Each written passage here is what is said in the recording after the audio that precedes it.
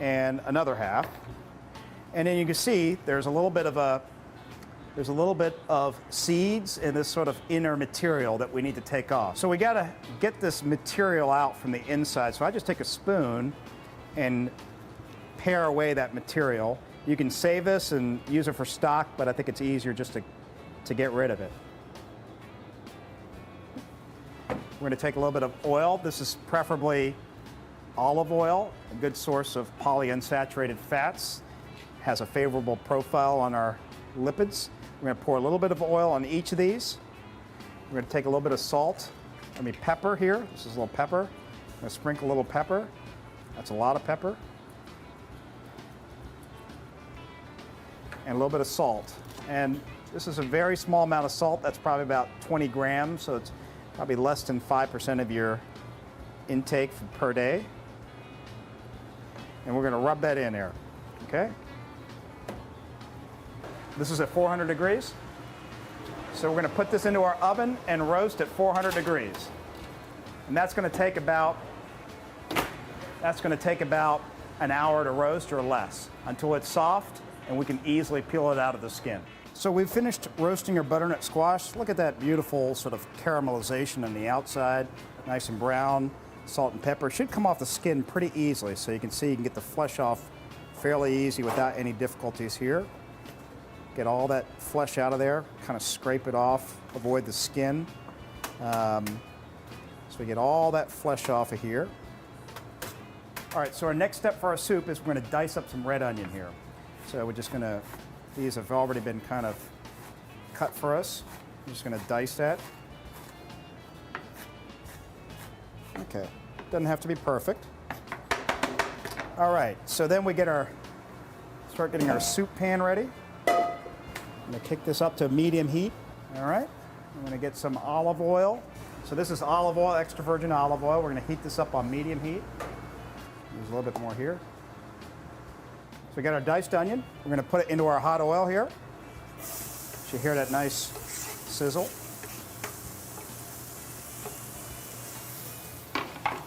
We're going to stir that around. I'm going to use this spoon here.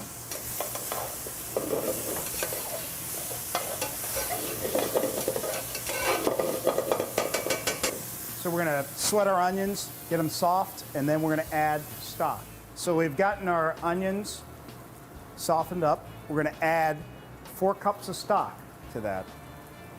So this is 4 cups of stock that we're just adding to this.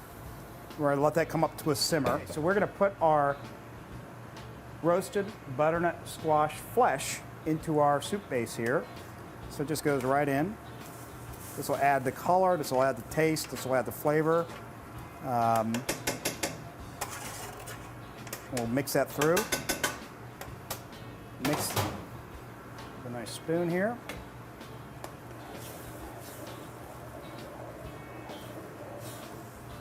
We'll let that break apart in the base a little bit and cook that just for a little bit, just so that all the big pieces are kind of cooked down and everything's kind of blended together. And this is kind of the base of our soup.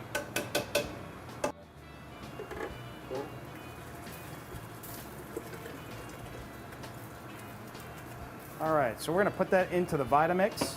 You don't have to have a Vitamix. You could use an immersion blender, regular blender. I like these Vitamixes. They also can make grains. They can actually grind grains into flour. All right, well, stand back. We're going to pour it back into our soup pan, or nice and smooth. And here we'll just heat up. We'll need to add some chives, which I have right here. That's pre-chopped, just to finish. That gives a nice little bit of green color and contrast to that yellow. We will also salt and pepper as needed, but we'll start off with about 1 teaspoon of salt and some freshly ground pepper.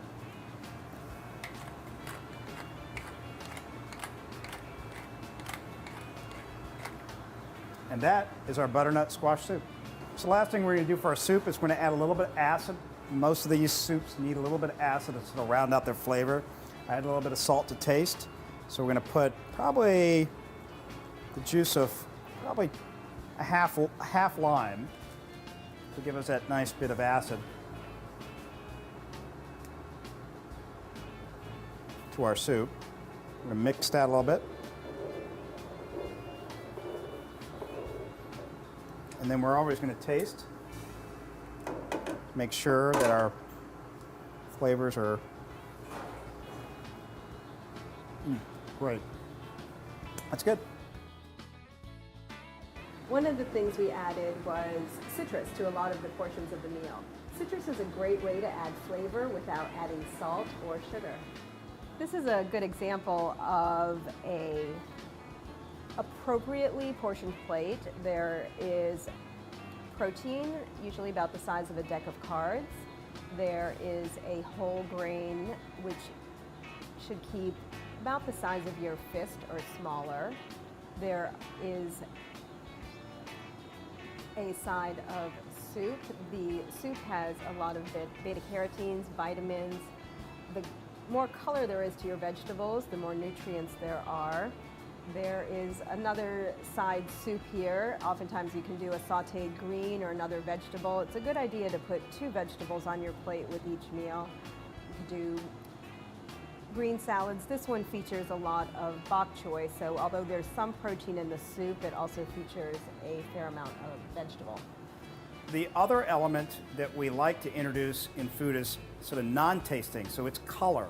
So you see the color in this soup, the color of the green sauce, that all adds to making food taste better, actually. And that's why we add little small bits of green, or that's also part of the meal itself, but adds that bit of color and makes the meal seem more exciting.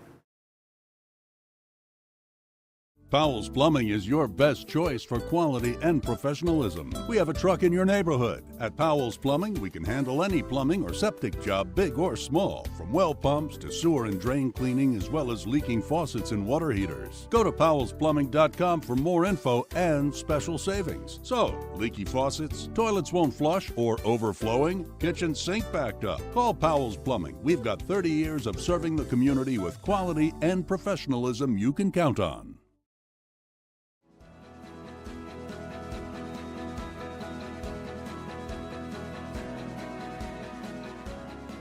As part of our member commitment, the Top of Virginia Regional Chamber offers a suite of benefits to help you achieve your business goals. Through our series of monthly mixers, lead share groups, and legacy events, you can socialize and network with other businesses, reach community leaders, establish connections, and create lasting relationships. Throughout the year, Valley businesswomen meet, offering a forum for discussing important issues and concerns and a series of informative and entertaining luncheons and headlining guest speakers. Opportunities such as the Chamber's Public Policy Series, Lunch and Learn, and your participation in our various committees will keep you informed of what's new in your field, changes in legislation, and happenings in the community. Add to your skill set and learn more about the area with the Chamber's Community Leadership Program, or build your personal skills with Life Leader 360. Receive free advice from the Laurel Ridge Small Business Development Center on such matters as human resources, accounting, operations, social media, and more. Get your business noticed through traditional and innovative avenues. From ribbon cuttings to online or print advertising, we'll help you achieve a higher profile. Top of Virginia Regional Chamber. Your success is our business. Greetings, I'm Eugene Smith. I own the EBS Gallery in Old Town Winchester. Early in life, I fell in love not necessarily with art itself, I fell in love with the creative process. I think what's helped my business through the years is the diversity of style and what brings a lot of people in, especially from the DC metropolitan area. I have a diverse grouping of work. I do a lot of the Asian, the abstracts, traditional. People come from all around to visit Winchester area and to soak up the history. Historically, it's top of the line, and we've preserved that unity for this little small town called Winchester. So if you're in the area, I'd really appreciate you stopping by the gallery. We have a great collection of wonderful restaurants in Winchester and a lot of other small shops other than mine.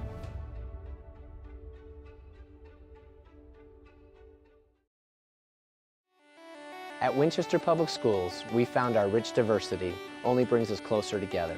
We're one community with one purpose, learning for all. In the heart of the beautiful Shenandoah Valley, Winchester Public Schools serves 4,400 students. Our district is made up of 4 elementary schools, 1 intermediate, 1 middle, and 1 high school. We want every student to take an active role in their education. While encouraging them to pursue academic excellence, they can also get involved in school sports, performing arts, and leadership opportunities. The thing I like best is that you can really see the dedication of the teachers and administration and staff throughout all the public schools. By integrating the latest technology and emphasizing a STEM-based curriculum, we're preparing our students to compete in a global economy. We're excited to launch a new state-of-the-art innovation center, which is another resource to help students develop marketable skills before entering the workforce or college. Winchester Public Schools, learning for all, whatever it takes.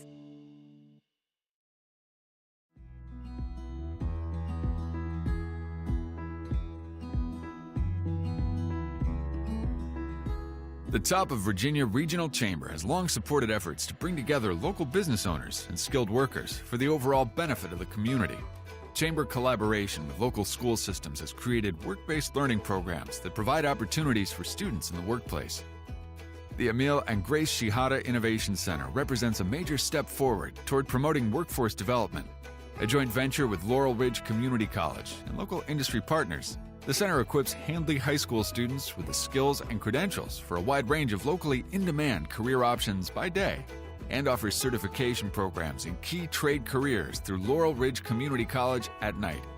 Work-based learning can be thought of as a spectrum from career exploration all the way through career preparation. So students having the opportunity to participate in a one-day job shadow all the way through a cooperative education experience that lasts for an entire year are very valuable. For those already launched on their career path, the Chamber's offerings such as the Young Professionals Group, Community Leadership Program, and Life Leader 360 provides inspiration and focus. Our teachers do an amazing job of preparing our young people with workplace readiness skills inside the classrooms, and then work-based learning provides an extension of that and a really authentic opportunity for students to gain on-the-job training with local professionals. Top of Virginia Regional Chamber, building a better workforce today, making for a more prosperous tomorrow.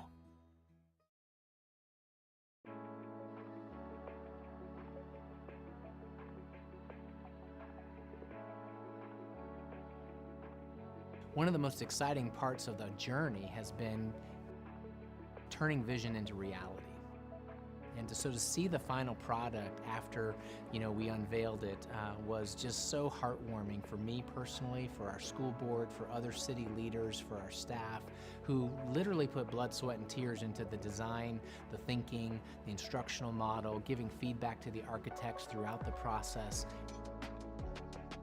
The desire and goals for the project were to really elevate, bring a focus to the career education that we're providing to students, but also to provide closer connections to our community and our business and industry.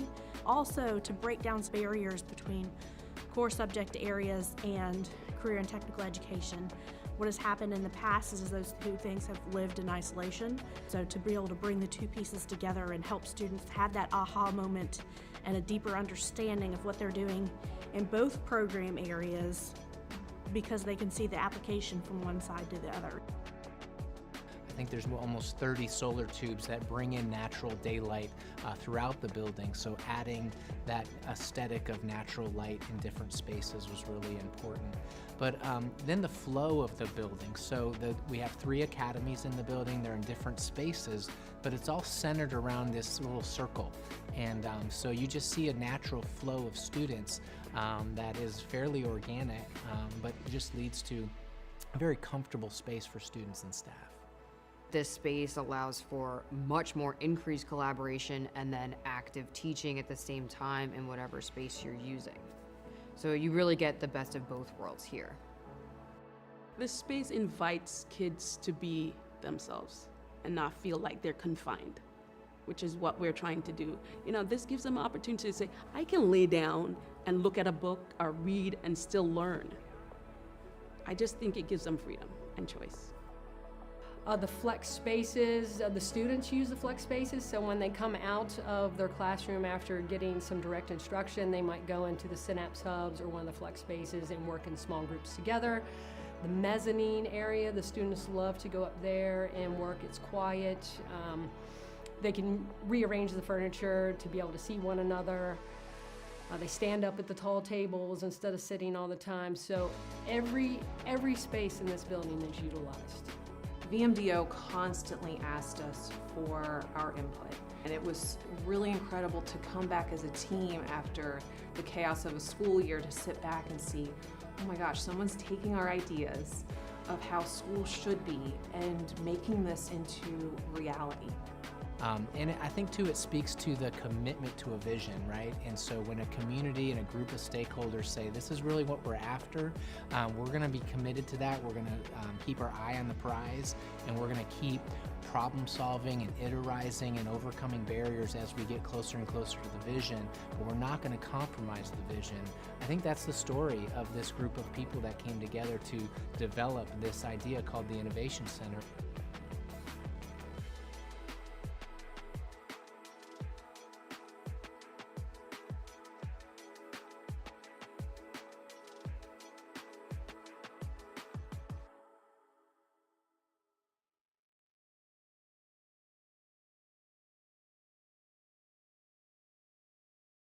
I'm Justin Bogarty, winemaker for James Charles Winery here in Winchester, Virginia.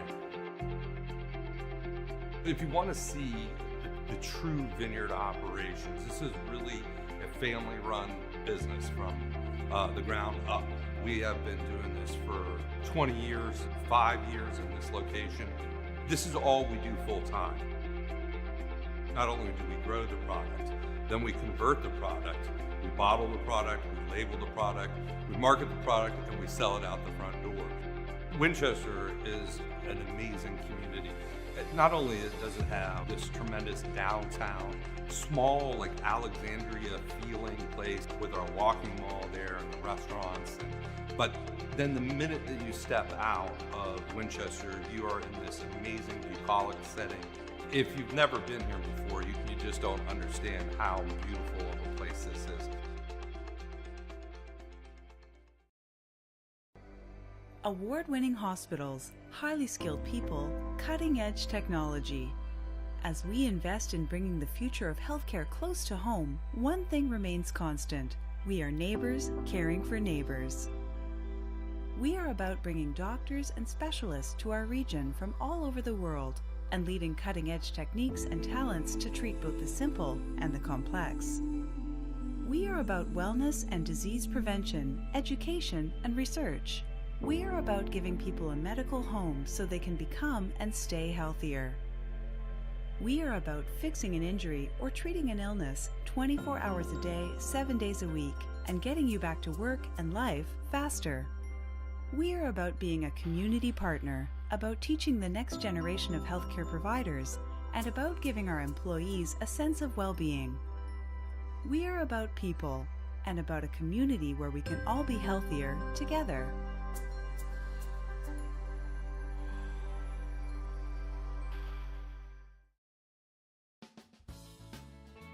I'm Dan Alexander. I'm a clinical cardiologist at Winchester Cardiology and Vascular Medicine. I'm Tricia Nashid, also a cardiologist at Winchester Cardiology and Vascular Medicine.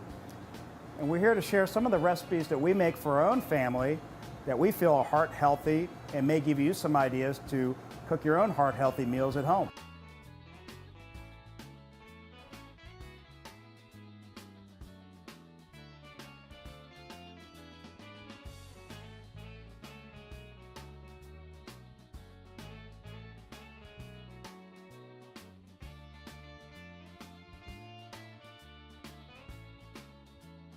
Next we're going to do a Peruvian chicken, and I'm going to spatchcock the chicken, which is basically opening it up and flattening it. We're going to do a rub under the skin, so I'm going to start by making the rub. I'm going to take a bowl here. I'm going to add in about 3 cloves of chopped garlic, add in some cumin. This is a tablespoon of ground cumin. I'm going to add in a tablespoon of paprika. Paprika is a pepperish type spice which doesn't have a lot of heat.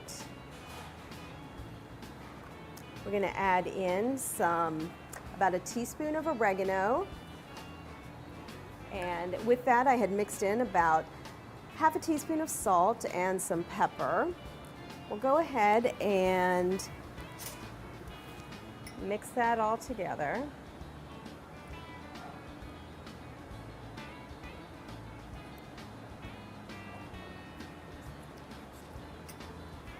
To this mixture, I'm going to add some lemon juice.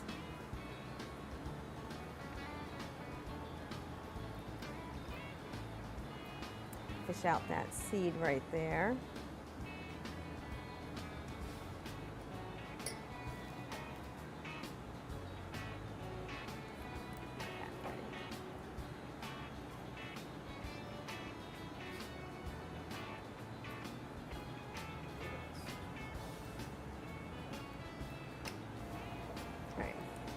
So to this paste, we are also adding the lemon juice to equal the juice of 1 lemon. And go ahead and take the zest from the lemon, which imparts a lot of flavor to it. And we just take this, and you want to just take the yellow, not the white. The white is a little bitter.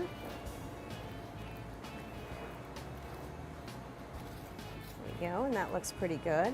We'll just scrape that lemon zest into our rub and gather all this up, add it in. And that is our paste that we're going to use on the chicken. The chicken shears are pretty sharp. They can be found at most stores, and I find that they're very easy. You can just take the scissors or shears and cut them. Just opens the bird up like that. We'll do the same thing here on the other side.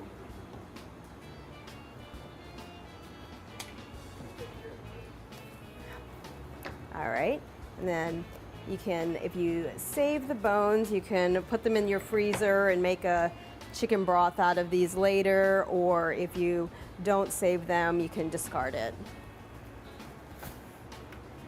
Next, I take this bird and I just take my fingers and rub it right under the skin here. I tend to put my rubs and my spices under the skin so that when the chicken bakes, you can decide to either eat the skin or not eat the skin. Skin sometimes has a little more fat, and even if you discard the skin on this one, you'll still have a lot of flavor right in the chicken and the meat. Go ahead and grab our rub we made earlier and just take kind of a handful of that rub, and we'll rub it right under the skin, trying to get all the parts and the meat of the chicken. Turn the chicken over and get the back side. And again, we just kind of separate the skin away from the meat and just really get that rub inside against the meat.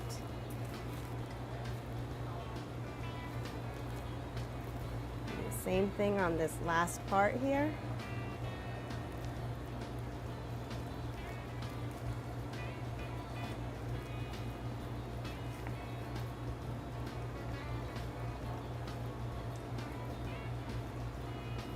Okay. And then I go ahead, and after I do the rub on the outside, I squeeze the top of the bird with about a tablespoon of lemon juice.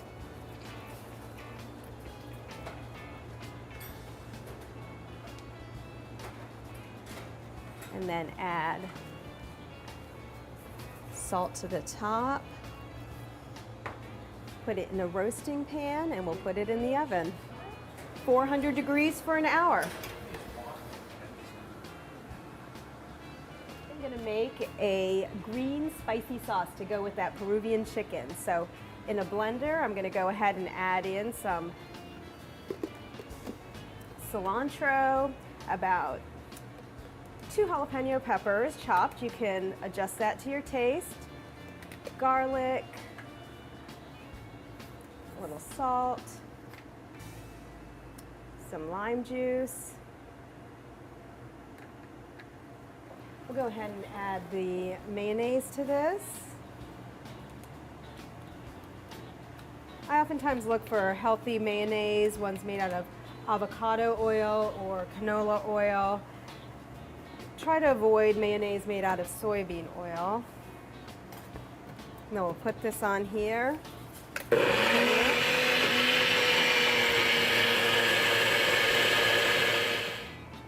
Here we go. It looks delicious.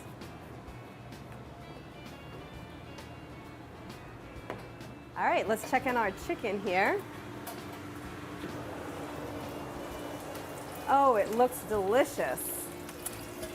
Here we go.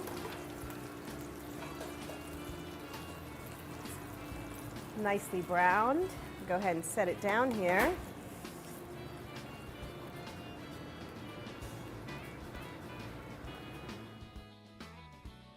One of the things we added was citrus to a lot of the portions of the meal.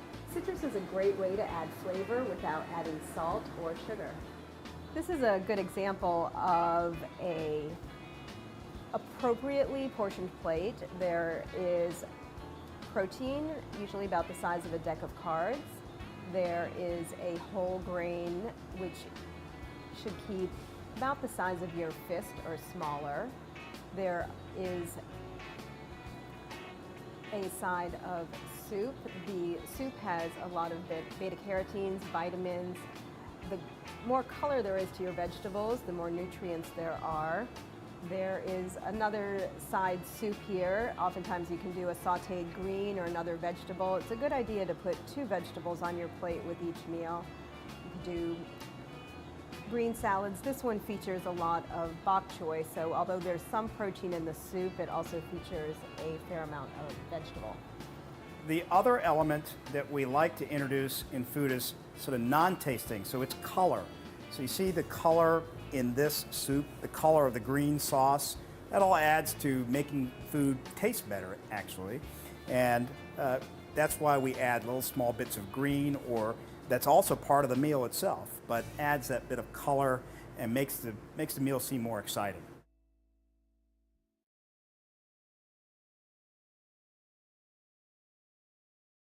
You are now entering Winchester, Frederick County. Close to home, but nothing like it. We're all out of hustle and bustle, but there's plenty of small town charm and characters to go around. You can't get here by following directions, only your gut. Let our old town teach you a few new tricks. Take a hike on the beaten path. Try something off the menu without reservations. Make this trip one for the history books. This is a land of wide open spaces and wide open itineraries where city meets country. All are welcome, all are family. All you have to do is visit. Come see us at visitwinchesterva.com.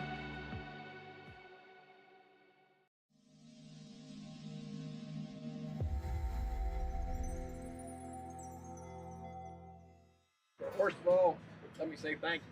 Thank you for each and every one of you that come out to celebrate with us today. This was a long time coming, and we finally got her open. So we are officially open for business today, December 2nd, 2021. And we're about to cut the ribbon and go to work. So again, I want to thank each and every one of you. And well, before we cut the ribbon, let me do some introductions. How about that? So I guess first of all, let me introduce Justin Salon. He is the chairman of the board, the owner of the corporate franchise, I guess that's the appropriate term. And then his executive vice president, Jim Harrington. Jim is where this all started with me. Started looking at this particular facility December of 2020. I think Jim and I had a conversation in June timeframe of 2021, and here we are today. So, Jim, thank you very much. Congratulations. Thank you. Thank you. Congratulations. Thank you very much. I appreciate it. So, with that, I've also want to introduce my service manager, Jim Blakely, one of my lead techs, Mike. Scott, thanks for being here with us today. And obviously, I have to. The lady who has shared all this, my beautiful wife, Kathy. All right. So, without further ado, let's go to work. 1, 2, 3. Watch your fingers. Give it a good chop. Hey! Happy birthday, Simmons. It is. Happy birthday! Happy birthday to you. Happy birthday to Tim. Happy birthday to you.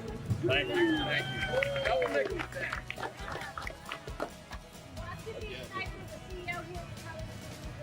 We want to welcome you to the chamber. Thank you very much. Thank you for joining. We really appreciate your support of the community and our organization. And I can tell with the tenacity and the perseverance that it's taken to get this far, you're going to do great. So Thank you very much. congratulations on a great start. Thank you very much. I appreciate it. Thank you. Now check my oil.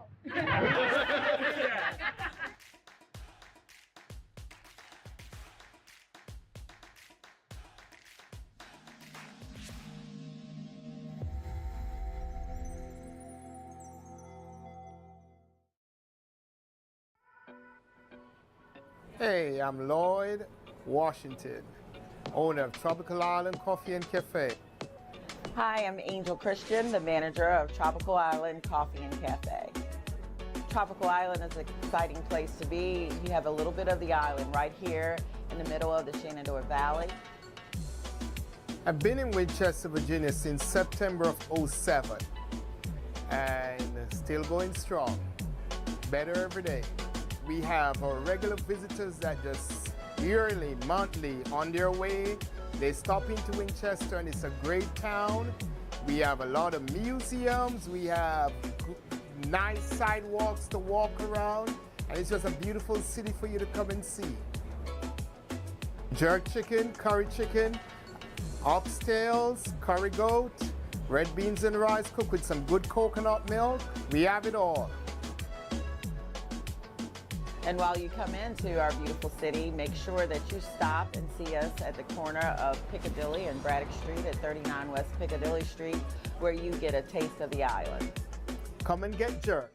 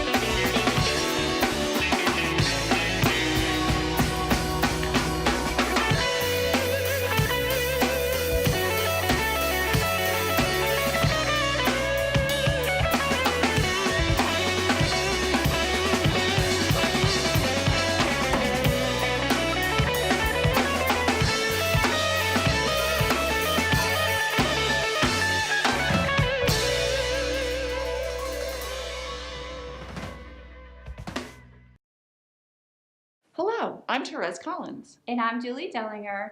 We are nurses and educators at Valley Health, here to demonstrate how to perform basic CPR on someone at home, at the store, in a restaurant, at a church, or wherever you might find somebody who needs your help.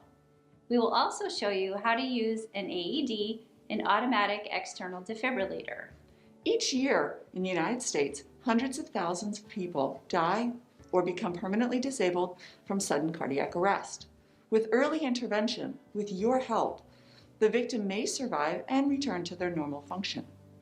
We're going to show you how to quickly assess the person, how to get help, and what steps to take in order to render aid. When someone needs your help outside of a hospital or clinic, you are performing as a Good Samaritan, and you're needed to act quickly. The first thing we want you to do, if you are going to be practicing with us, is to put your firm pillow on the floor. You can use this to practice compressions on, or you can simply watch us and maybe practice later. This video is available for you to watch again, and so get your friends and family together to watch it with you tonight or tomorrow and talk about what to do when there is an emergency, because you may be the one needing help from your friends or family. We're going to show you on our mannequins each step of the way. If you witness someone collapse, here's what to do.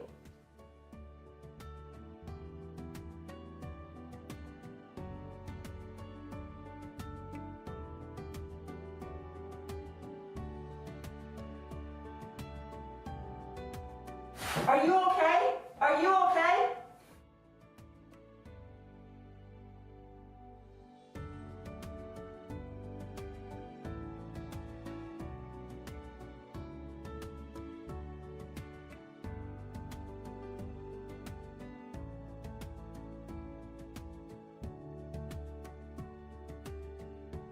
You, call 911 and get me an AED.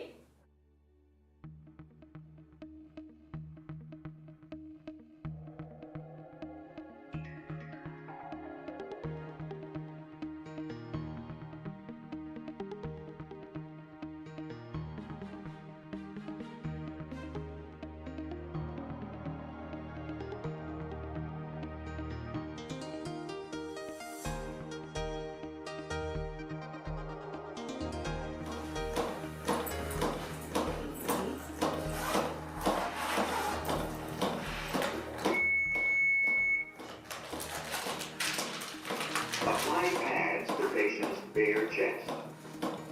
Plug in pads connector next to flashing light.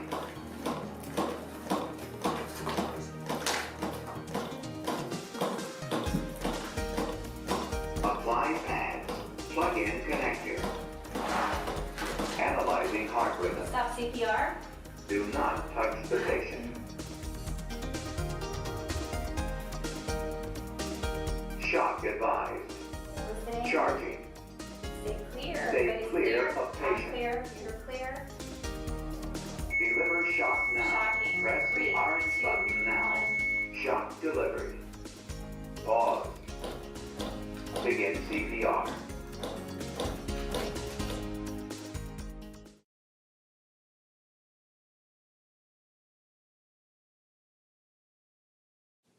Be sure it is safe for you to go near the person. There could be an animal, broken glass, liquids, or other people around.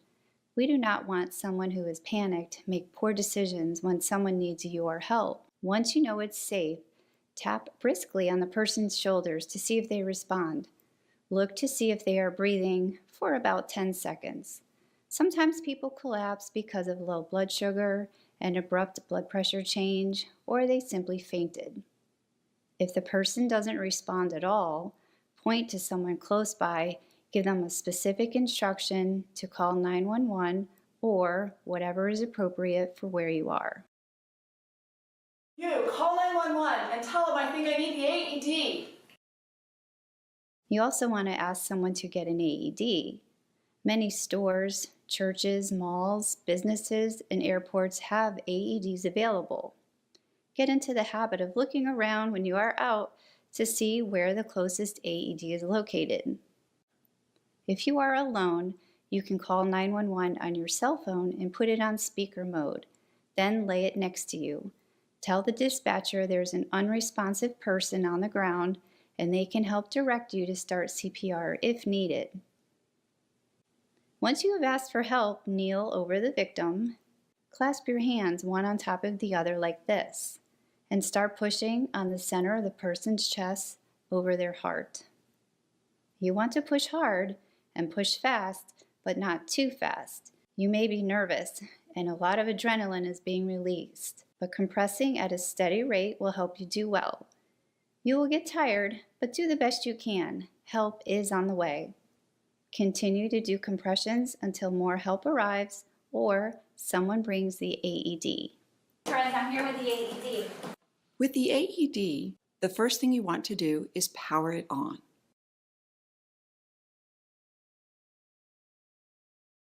Then you want to follow the prompts according to that particular AED. Most will have you apply the pads to the patient's bare chest.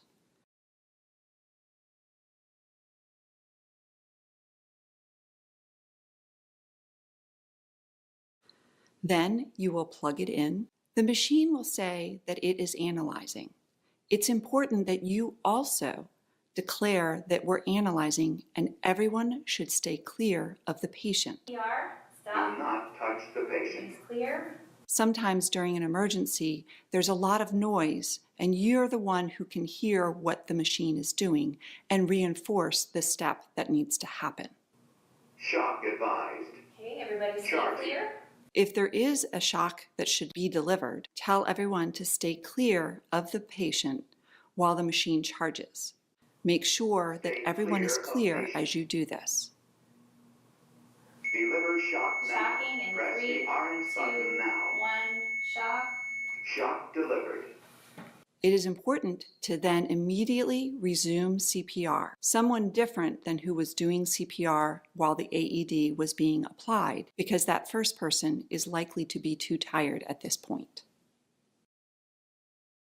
I think my baby's choking. Can you please help me? If someone comes to you and the baby appears to be choking, not moving air, flailing their arms, you need to act quickly but safely. Please, I don't know how to get him. Please help. Okay, baby. Okay, so first thing I'm going to do is I'm going to support the baby's neck and support the whole baby down my thigh, and 5 quick, firm thrusts on the back of between the baby's shoulder blades. 1, 2, 3, 4, 5. Gently roll while supporting the head and neck, and then in the middle of the chest, 1, 2, 3, 4, 5. And again, rolling, keeping the baby's head down below the level of the body. So if you are successful, 1, 2, 3, 4, 5, that food or whatever is in the baby's throat will fall out while you have them face down. 1, 2, 3, 4, 5. 1, 2, 3, 4, 5. And there, hopefully, the baby is doing better.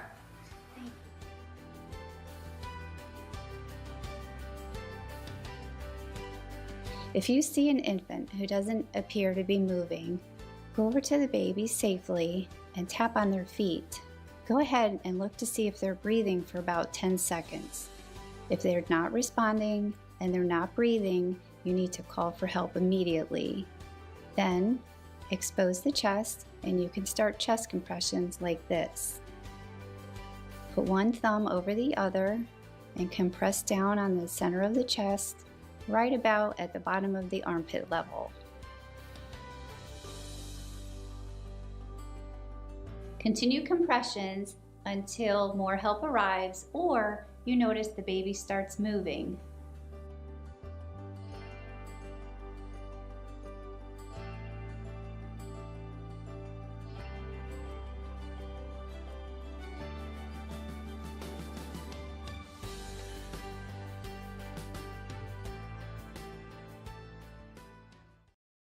My name is Jeremy Shen, and I have the privilege of being the marketing director at YHB CPAs Consultants. We are a public accounting and wealth management firm.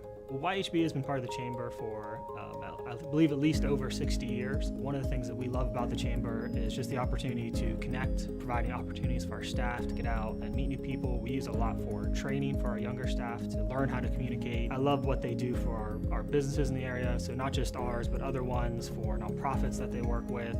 They just do a lot to give back, and so the least I can do is show up, bring people with me, and be a part of a good team member as part of the TVRC. Specifically, two events that come to mind when I think of that have really impacted me or helped me is one is the Greater Good Awards. A lot of businesses come together and honor people that are doing great things in the community. I believe I'm still young enough to be part of the Young Professionals group here, and when I was first came to Winchester and started at YHB, the Young Professionals group was a great place to connect, meet people my age, peers, and really are the next generation of leaders here in Winchester. My connections through Chamber membership have really become friendships that feel like business partners who all want each other to succeed and to do well, and to make why we call this place home. I'm Jeremy Shen, and that's why the Top of Virginia Regional Chamber is my chamber choice.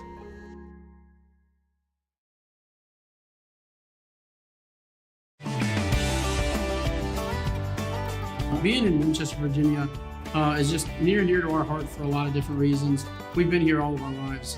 Our farm actually started back in 1755. Myself, my brother, and my sister are the 10th generation here in Winchester on our family farm. Really being in Winchester, we've learned and come to be around such a fantastic community. There's so much support, so much, just sense of friendship and family around us that we wouldn't want to be anywhere else. It's a beautiful location located just in the northern part of the Shenandoah Valley. There's really not much better you can come by. If you ever find yourself in Frederick County or Winchester, Virginia, stop on by and see us. We got 2 locations here. We have everything from produce to events, live music, great lunches, a little bit of everything. But stop by and check out some small local businesses. You won't be disappointed.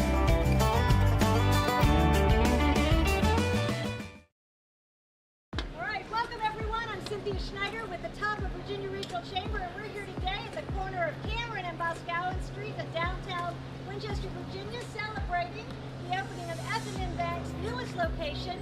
With me today is Mike Wilkerson, some of his staff, board of directors, also Les Beach with Winchester City Council to kick off and celebrate the opening. So, Mike, tell us a little more about what you do here.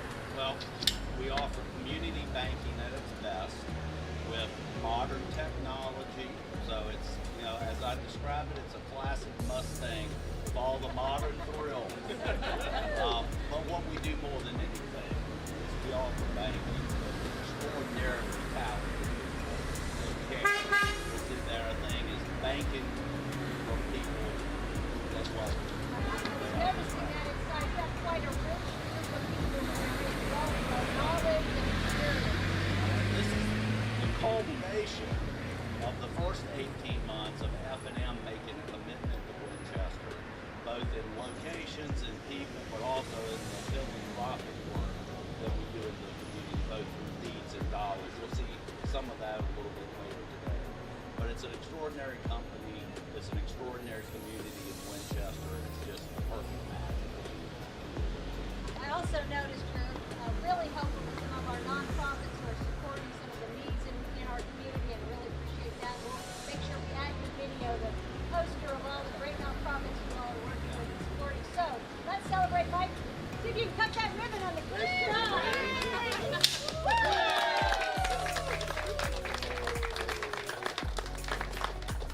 So on behalf of the Top Virginia Regional Chamber, we welcome you to the chamber for the mortgage loan officers, and thank you and welcome. Thank you very much.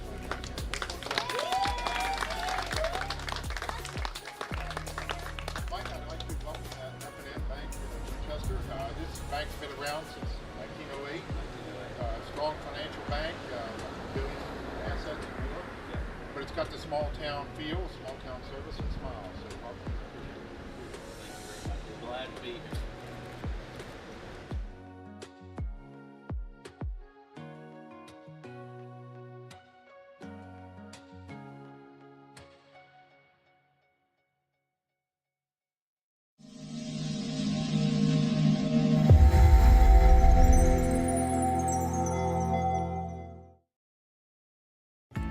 I'm Holly Redding.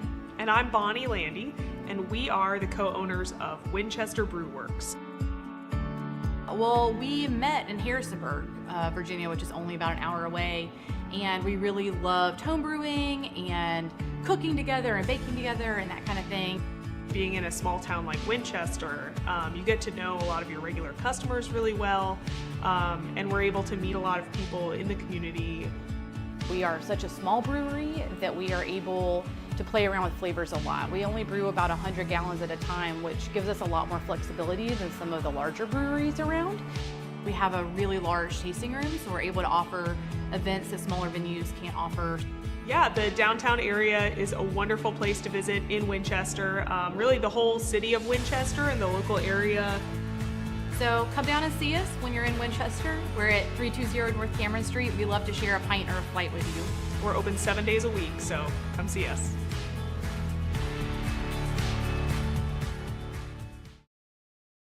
Powell's Plumbing is your best choice for quality and professionalism. We have a truck in your neighborhood. At Powell's Plumbing, we can handle any plumbing or septic job, big or small, from well pumps to sewer and drain cleaning, as well as leaking faucets and water heaters. Go to powellsplumbing.com for more info and special savings. So, leaky faucets, toilets won't flush, or overflowing, kitchen sink backed up. Call Powell's Plumbing. We've got 30 years of serving the community with quality and professionalism you can count on.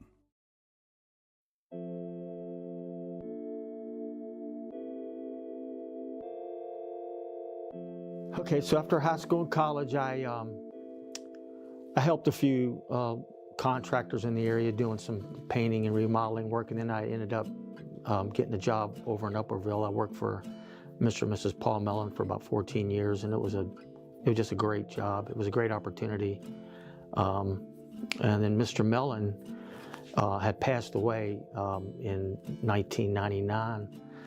So at that point, I was figuring out what I was going to do. I then formed my own company, my own small home business repair company, home improvement company. I did that for about a year, and then my sister-in-law, my wife's sister, who was an officer with the department, she encouraged me to come and apply. And at the time, I was thinking, a police officer? I don't know if I can be a police officer or not, but I'll give it a shot. So came in, took the test, went through the process, and I joined the department in December of 2001. Worked the evening shift for a number of years, and then got promoted to a sergeant. Was then transferred to day shift for 5 or 6 years or so. Then went through another promotion process. Got promoted to a lieutenant, was back on second shift for a while. Also did a little bit of time in CID, which was interesting. I was about a year back there doing some stuff and really enjoyed that part of it. Then about 3 or so years ago, I was offered the opportunity to actually come down to this area, the Old Town area, and oversee the mall, help with the businesses down here, do a lot of community policing. That intrigued me a lot because I grew up in this area. I was born in Winchester, probably one of the few officers that was actually born and raised in the area. So I knew most of the people here in the city, and down here I knew and still know a lot of the business owners, so I knew I would have a pretty good connection with everybody. And I enjoy being out and talking to everybody and trying to help everybody with whatever they have going on. From the simplest things to maybe the most difficult things, I'm pretty flexible and I enjoy that part of it. Of all the areas and the things that I've been able to experience, probably the one thing that I really enjoyed the most was being one of the first and the founding members of the Honor Guard, which was developed, I think, back in 2014 by Major Kelly Rice. And when I was approached and asked to be a part of it, I really felt honored, and I still do. It's one of the more important parts of the department. It's always critical, and it's very important to give back the honor and the respect to the people who've wore the uniform and who have paid the ultimate price, laying down their life for the city and for the department. So that part of it is probably the one thing that I'll always hold as probably the highest thing that I did while I was a part of the police department.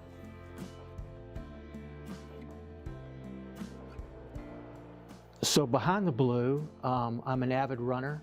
I was running pretty regularly with the Shenandoah Valley Runners, have been a member of the Runners Club, and me and my wife Tina, we do a lot of running and walking during our off time. We're pretty active.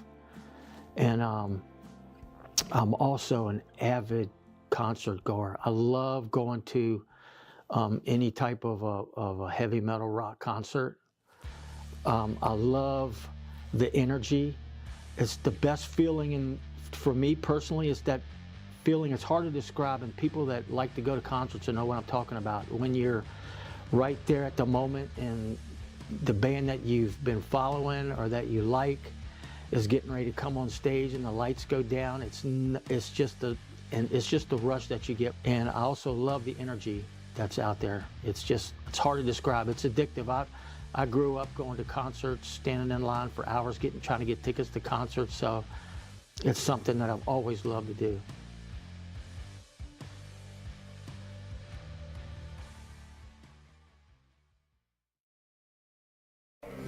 My name's Loretta Brede, and I'm the owner of Brede Vineyards. We ended up in Frederick County 26 years ago. My husband had worked for United Airlines, and we bought a farm. We looked around to a lot of different communities, and the only one that really spoke to us was Winchester. Our vineyard's unique in that we can take you on a tour and show you a beneficial habitat, and we educate you a little bit on the vines and the relationship between the soil and the vines. We're not far from downtown Winchester, so our vineyard is 10 minutes, and we would love to see you and stop by and taste some award-winning wines.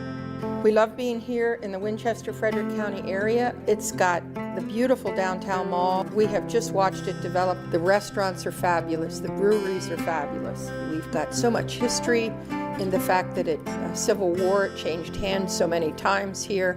It's just got so many wonderful things to see.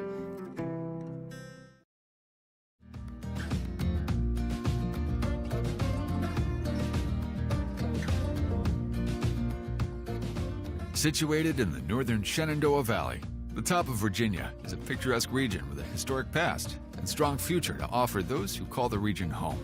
There are a variety of housing options and peace of mind thanks to an award-winning hospital serving the community. Area employers include a mix of public sector agencies, internationally known companies, and locally owned businesses. Choose from 3 area school districts and a number of fine private schools.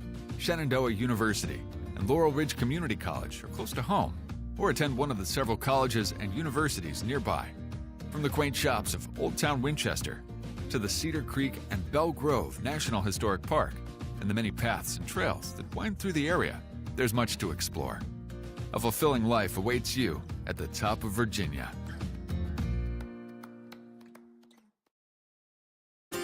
Nestled in the Shenandoah among the red oaks, birches, and poplars are the resilient mountain laurels. When the laurels bloom every year in June, they're much like our graduates, ready to shine and embark on the next step in their journey. And we are ready to take the next step in ours. We are Laurel Ridge Community College.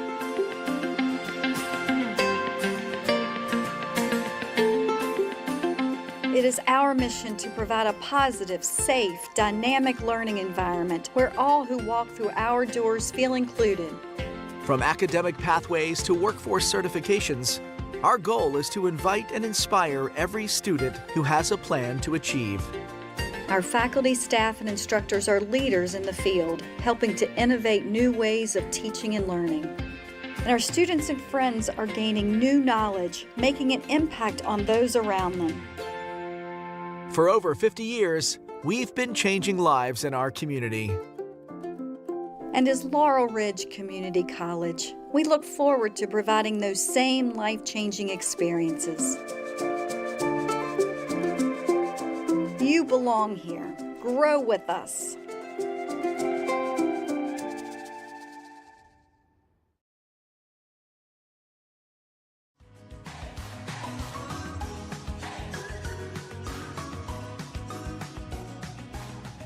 In our community, the value of community organizations improve our quality of life by the interests and spirit those organizations uphold. Community organizations provide opportunities for friends and neighbors to give back, get involved, and come together while creating a sense of pride for the city they all share. Contact a community organization today and discover the contribution you can make through your participation and support. Hi, hello everyone. Welcome to another wonderful ribbon cutting. We're in downtown Maryville, Virginia, here at 7 North Church Street, welcoming one of our newest members, Integrity Tax and Bookkeeping. And to tell you all about them is Regina Hubble. I'm Regina Hubble. This is my business partner, Debbie Soiling. We're Integrity Tax and Bookkeeping, and as the name suggests, we do tax preparation for individuals and small businesses, and also provide services. We're downtown, right in the heart of Maryville, on top of Spawn Sellers Flower Shop. Around the corner on North Church Street is our entrance. So we can work with everyone locally, or if you prefer, we can also work with you virtually. And we're really happy to be part of Maryville and the top of Virginia. Right, to celebrate another top Virginia Greenville Chamber ribbon cutting, take it away. Big one, big, big, big. There we go.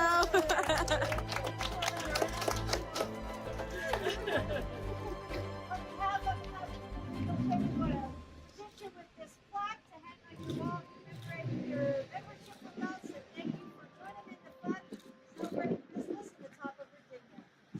Thank you. Woo.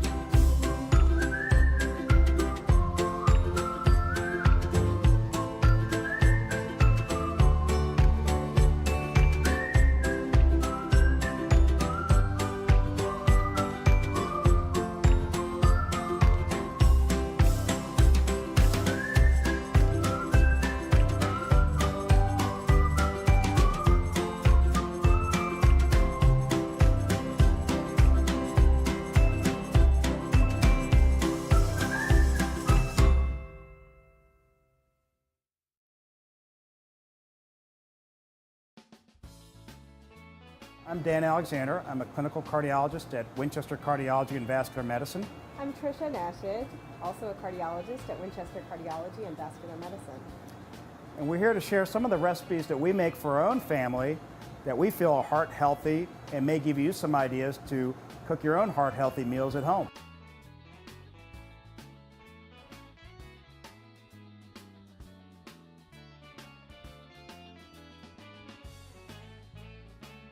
This is a grain called farro.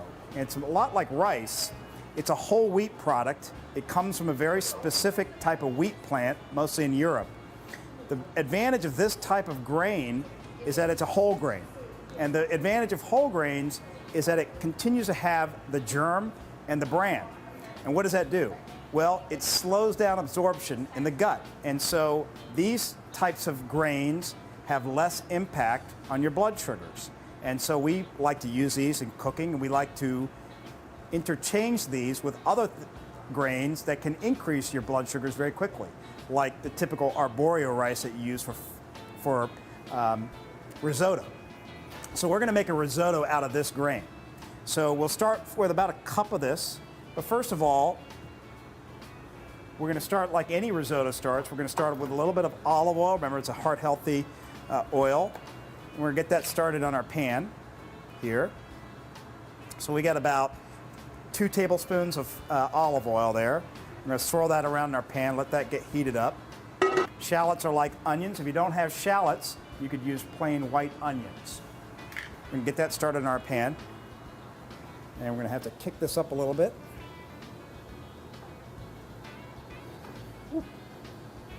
So we're going to get that going in our pan. Shake that around a little bit. We're going to soften up those vegetables. There are two options here for this recipe. You can start with cooked farro, which has already been boiled. You don't have to do that, but it's gotten softened up. In our case, we're going to use dried farro, which is very inexpensive. Can be found in most grocery stores in your specialty section, and it looks like this. So we're just going to throw that in, and we're going to brown it for a little bit. And that's going to brown up nicely. It's going to give a little toasted flavor to the farro, which I think adds a little bit more to this dish. Get the rest of that olive oil on there. All right. Now once that's toasted, we're going to add stock. We're going to add warm stock to this, and then we'll start the cooking process. So we're going to start with 2 cups of vegetable stock. You can buy this at the grocery store. They come in Tetra Packs. They're ready to go, or you can make your own vegetable stock if you're so inclined. So we're going to pour that right in here.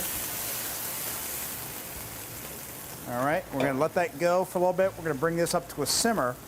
And just like any risotto, we're going to cook this just like any other risotto. It's going to absorb the liquid. It's going to become soft, but it's going to take some time. So we'll be back when this is closer to be ready. And we see that it's sort of softened up. The grains have softened up. It's absorbed most of this liquid, and you have a little bit of a broth in there. You can cook that down a little bit more, but I think this is pretty good.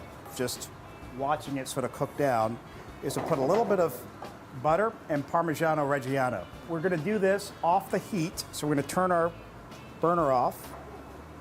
We're going to put in about a tablespoon of butter. So that's about a tablespoon of butter. Off the heat, we're just going to mix that in, let it melt into there, just like any other risotto would be. That's pretty much melted. The next step is to put a little bit of Parmigiano Reggiano. This is from a just shredded Parmesan cheese. We're just going to put a little bit in there, just like any traditional risotto.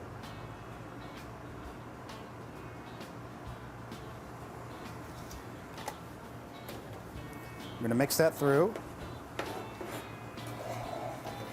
So it makes sort of almost like a little soup. The grain has enough starch to give it a little sauce. Melts the cheese. And there you have it. We finish with a little bit of salt and pepper to taste. And that is a healthy grain to have with hopefully roast chicken and a butternut squash soup, as well as our soup that we had from Dr. Nashel. Okay. One of the things we added was citrus to a lot of the portions of the meal. Citrus is a great way to add flavor without adding salt or sugar. This is a good example of a appropriately portioned plate. There is protein, usually about the size of a deck of cards. There is a whole grain, which should keep about the size of your fist or smaller. There is a side of soup. The soup has a lot of beta-carotenes, vitamins. The more color there is to your vegetables, the more nutrients there are.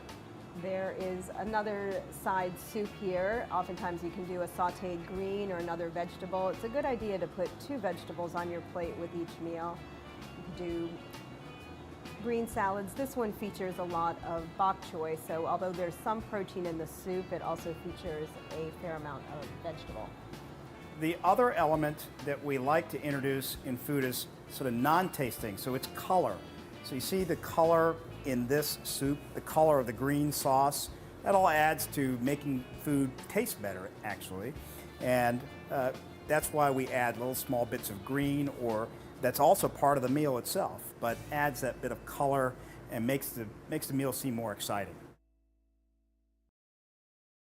My name is Josh Lewis. I'm the owner of Element Sports. We're located here at 2009 South Loudon Street. I moved into Winchester in 2005. I took a job here at Element Sports in 2006 and worked full-time here for a while. And then but in 2014, I came back here part-time, and then the owner was looking to retire, so I ended up buying his inventory and the name and starting my own shop. Well, I love the Winchester area here because there's so much to do outdoors. Stevens City has the park there. In Jim Barnett Park, you have the BMX track, and in the county, there's a lot of great road riding out here. I mean, so many backcountry roads that are just very picturesque. Dances Cove is great for mountain biking and hiking. We love getting out and having adventures here. Come in and ask me, I can get you maps, I can give you routes. Yeah, we have all the elements for your next great adventure.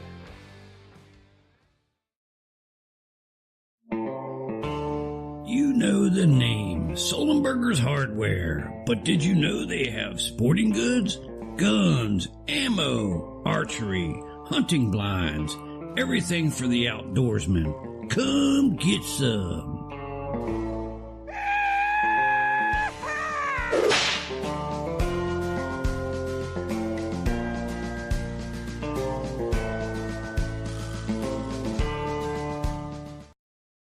Gary and Mary, we go back 33 years.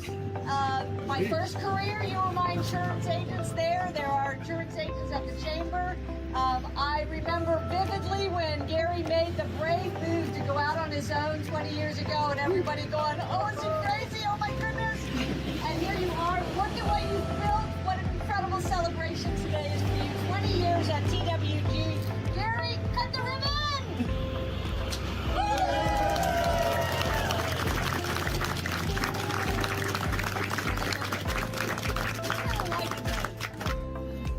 Thrilled that everybody's here, and thank you so much. We've just had so much support from the community and the Chamber, and Cindy and her group, and especially our customers and all of our great employees. We're just extremely excited and looking forward to the future. So thank you very much. This is fantastic.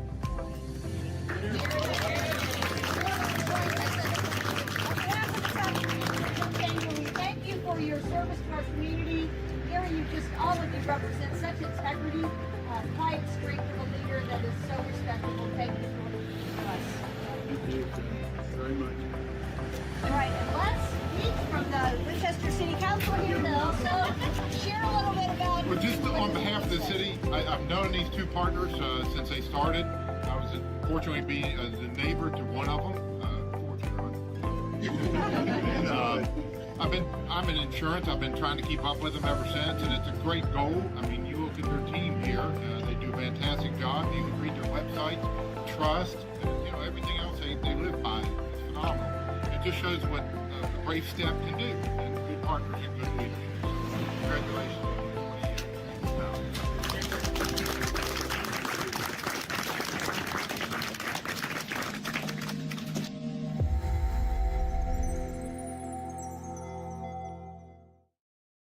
I am Christine Patrick. I own the Winchester Book Gallery in Old Town Winchester. Winchester Book Gallery was started by a couple of people in 1972 just on Boscawen Street, which is right outside our back door. It was started as a general interest bookstore. It still is a general interest bookstore, and since that time it's been owned by 7 sets of people, and we have owned it the longest for 11 years.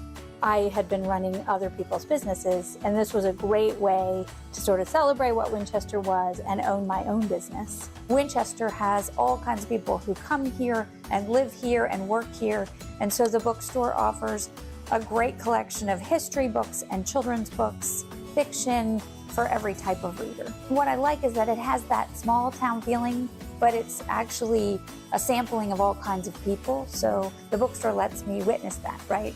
From new readers and little kids to librarians and teachers, but also to historians, people discovering the long history of people who have lived here and traveled through here. We have such a broad variety of things in Old Town itself that somehow at the bookstore we can reflect all of those things.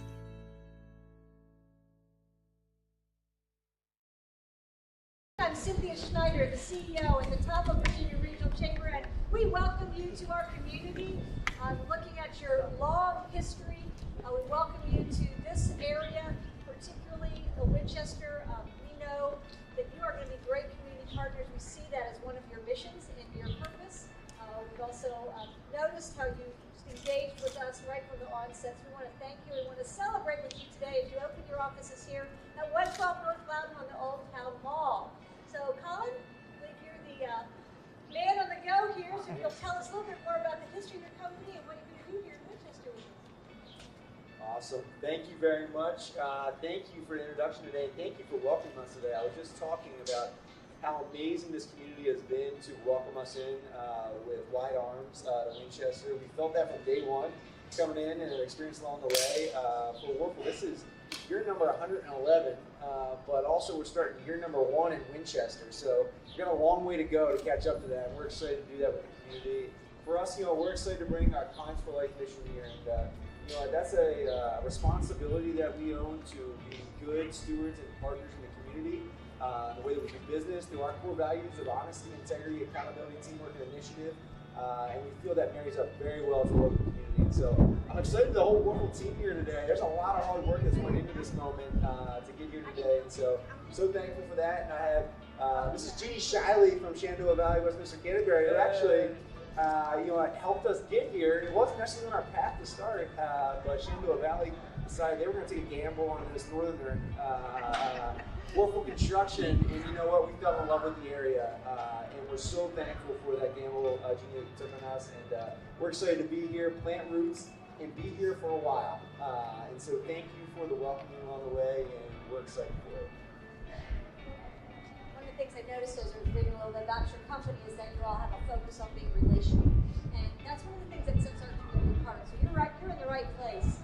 Some of our neighboring communities, a little bit over the mountain, we hear they're a little more transactional, but we're really relational here. We know that's what it takes to be good business, so we welcome you.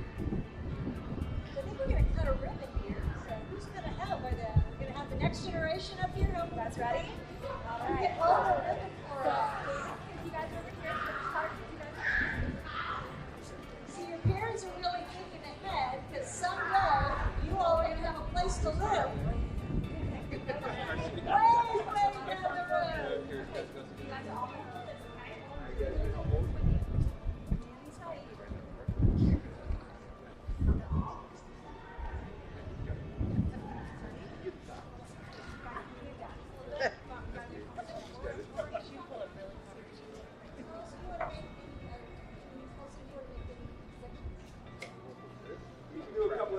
With the families up here. So we have the whole Davis men over here. So Steve Davis, who is going to be overseeing our Virginia operations down here, and it is 4 kids, and we have the Cotter kids, Peter kids here, and then 2 hungry school boys. So that's the breakdown we have. And then John Gustavus, who's going to be overseeing our pre-construction efforts down here as well. So it's all right, Warfel Construction, up the ribbon!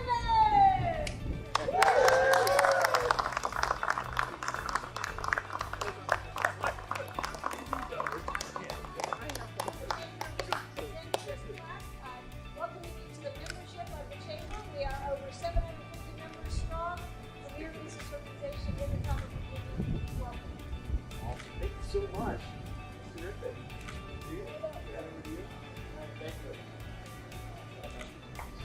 So again, I want to thank everyone for coming out. We've heard this last thing everyone here. We wanted to invite everyone next door to really something. We're going to have some more beers, refreshments. So feel free to go stop by, stay as long as you want. Have some fellowship and look forward to speaking with you all. Thank you.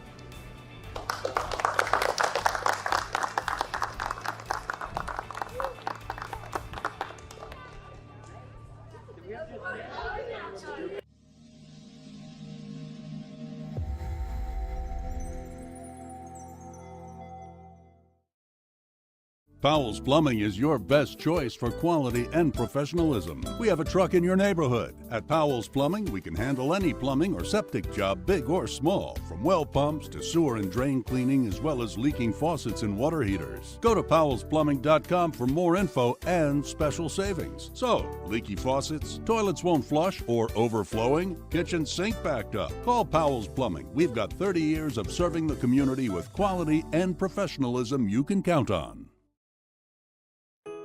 Winchester's a little secret. More and more people are finding out about it now. It's a delightful place to live. And now with Westminster Canterbury, they're coming for that. Westminster Canterbury opened in 1987. We want residents to enjoy their life. We want to give them the highest quality of life possible. We want them to have fun, to enjoy, to share their life experiences, and really just enjoy and contribute back to the community in all the ways that they do. The thing for us was we wanted to be able to move to a retirement community where we could enjoy all the amenities, enjoy everything, and really feel a part of the community. This place offers so much to the residents. Really, there's just not anything that anyone would want or need that isn't right here at your fingertips. It is such a lovely place. You meet people, you instant friends. Everybody has a story. You'll be amazed at the kind of people that you meet here. It's wonderful. It really is. We considered several other locations, and this took the prize. We're just delighted that we made the move when we did, and it's worked out well. I think Westminster has become a family, and you see it every day. And that's what's nice.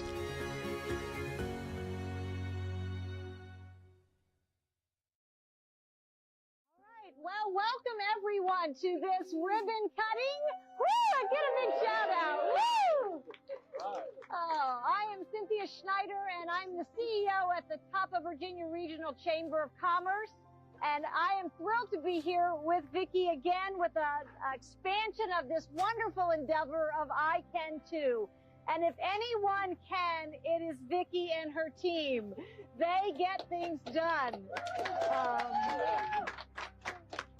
I understand the depth of this story that's brought this wonderful store to this place. It is a miracle that I have been privileged to watch unfold over the last year. With Julie Taylor, former owner of Messiah Bookstore, a long-standing business here in the Top of Virginia community, coming together with Vicki to help get this bookstore back open here down in Stevens City to serve our community. One of the few bookstores really still open, small bookstores. So we're just thrilled to have it. And then the work that it's going to do, that allow the training that's going to go on here. I'll let Vicki tell you about that. But we want to kick off with a word of prayer. So I'll let you give a start there. Let's pray. Okay. Heavenly Father, thank you for this amazing time that we can gather together and celebrate what you have done so far and what you're about to do in a new way.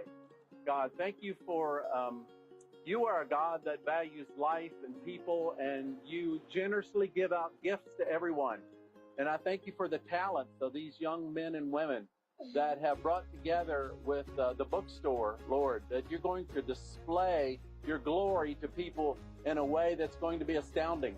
And so we come today and we not only dedicate this store and these displays, we also just pray that your glory would encourage people as they come into this store and they discover things built by human hands, Lord, and gifts that you've given.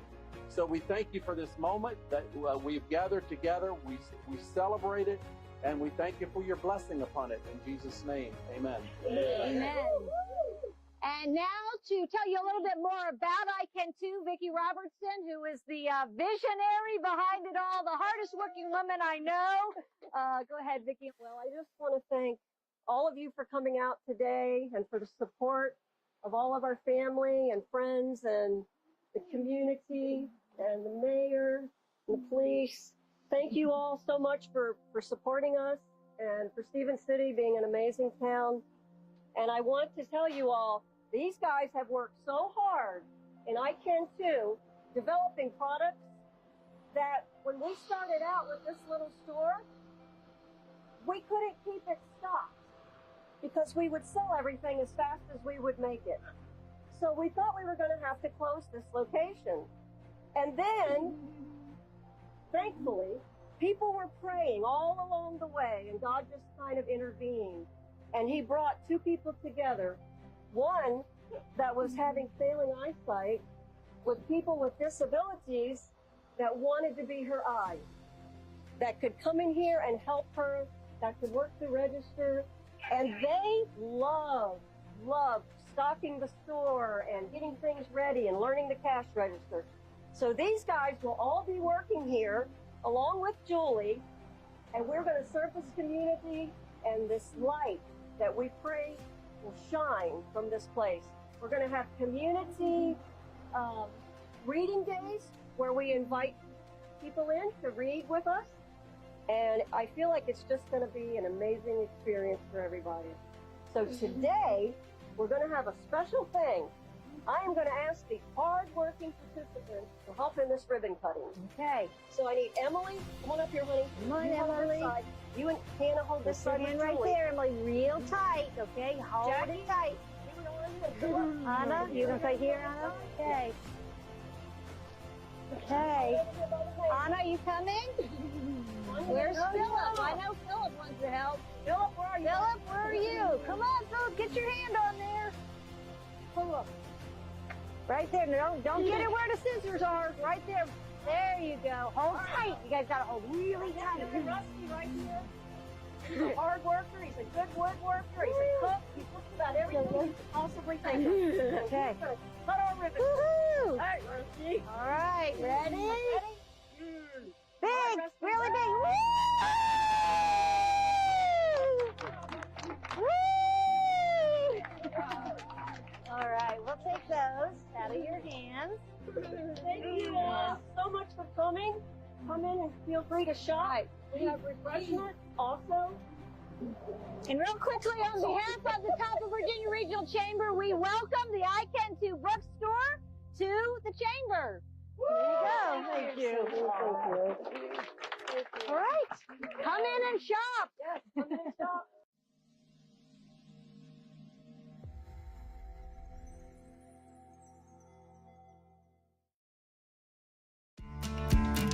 Hi, I'm Eddie Richard.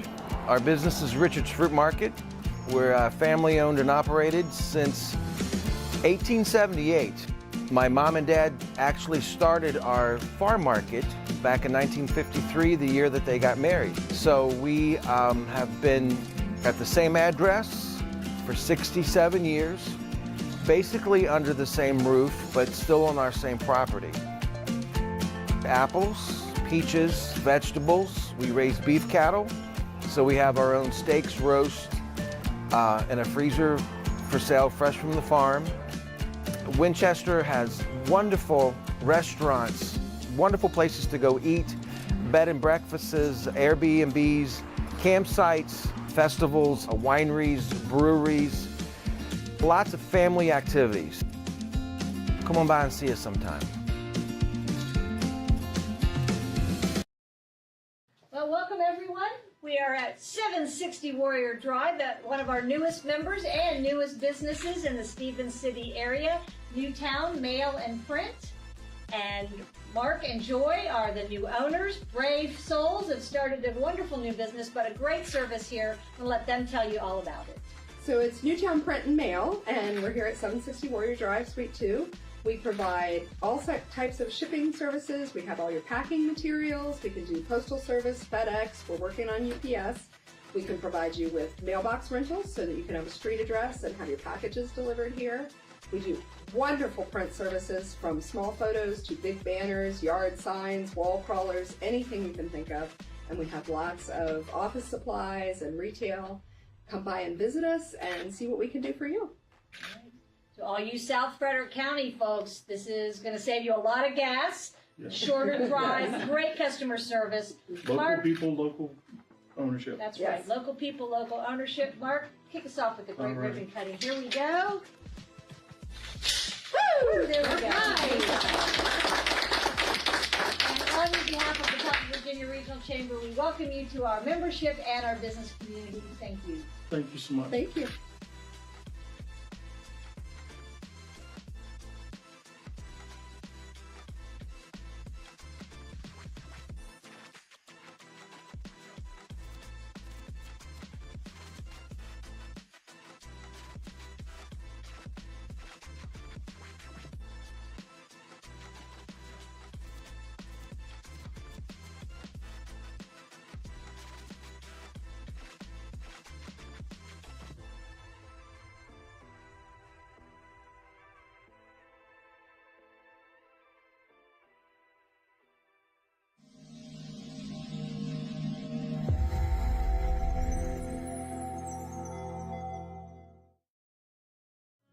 Welcome to First Bank, where there's power in one. One bank that's big enough to deliver technology, yet small enough to remember it's still a people business. I hope you'll come to First Bank to find out for yourself. Founded in Strasburg, Virginia in 1907, we remain committed to those who have helped shape our organization, from our employees, customers, shareholders, and communities. First Bank staff is highly focused on the customer experience. They're always ready to lend a hand, offer advice, and do whatever it takes with a smile and a gracious attitude. At First Bank, we value your relationship and provide all of the services, technology, and convenient options you'd expect, delivered by people who truly care. Your deposits are handled with care and reinvested into the communities where you live and work. At First Bank, we believe one person can make a difference, and one bank can have an impact on its community. First Bank. There's power in one.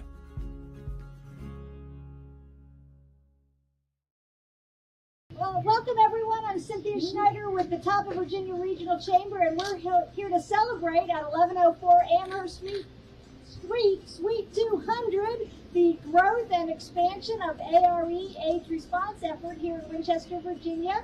Katie Vance, Executive Director, is going to tell a little bit about why they're expanding.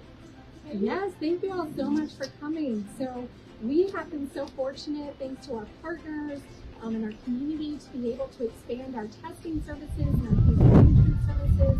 We now have 16 staff members and give over 500 tests each year for STI testing, HIV testing, and hepatitis C testing.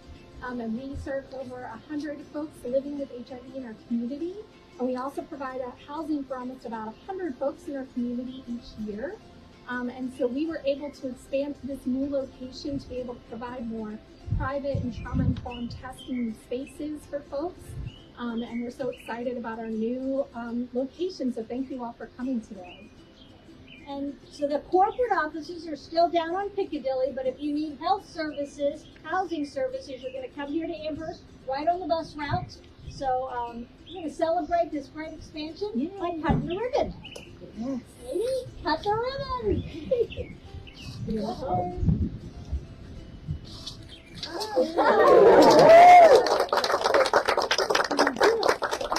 us today, Mayor of the City of Winchester, David Smith. Thank you, Cynthia.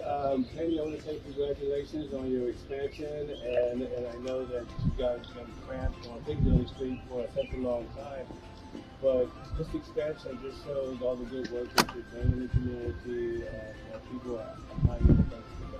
Thank you very much. Thank you.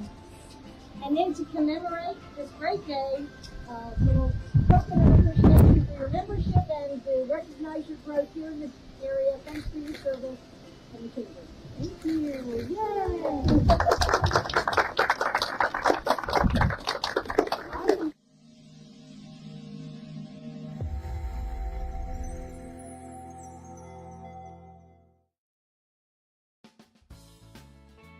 I'm Dan Alexander. I'm a clinical cardiologist at Winchester Cardiology and Vascular Medicine.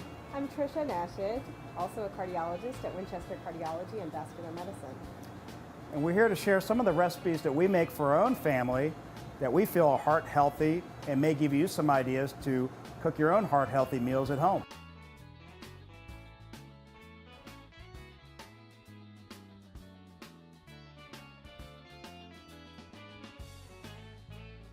I am going to make a heart healthy chicken and bok choy soup.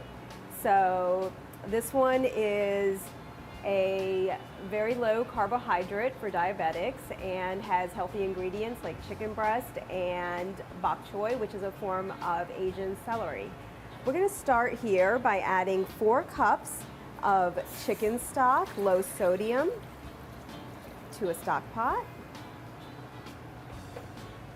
I'm going to follow that up with about 2 cups of water.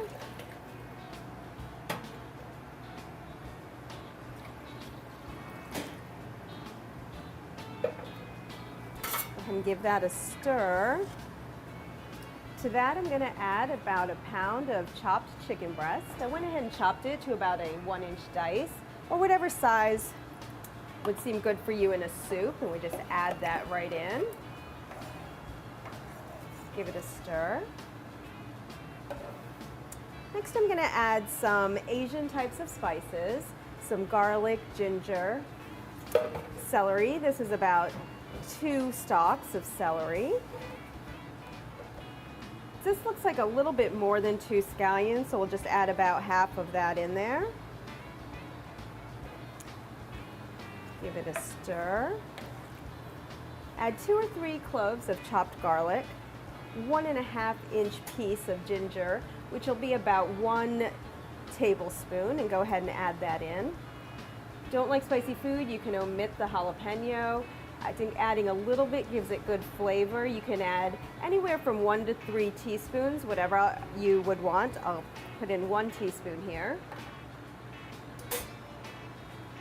And next I'm going to put in about 1/4 cup of fish sauce.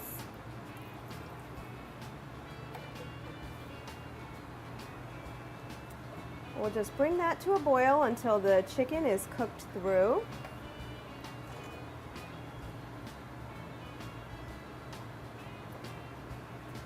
Once the chicken is cooked, we'll add the bok choy in. So our soup has been cooking for about 10 to 15 minutes. We just want to make sure that that chicken is cooked all the way through, no more pink on the chicken. And so I'm going to reach across here. This is our bok choy. It has a lot of greens in it, really healthy. We're just going to add those into the soup. Cook them for just a minute or 2 until they're wilted.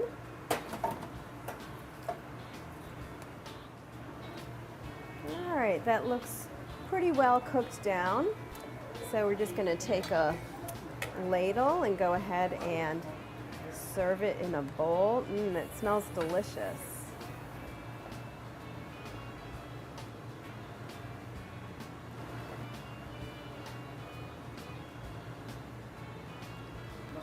I think it's the fish sauce combined with the chicken broth that really brings out that umami type flavor in the dish.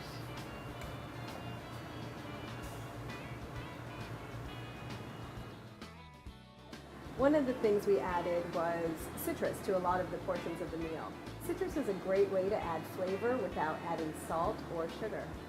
This is a good example of a appropriately portioned plate. There is protein, usually about the size of a deck of cards.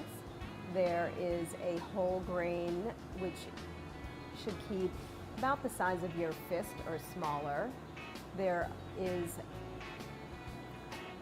a side of soup. The soup has a lot of beta-carotenes, vitamins. The more color there is to your vegetables, the more nutrients there are. There is another side soup here. Oftentimes you can do a sauteed green or another vegetable. It's a good idea to put 2 vegetables on your plate with each meal. You can do green salads. This one features a lot of bok choy, so although there's some protein in the soup, it also features a fair amount of vegetable. The other element that we like to introduce in food is sort of non-tasting, so it's color. So you see the color in this soup, the color of the green sauce, that all adds to making food taste better, actually. And that's why we add little small bits of green, or that's also part of the meal itself, but adds that bit of color and makes the meal seem more exciting. My name is Chonati Luciano. I'm the owner of the Thai Winchester restaurant in the Old Town. I came here 2005. I was an international student pursuing my human resources master. And then after I graduate, I moved into Winchester, and I got a chance to help my aunt in her restaurant. Seeing our customer enjoy our Thai food and got a chance to tell them how beautiful Thailand is made me happy. Most importantly, it makes customer happy. Since then, I realized that I like to make people happy. I think that was the beginning of me working at the restaurant business. Winchester is a very nice area, especially Ota, I would say. It's not too big, it's not too small, it's just perfect. It is safe, full of the sweet people and lovely families. There is a lot of history landmarks, and beautiful buildings. It's a place that you and your family can enjoy the shops and the restaurant.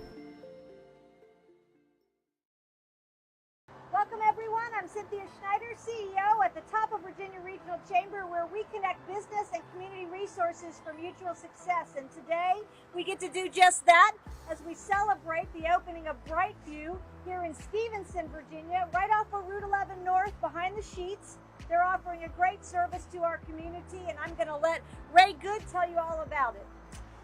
Brightview is a comprehensive outpatient addiction treatment facility here in Winchester, and we really follow the biopsychosocial model. Dr. Ryan is one of our founders, and I was watching a presentation that he gave last night really highlighting the reason that he started Brightview. And it really is that this disease, addiction, and substance use disorder is a community disease. It affects every part of the community, and the best way to treat that is evidence-based therapy and case management, as well as having a medical provider, all of which we provide on site.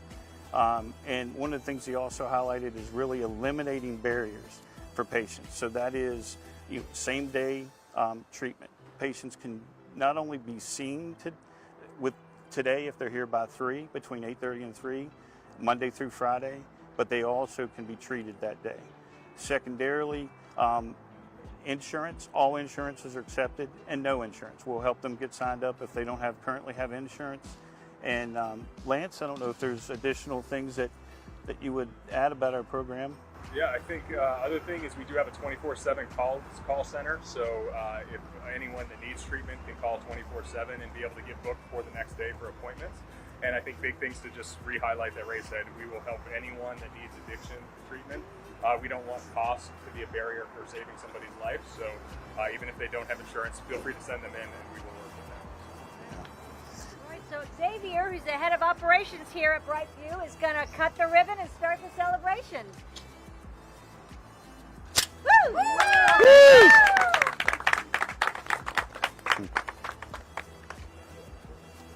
On behalf of the top of Virginia Regional Chamber, we welcome you to our business community, and again, thank you so much for this really needed service that you're providing for us. Thank you. Thank you. Thank you very much.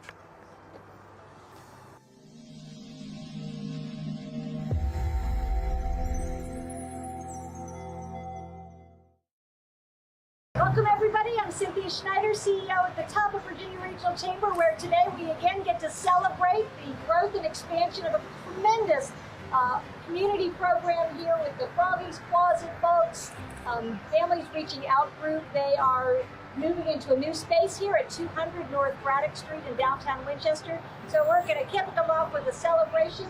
Got a board member here. John, would you please cut the ribbon? Indeed.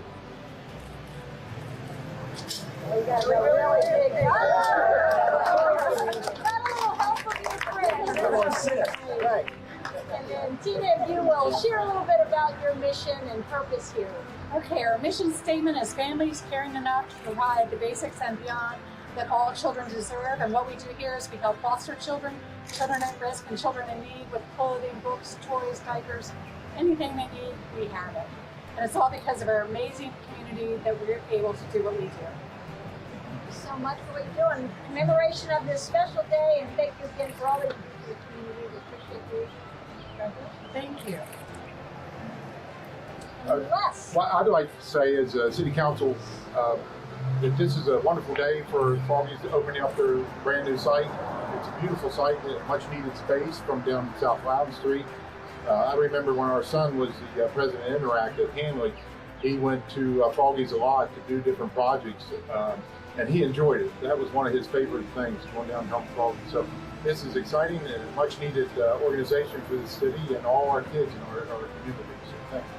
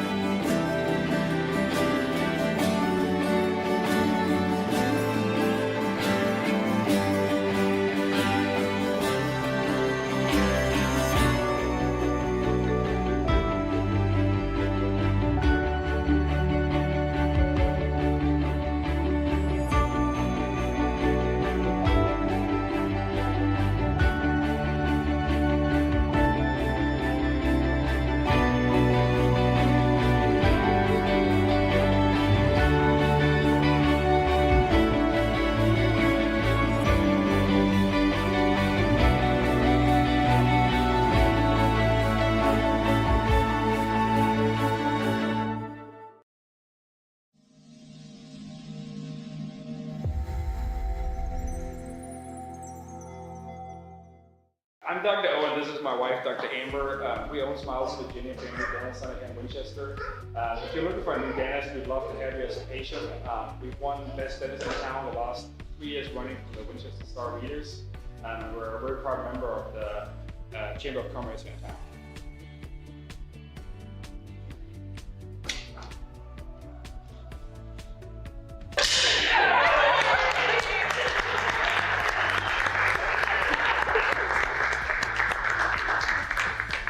Well, on behalf of the Top of Virginia Regional Chamber, I would like to welcome Miles of Virginia here to your new location. Founded in 1931 from the Amherst Street, moving here now to Cedar Creek Grade. Welcome. Thank you.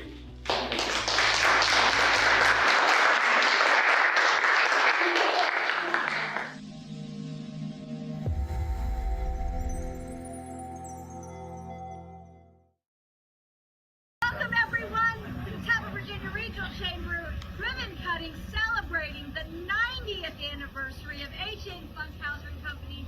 It's my privilege to be here today, especially to say congratulations to Bob Clater and his family and his team. 90 years serving this community in this region with petroleum needs, food, fun. Thank you so much for all you do for us.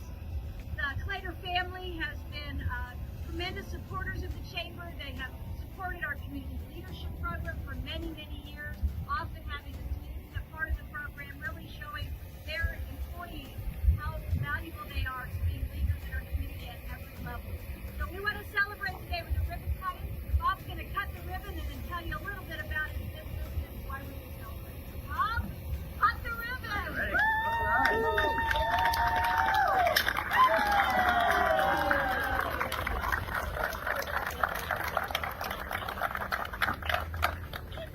I'd like to thank each one of you all for being here very, very much. You can't make it 90 years without having a lot of good partners and a lot of good customers. And we've been so thankful that the community has really embraced us for all of these years. All of these team members, when Hugh Funkhauser started, there was 1 employee. When I came here, there were 6 employees. So we've been blessed with a lot of good folks helping us out along the way. And all of these people behind me today have made it possible for us to still be here 90 years. So thank you very much. We appreciate your being here. We appreciate all these folks' hard work. We appreciate the support of the community and for the Chamber of Commerce too. So thank you all very, very much.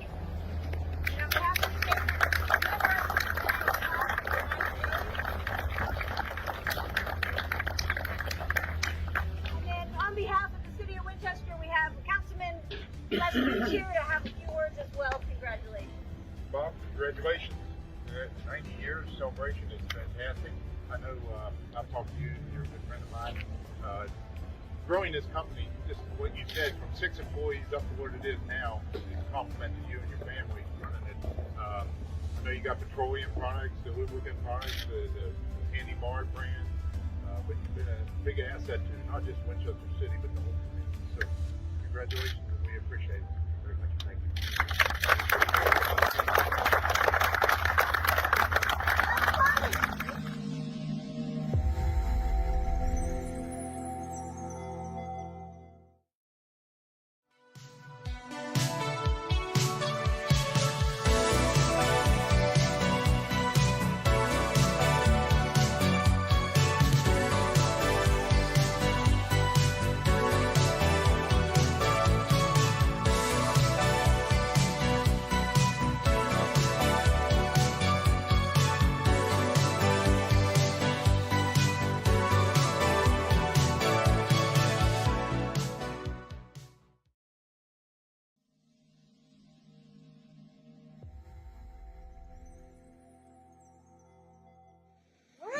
Welcome everybody. I'm Cynthia Schneider with the Top of Virginia Regional Chamber, and we are here today to celebrate the 20th anniversary of the Bowman Library and their incredible community service.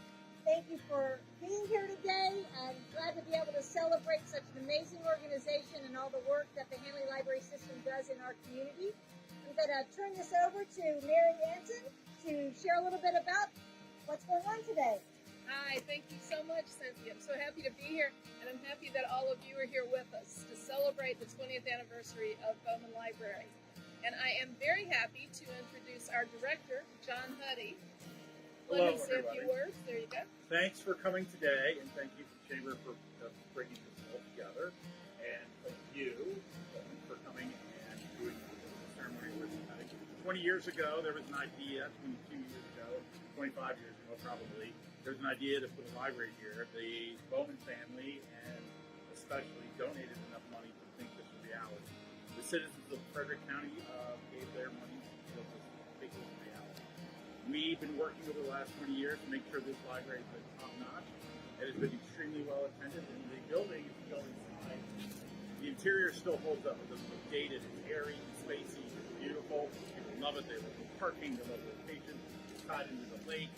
Everybody loves this place. I love bringing my dog outside, getting the material.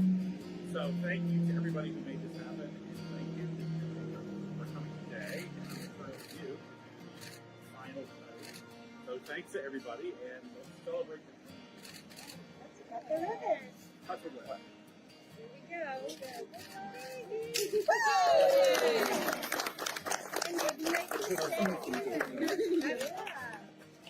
I have a little gift from Mary. I apologize that it's cold, but this is for our library. Thank you.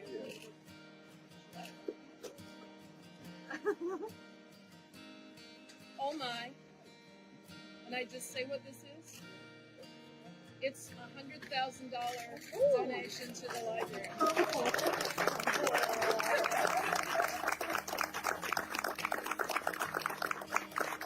So it really made me cry. Wow. Wow. Yeah. Curtis, while we all collect ourselves, what a generous gift. Oh my goodness. Yes. And this is Elise from Berkeley. I have no doubt that our community will put this hard to work. Thank you so very much for your generosity and everyone for coming today to make this a wonderful celebration and for you putting the cherry on top of everything else. Oh my goodness, yes. Thank you. And yes, Lee Steingoldberg from our board and Dave Steckmeyer, who's a liaison from the Board of Supervisors. Just on behalf of the people of the Shawnee District and Frederick County, especially the families who you see throughout this ceremony. Just want to thank the staff and the volunteers for the incredible difference that you folks have made in the lives of all of us. Best wishes to you that you continue to be successful in strengthening the ability of people to read and to learn about our world. Thank you so much. Thank you. Thank you. Mary and John, Deb, on behalf of the Top of Virginia Regional Chamber, we would like to present this plaque to you as a token of appreciation and celebration of this great event. Thank you all for being here, and again, what an amazing community, such great community support. I think, Dave, what you said, so many wonderful volunteers, the Friends of the Henley Library that pour so much into building this organization, keeping it running, and providing us an opportunity to learn and grow throughout our lives and make this such a rich community. Thanks for celebrating with us today. Thank you. Thank you all.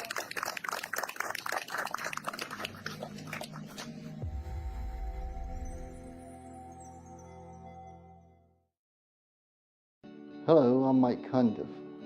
I founded Cundiff & Associates in 1980 with a commitment to excellence and personalized service.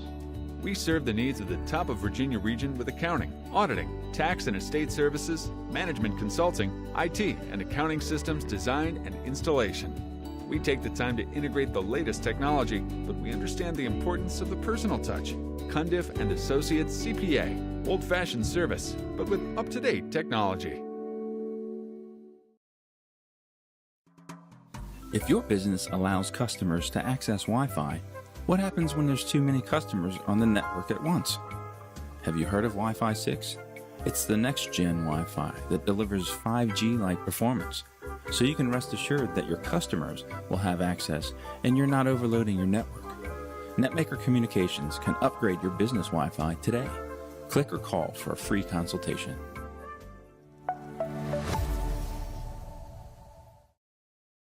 Thank you all for being here. Thank you very, very much to Victoria Kidd, owner of the High right away, our beloved cafe, for allowing us to do this here. It seemed like a wonderful place, an appropriate place for it. So it's been a while since we had the I Can't Breathe March in recognition of the tragic death of George Floyd. And thankfully, we haven't had that here. We have our wonderful law enforcement. We're so grateful to have the law enforcement officers. We have the organizations, our chief, our sheriff, and that we can all work together on issues like this and make the community, keep our community as safe as it can possibly be for everybody.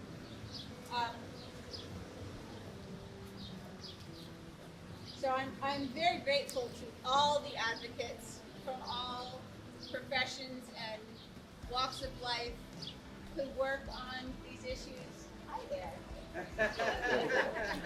I've been stung 5 times in the last 2 weeks and bitten by a snake. And yet she doesn't flinch. Great. Life on a farm. So thank you so much for everything you do, and for providing that specific opportunity for grieving and healing and recommitting to each other to fight for racial equality. There are community members here that are not directly honored by the commending resolution, but who helped make the march possible. So thank you to all of those. And some of that was expediting permit requests, providing financial support, helping to generate support in the community. This march was unique because of the way the entire community mobilized. Activists, citizens, religious leaders, law enforcement, business community, local government, and more. This wouldn't have been possible without the participation of so many different facets of our communities here. And 2 years later, yes, Black lives still matter. And we want to always recognize that. So this resolution passed on a bipartisan, unanimous basis through the House of Delegates, showing that my colleagues across the Commonwealth and I all acknowledge the hard work you put in to organizing this march and the value it brings to Winchester and Virginia as a whole. I'll read the text of the commending resolution, which will become a part of official Virginia state record from here on out. House Resolution number 549, commending the organizers of the I Can't Breathe Walk in Winchester, agreed to by the House of Delegates August 28, 2020. That long ago, huh? Whereas in June 2020, more than 500 people attended the I Can't Breathe Walk in Winchester to protest the death of George Floyd, raise awareness of police brutality, and demonstrate support for social justice. And whereas the I Can't Breathe Walk was organized by Terrence Wilson, Ashley Christine Adcock, Haley Arnold, Samuel Tanner, Latasha Dozier, Victoria Kidd, and Andrew Mudd, and sponsored by Tina Stevens Culbreth and Rodney Culbreth, friends of the nonprofit I'm Just Me movement. And whereas the I Can't Breathe Walk began at the Shenandoah Valley Civil War Museum and proceeded through downtown Winchester. After the walk, more than 30 speakers, including religious leaders, elected officials, community activists, and local residents, addressed the need for police and societal reform. And whereas the I Can't Breathe Walk was attended by people of many races, creeds, and backgrounds and built a strong sense of peace, unity, and purpose, now therefore be it resolved by the House of Delegates that the organizers of the I Can't Breathe event in Winchester hereby be commended for providing an opportunity for community members to heal and make their voices heard. And be it resolved further that the clerk of the House of Delegates prepare a copy of this resolution for presentation to the organizers of the I Can't Breathe Walk in Winchester as an expression of the House of Delegates' appreciation for the importance of the event and others like it in the Commonwealth.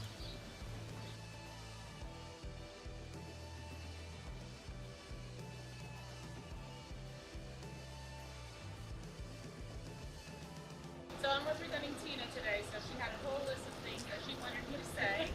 But first of all, thank you to everyone in the city that came out to be part of this and support this march. We also want to thank our city mayor, David Smith, our Winchester Police Chief Piper, along with all the many law enforcement that came and participated in this march. Also, thanks to all the businesses that stayed open during the march. The businesses that stayed open and those that didn't but provided cases of water at their doors. Thank you to the Virginia Regional Chamber for your support and your leadership. You were instrumental in ensuring that the businesses here in town felt secure, felt safe, felt that and trusted that this march was going to be a successful march without any casualties. Thank you as well to the clergy, Pastor Mack of Mount Carmel, Reverend Wilson with St. Paul Church. Who else? There's so many thanks to be given. But thanks also to the young people that were present, that were speakers. This all started because of Terrence and his desire to want to see this happen. And this was expedited pretty quickly.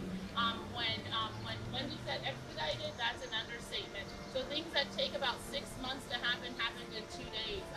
And a lot of that was because of Kevin with the Battlefield Foundation. If he would have said no to that permit, this wouldn't have happened. So we thank you for providing that permit in such an expedited manner.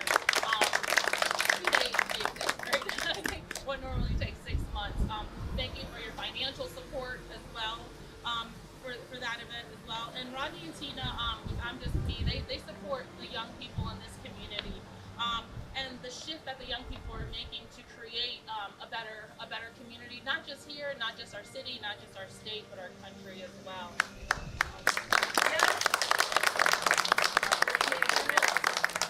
And so at last, I just want to say that as you can see, it really took a community coming together, a community putting in all their effort to make this a successful march, a march where people could be heard, a march where people could let their hurt out. It's okay to be sad, and it was okay to hurt, and it was okay to scream, and it was okay to be upset, but also do it in a peaceful and classy manner that we did it here in the city of Winchester. And just one important piece that, we were just all very, very instrumental in mourning the death of George Floyd. And I also just want to say a huge thank you to Larry Gates. I know he is very, very excited right now, up in heaven, looking at us right now. Watch out. Going down. Watch your camera, sir. Yeah. That's okay. I've never seen that happen. Oh, I never saw this happen. It's sensing someone there, Kevin. But anyway, that's my final thoughts. Thank you to everyone that came out and support. And I'll just say,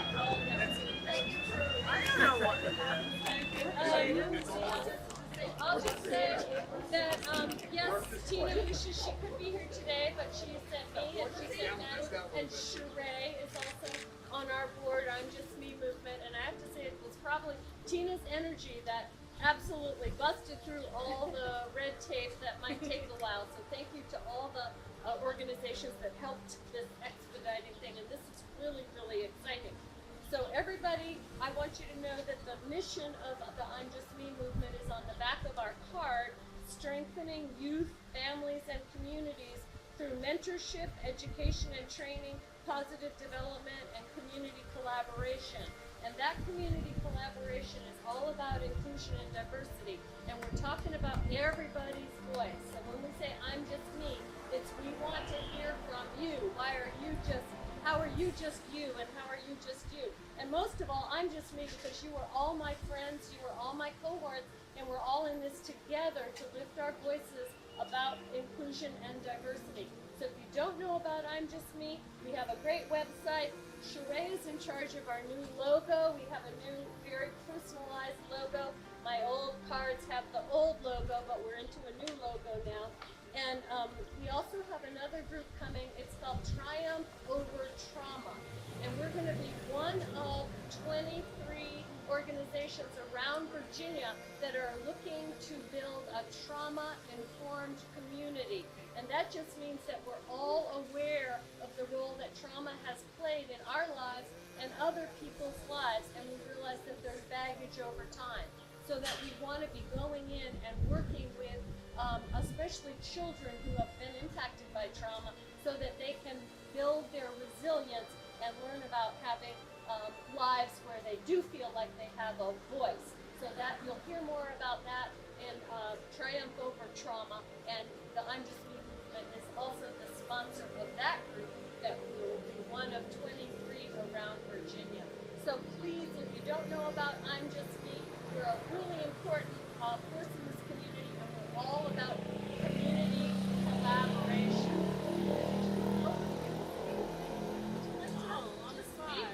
Necessarily, because you're great at that. You're great at that. Thank you everyone for coming. Thank you to all the organizers. We're kind of MIA here in the city since the march, but I'm very grateful for all the collaborators and community organizations and businesses that help pull off this march in a safe manner and, like you said, in a classy manner, and definitely in the spirit of Larry Gates, who would have marched right along with us and keeps marching with us as we continue to shift and change our community to the best of our abilities for our young people, and to have as much inclusion and diversity in our city council, and our school boards, in our churches, and in our businesses as well. So thank you.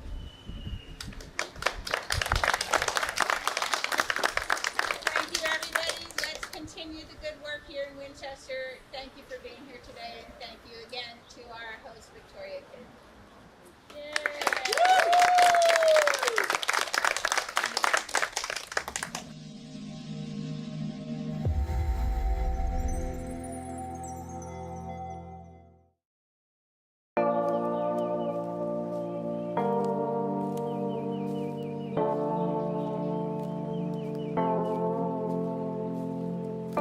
I'm Officer Angela Warfield. I've been a stay-at-home mom for the past 7 years, and I finally decided to pursue the career I've always wanted to do. I got the call that I was hired in May of 2021 and started the academy in July. Suddenly, I went from watching Cocomelon to studying criminal law. I was excited to start the academy, but didn't know what to expect. Honestly, before the range, I hadn't had much experience with guns. I always knew I was strong, but I didn't know how strong I was until I finished defensive tactics training. Now, I feel well equipped to handle any situation that I would find myself in on duty. Traded in my minivan. Driver training was definitely really fun. Definitely helps you feel more comfortable when you have to go fast, especially in the city. It's way different driving. I like being on nights just because the fact that I am a mom. I do have 3 kids. They are pretty young, so it still gives me the time to be at home with them. Not every agency has a lot of females. I think that's what really attracted me to Winchester Police Department. It's just awesome to be in the presence of other awesome females. I'm really glad I made this career move, and I know you will be too. Come join me and apply to the Winchester Police Department today.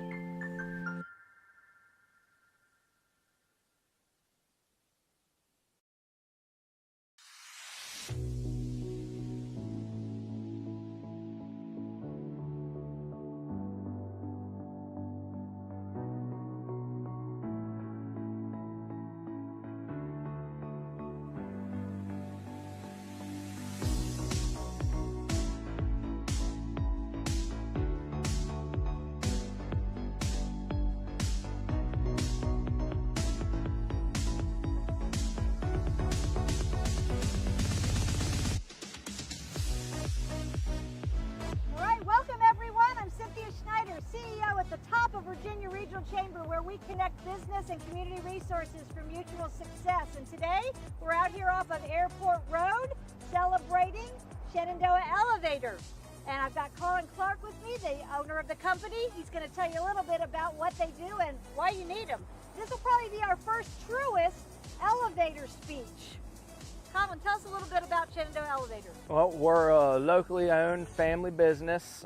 We've been around for quite a while. We specialize in commercial elevators, but we do everything from elevators to stair lifts to scooters and lift chairs. So we have a wide range of stuff available for whatever you need for your mobility needs. And we have a great set of guys that work with us. We have very quality work, and its customer service is next to none. Well done. So, Colin, let's celebrate. Cut the ribbon. Oh, look at you. Well done. And on behalf of the Chamber, we want to just celebrate with you and the greatness of building your business here in the Winchester region. Thank you. Thank you.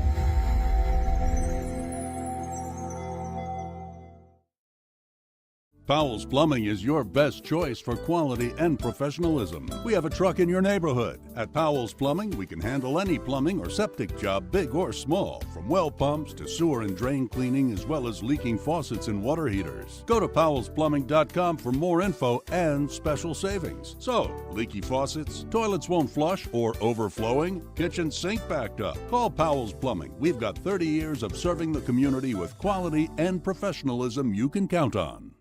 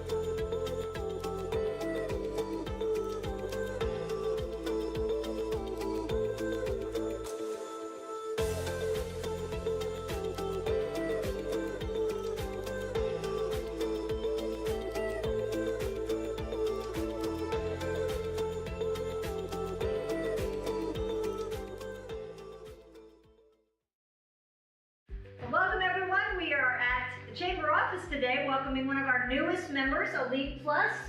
Howard's going to tell you all about him, but he's one of our new entrepreneurs, came up with a great idea and was awarded first place at a recent pitch night. And he's going to tell you about some of the great things he's doing, but we're going to first kick off with the ribbon cutting for Elite Plus LLC. Albert, cut the ribbon! All right. Woo! There we go. All right. So Albert's the brawn of the business, and Hannah's the brains, they tell me. So Hannah's going to tell you a little bit about what they do as well as Albert. Tell them about what you do. Such a unique idea. We've been operating for 7 months. We wash out semi-trailers so they can go pick up at shippers with clean, sanitized trailers. Winchester is a huge thoroughfare for trucks. We have a large industrial section here, plus we're off of 81. It is a main route for the big trucks to go up and down. We have a lot of shippers and receivers here that need the trailers clean and sanitized so they can reload it with their food, clothes, and anything else without it getting cross-contaminated. And we definitely would like to thank you all, and we definitely want to thank the Chamber and all the members for giving us the opportunity to be here today. We're super excited to service the community, and we hope you guys give us a call. Look us up at Elite Plus. So welcome to the Chamber of Commerce. We're so happy to have you and excited for your new venture. If you need your truck cleaned out, you know who to call. Thank you. Elite Plus. Thank you very much. You're welcome.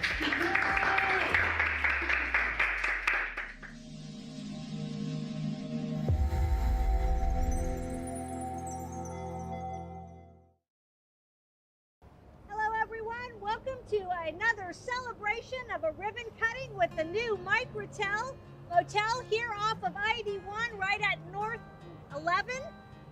If you are traveling with your family, with children, your moms, we've got everybody here today representing and celebrating this new location to serve our community.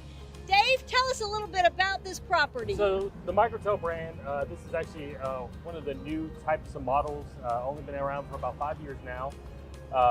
This hotel has 78 rooms with an indoor pool and a full-fledged fitness center. We do serve a breakfast every morning, more of a hot continental style breakfast with a pancake machine. Fun.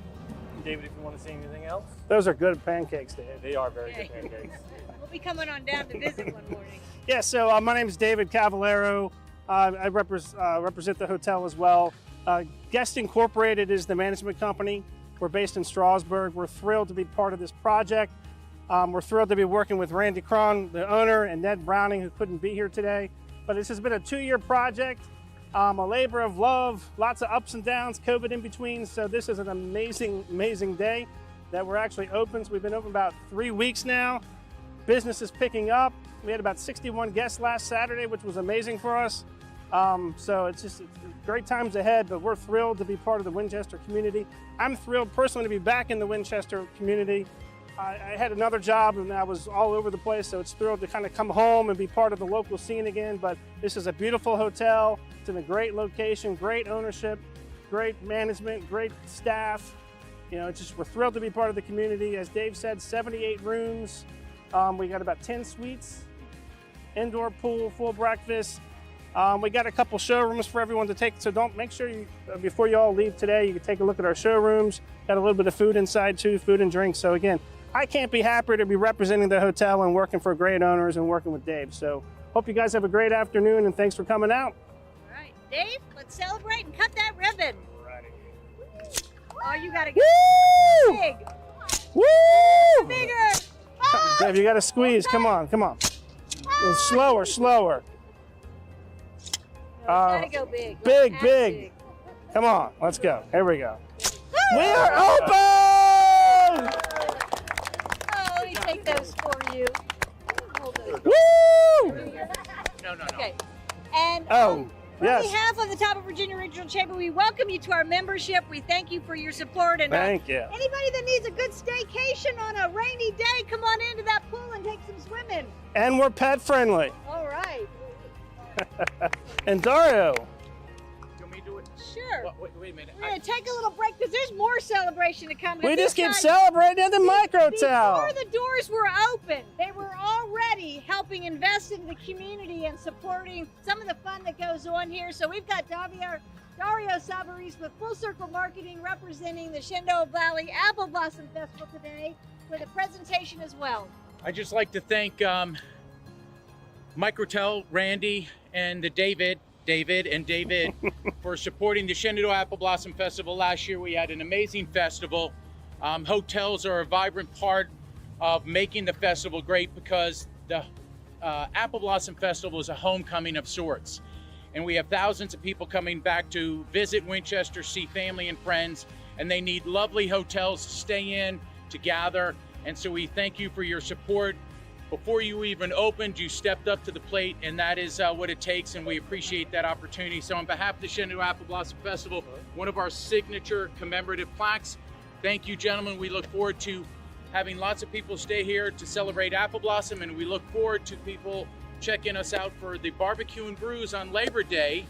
And you can stay here and get some tickets, and just up the road at the fairgrounds is the event. So thank you, Randy, David, and David. Thank you, sir. Thank you very much. Thank you, Mike.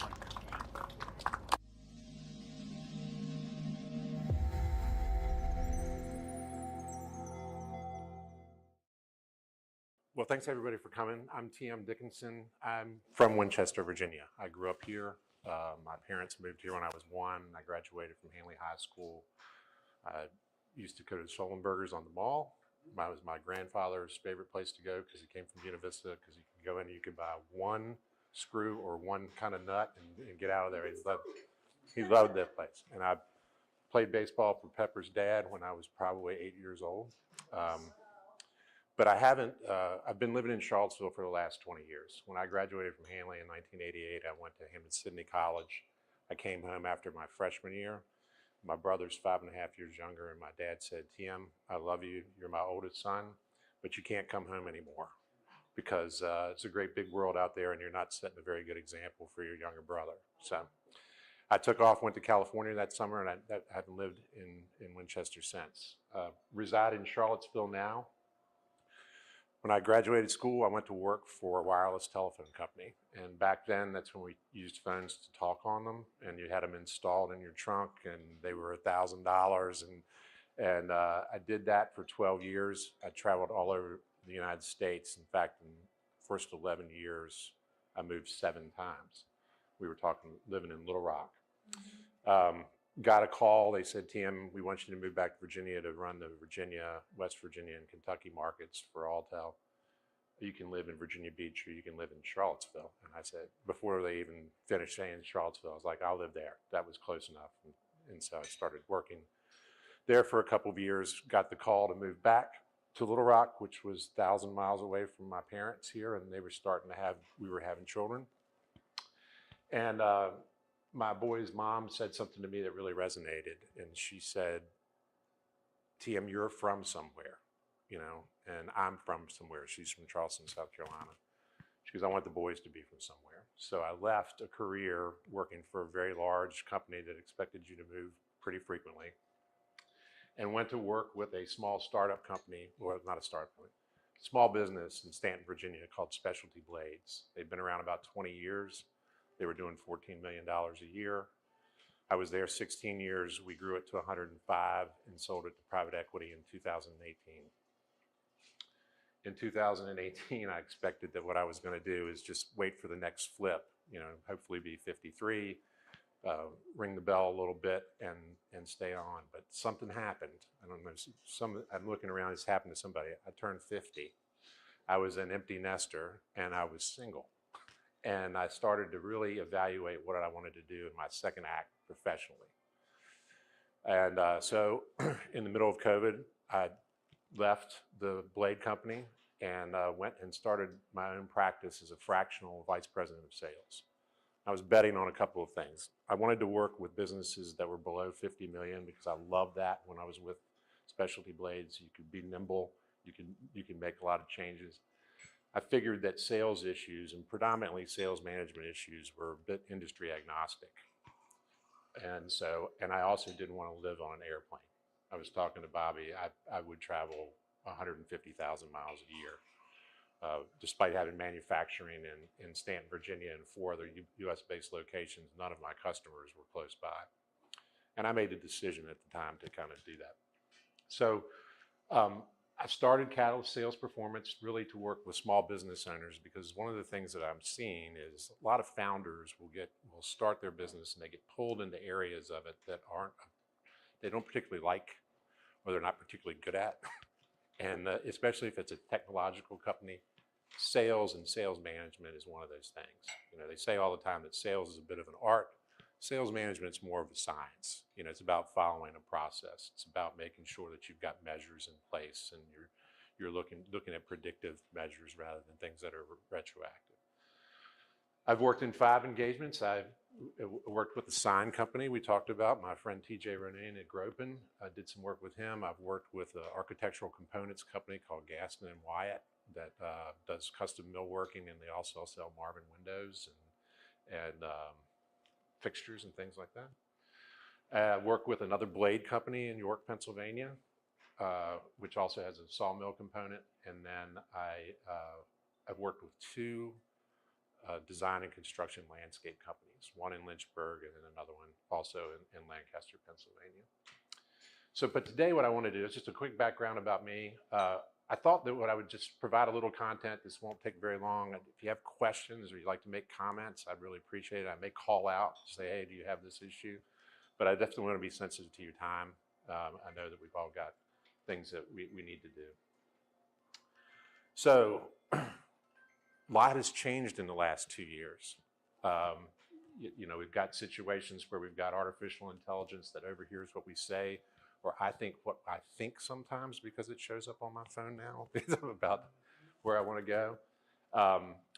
The days of being face-to-face have changed. There's a lot more virtual interactions that happen with Zoom. And, you know, so there's been some changes. I don't think that a lot of the things that happened that we had to adopt with COVID are going to go back. We were talking a little bit about supply chain issues, particularly as it relates to chemicals. The saw business, I will tell you, we make bandsaw blades that are used for these huge lumber mills in the Pacific Northwest. The lead time on the material just to make those blades is now 60 weeks. It used to be 12. So you can imagine, you know, we're all dealing with this disruption.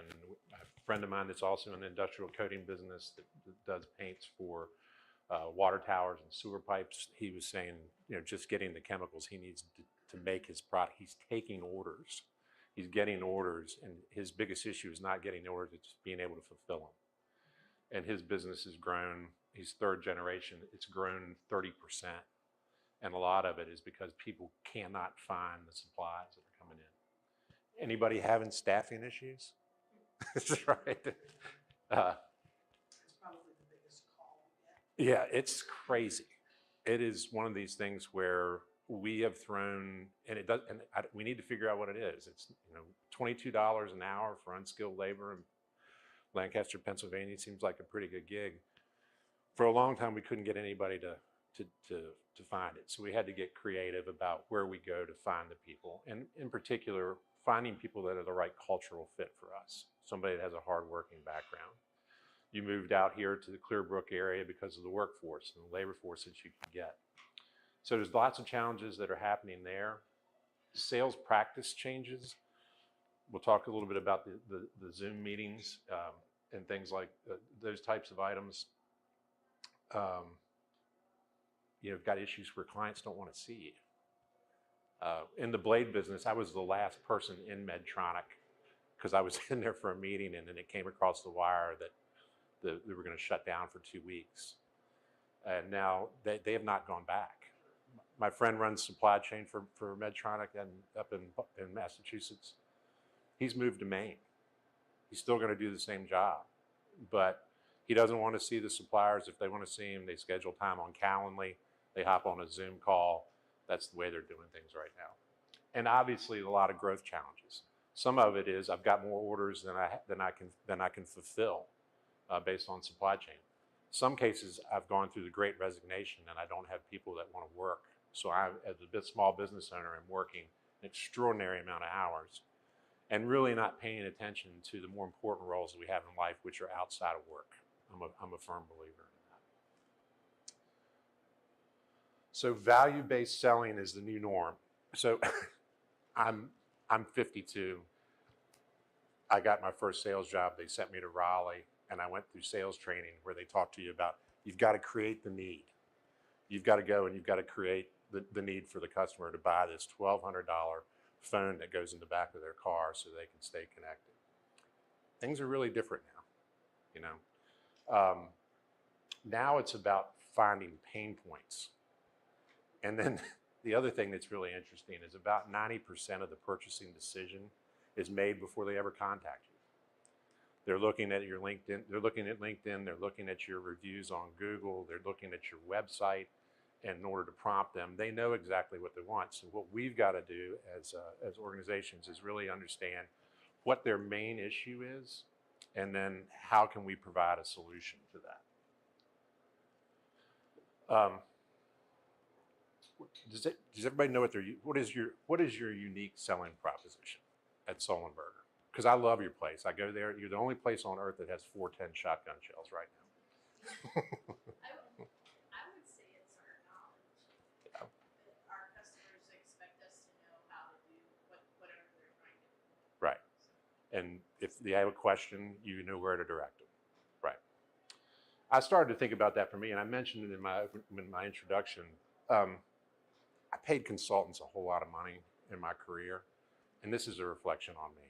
We would sit there and we would create these wonderful documents on everything that was great. We would shake hands. I would stroke them a check. I would take that binder and stick it right on the shelf, right? And then when things had improved 90 days later, it's like, I can't believe we paid that consultant all that money. So I started to think about a different approach. I like longer engagements. I like ones where I'm going to work with the client for a year, make recommendations collectively on what we're going to do the heavy lifting. Because the reason I'm there is because the owner might not be great at sales or sales management. They're better in other parts of their business, and that's where they need to be functioning. I take care of that. I also have some skin in the game. I bet on the success. So 50% of my fee is fixed, 50% is based upon us hitting deliverables that pays out my variable component. And those are kind of my differentiators, I would say, a little bit. I mean, I have lots of experience. Consultants are a dime a dozen. But and then I hire my replacement is really the biggest thing. You know, making sure that I identify that we've got the right people for the right positions, that they get the job, they want it, and they have the capability to do it. So that's my unique selling proposition. I would encourage you all, if you haven't done that work, is think about what separates you as an insurance agent in your business, or as in the hardware business, or in selling the chemicals. Some fascinating stuff we were talking about that Green does on removing rubber from airports. I mean, runways? Who would have thought? But you got to have it, you know. Our names love peanut butter like Yeah. So think and make sure you're informing your customers about what's different about signs. You know, where they can go to other places and get it. I mean, why should they come to you? You know, and you don't want it to be price, really. You know, you want it to be service related, or you want to differentiate yourself among the competition. So that's trend one. That's been going on for a while. Trend two, this is interesting for me because I'm so old school. I love being face to face. I still travel Lancaster every 2 weeks and spend a few days with the people. I have counterparts of mine in DC that won't take an on-site engagement. Their thought process is, I could be more effective. I mean, I lose 10 hours of windshield time every 2 weeks to go do that. What they want to do is they want to be on a call with the owner and working with them that way. That's kind of here to stay, but it's tricky. You know, I like to read body language.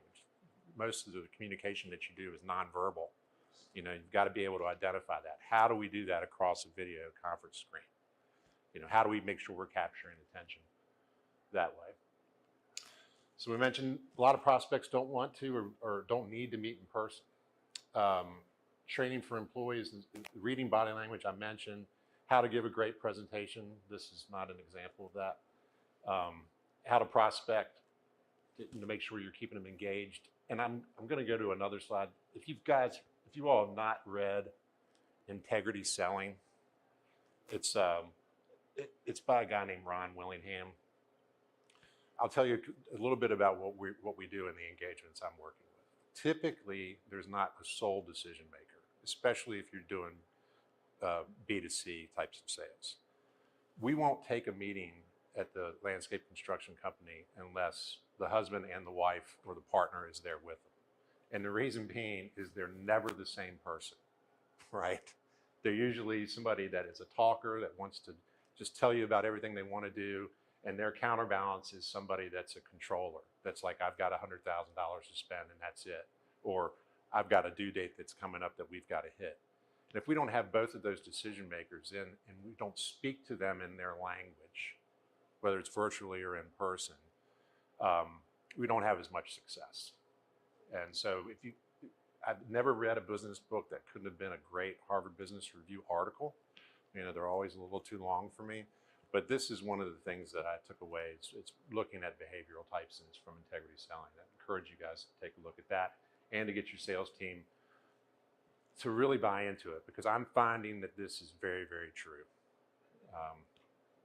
Yes? Is there a tool that you use prior to a meeting that you can identify the personalities, or have you just become good enough at your meeting that you can figure out who they are? When I start a new employee, they have a cheat sheet in the back, but it's really based on the conversation and the body language, and you'll get to see it. Or when you vet them over the phone before you have the face-to-face, you can pick up on some cues that might be happening over the phone. Or you can even pick up cues that are in the emails that are written.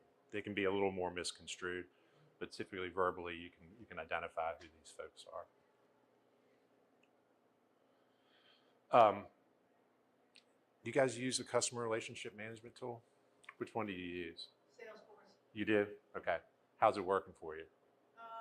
It works really well as far as keeping the customer data Right. and things of that nature. And it's nice because when I'm on the road, I can log into it. If a meeting gets canceled at a location, I can pick 10 other locations in that region and go see them. Right. So I like Salesforce. Is it tied in with your ERP system, or is it separate? Okay, that's the key, right? Especially if you're in manufacturing, having it tied in with your ERP system. At the Blade Company, we didn't, and it was a bit like having a Formula One race car that fired on one cylinder. You know, it's got super capability. It can be overkill for a lot of small businesses. HubSpot, in some cases, you got to watch it. It's free until it's not. There's a few other ones that work pretty well. But I'm going to hop out of here and just kind of show you the CRM that I'm using, if I can get it to pop up.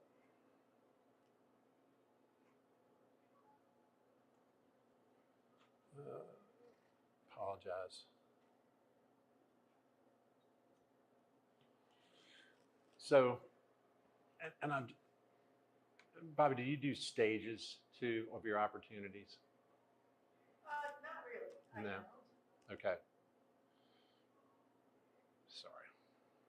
I think we have a different type of end product, so we wouldn't go through that. Yeah, this is my dashboard. And you could load in prospects. We'll talk about you can use this. We'll talk about some more AI tools that you can use to identify potential clients. But what I do with our team is we go in and we've created these different stages of the job. And with each one of the stages, there's a certain number of tasks that have to happen. They're very particular. And then I assign a probability to see on what stage, what's the probability of closing. So I can forecast out and kind of think about what my revenue is going to be. If somebody comes into our website, they've looked at us and they said, hey, these guys look like they might be able to put in a pergola in the backyard and a patio, they'll schedule a consult, 10% probability, Then after we complete the consult, they'll go to maybe 30%. In order to vet them out a little bit more, we charge them for their sit with us. So it's $150 or something. Then they go over, if they enter a design agreement, they pay us a fee there, and the probability increases. So you can see that, in each stage of the funnel, I know what the representative kind of the dollar value would be for that particular sale. When I started with them, everybody that came in, all business was good business. And it was tying up a lot of our resources with estimating. It was tying up Mary's time with design. She really hadn't even had a conversation with them about ballpark estimates on what it was going to cost. So our close rate was, 20%. Our close rate now, because we're doing a better job on the front end with the resources that we've had for a year, has gone north of 50%. So we're happy about that. If you use there's plenty of CRM tools, lots of them. Salesforce it's tied in great with marketing. It is super robust. I personally think for small businesses, it's a little bit much. But if you're not using the CRM, I would encourage you to start doing that just so you can track activity, you know. Do you feel like it's the system itself that made the difference in that percentage of 50%? The key with any of those, You're kind of catching them. They're booking this, right? The Yeah. customer's doing it, so you're catching them when they're interested. that's right. And we'd say we're going to get back to them within 24 hours. The key with this tool is adoption. We had Salesforce and I had 50 users that never touched it. It was a huge expense. They're engineers and they were just like, we're not doing it. It doesn't apply to us. It was like, well, it helps us on the sales side. But you have to be able to adopt the tools and recognize what the tasks are in each one of the stages in order for it to be successful. Let me see here.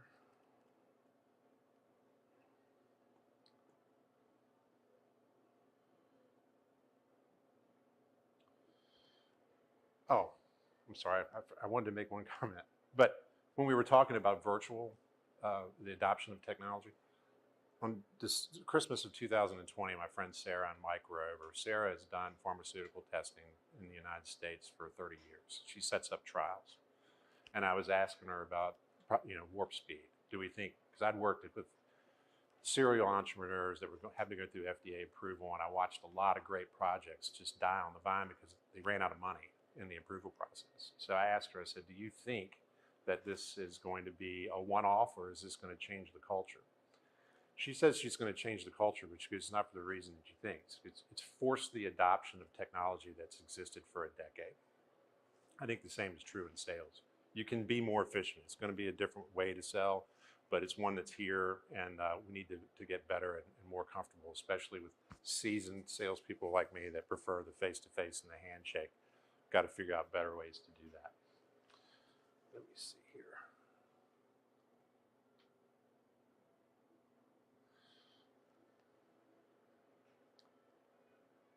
Fourth trend is AI. I use a tool called Seamless AI, and I can show this to you later, but I can go in and say, I want to see manufacturing businesses that are between this dollar value and revenues that have this many employees in this geography. And it will print out the names of those businesses. I can drill down on the business and say, I want to see plant managers or director of operations, and thinking about where we were going to sell these wear components that we cut plastic film with, where York saw. It gives me a prospect list. These things are all vetted.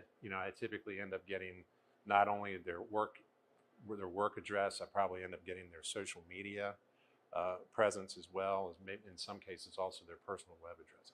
It's creepy, it makes me nervous, but it's a tool that's helped us be more directive in terms of how we're going to marketing and identifying who's going to be making the decisions at those facilities. I think when I talked to you at the open house, you said about 50% of your business is it's more than that now, it's residential. It's 50 commercial and then 50, yeah. If you wanted to make a push into the other 50%, and let's just say in a different geography, let's say that you wanted to do something that out in Clark or maybe out in Loudoun County, make a push there to supply contractors or whatever. You could use a tool like Seamless AI to evaluate it. It's an algorithm. It goes out and it scrubs the internet, and it kind of pieces it together. That you work for signs, then it would go, if they determine that, they would go to see if you have any other presences that exist online, maybe personal, maybe professional, and it would do that for everybody within your organization. Same with Fabritech. I was asking you about the tooling. We spent a fortune making tooling that would hold metal that got presented into a grinding terminal that would put edges on stuff. It's, these things, every new customer had their own tooling. Who's doing that type of work? I can tell you Cadence is doing that work in Stanton, and I'll be glad to give you an introduction to them if you want to. But there's plenty of other people that exist up and down the valley that are doing that work, that need, laser drilling or laser welding or Swiss turning, those types of things. And using that tool to identify it it's been pretty helpful for us. The other one, this is crazy. I have a friend of mine that does what I do in Cincinnati, and he uses a virtual assistant. You know, one of the things I think about is what do I really like to do in my business and what I don't like to do. The marketing piece is tough for me. I mean, it's just not something I love to do, but I have to do it. And he has been able to use his virtual assistant just to go in and find articles that post on LinkedIn that ultimately get his readership up. He's gone from 1,000 people to 10,000 people that subscribe. It's $300 a month. He just sets a cap on it. It's what he pays this lady. She's really good at social media. Sean is not. You know, she can go in and make comments. You know, if you on LinkedIn, you can't just hit the like button. The algorithm likes you to type something or to forward it. She does that work for him. She's U.S. based out of Atlanta, and that's a tool that he's used that's worked really well for him. And I've investigated that as well. Do they have, through Fiverr, don't they have some third-party kind of ghostwriters or marketing? Yes, can do It's blogs. probably a little bit more affordable than a monthly $300. Yep, exactly right. And they also have apps on your phone. Like I could sit down today and just hit, does it mind if I record this? Could record it, and then it would transcribe it to text for me. So if I want to make sure I didn't miss any of the details in my note taking, tools like that are available, and I think that they're becoming more and more popular. On the virtual assistant, is that a program or is that an actual person? It's a person. It's a person. Mm-hmm. Can help you with setting meetings. You know, just imagine before you take off on your trip, if you're going to see 10 people, the virtual assistant can place calls or emails to them and say, just confirming that we have a meeting at 11 o'clock on the 23rd. And it's pretty affordable. You can find them through Fiverr, you know, Fiverr. It's a website that's full of independent contractors, and that's one of the most popular ones to do that type of work.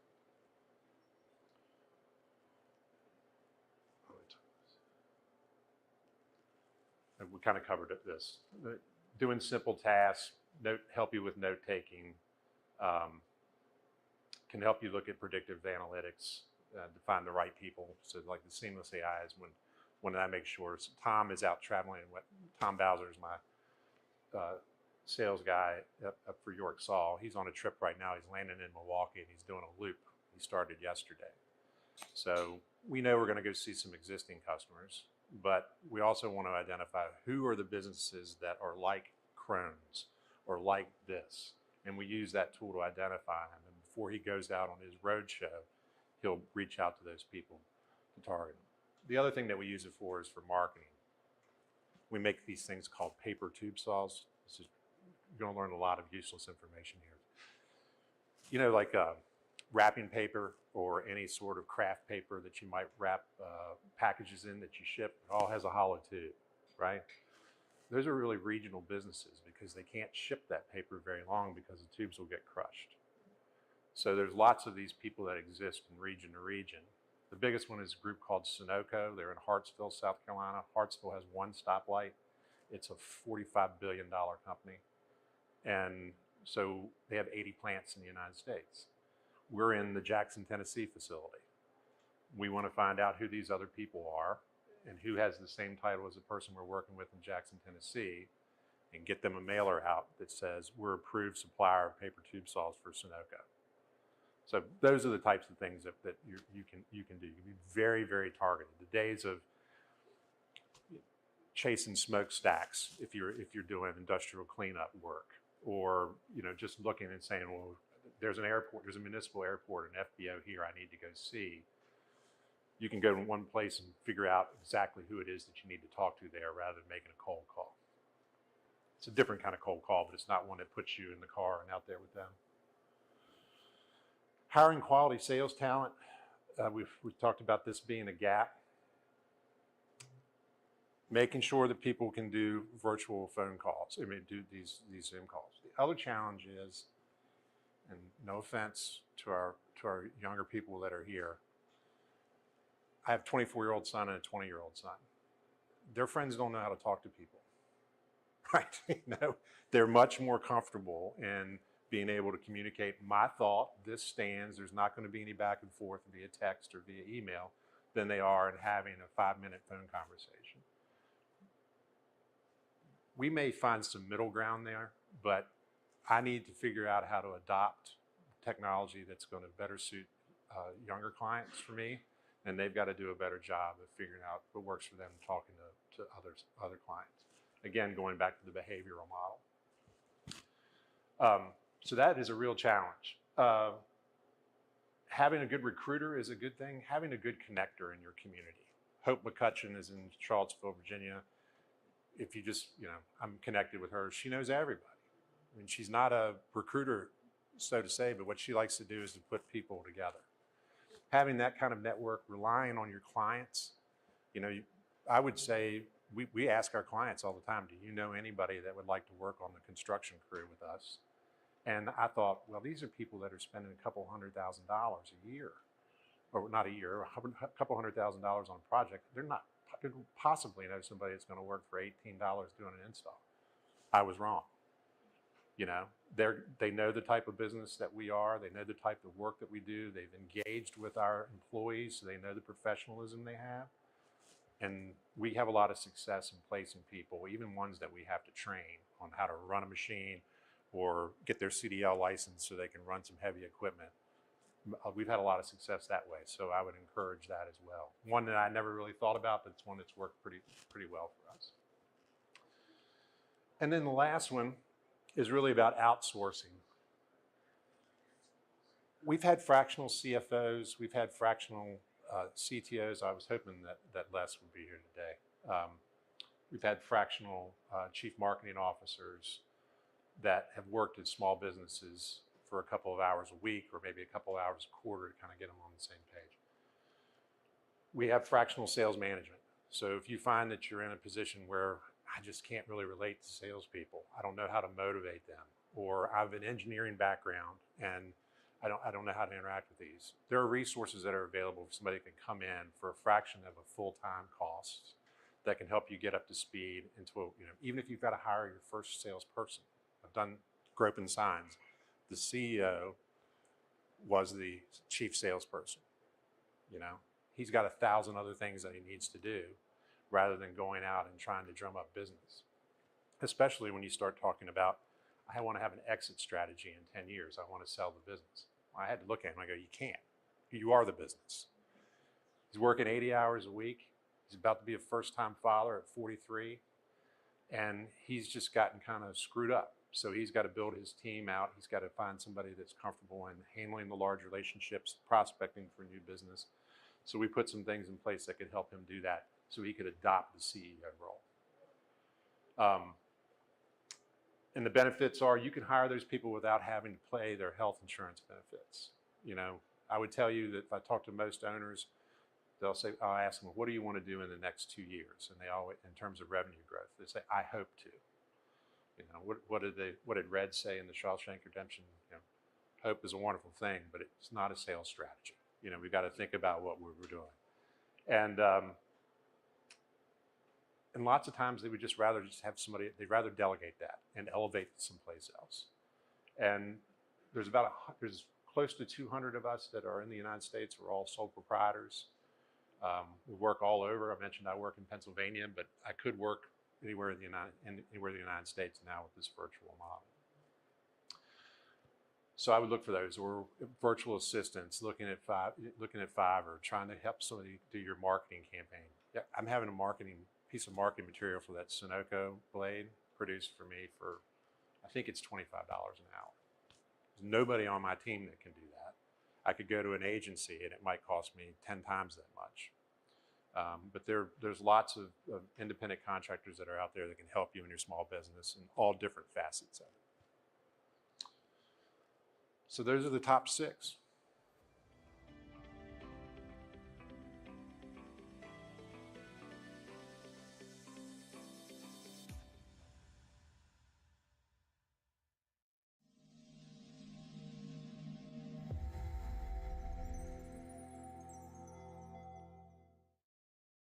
Hello, I'm David McLaughlin. I'm the owner of this old place, the Nancy Shepherd House Inn.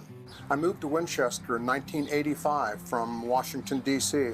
My mother and I decided to invest in this place, so we bought it in 1987 when it came up for sale. We didn't really know exactly what we wanted to do with it, but we knew the building was worth fixing. My mother died in 1996, so then the building came to me. When we obtained the occupancy permit, I decided to open a B&B here. I wanted to have a little place where people could stay and walk to the pedestrian mall. I like the fact that I can walk out the door, go out and grab a bite, come right back, and go to the Village Square and so many other places. I love the essence of old. When I go into an old building, I like it when it feels old. You have to like old places to like this place. I've been here since 1985 now, and I just love the city. Love the county of Frederick, love Winchester, love the Shenandoah Valley. There's so many great things to see in Winchester and Frederick County and all up and down the Shenandoah Valley.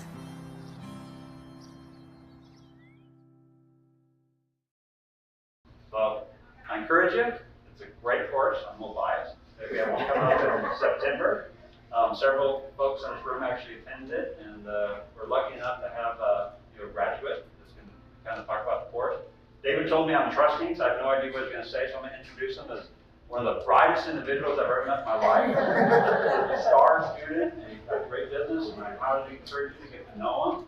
So with that, Dave, you want to come up and say your comments?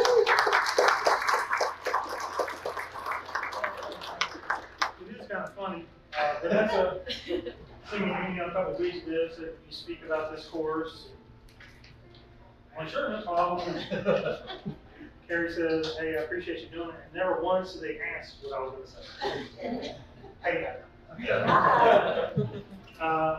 I'm David George. I'm credit officer for the Bank of Clark County here in Winchester and Florida, Virginia. I'm just going to share a little bit of a story regarding the business leadership program. So early in January, my executive vice president calls me into his room. Says, "Hey, the chamber's putting on this business leadership program. So if you'd like to support the chamber, I'd like to send somebody to this, which is like, yeah, here's some information. Let me know tomorrow." Like, all right. So let me give you a little background on my leadership experience. I was 8 years in the Winchester Army National Guard. Started off as a private. My time was done, I was a first lieutenant. So I had a little bit of leadership experience there. My civilian career, I'm 25 years in the financial services industry. Started off entry level, several management and upper management, whatever positions. So, I'm thinking one day a week for the next 4 weeks.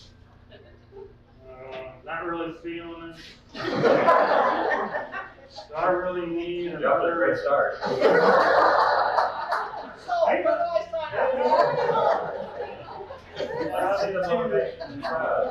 many seminars. A show of hands for those of you that entered CLP that way. Go ahead, David. Being honest. So many seminars, courses. I've been attending them, I've led some, I've been the leader for some. So I go back into my executive vice president's office and says, "Yes, sir, I would love to attend this class."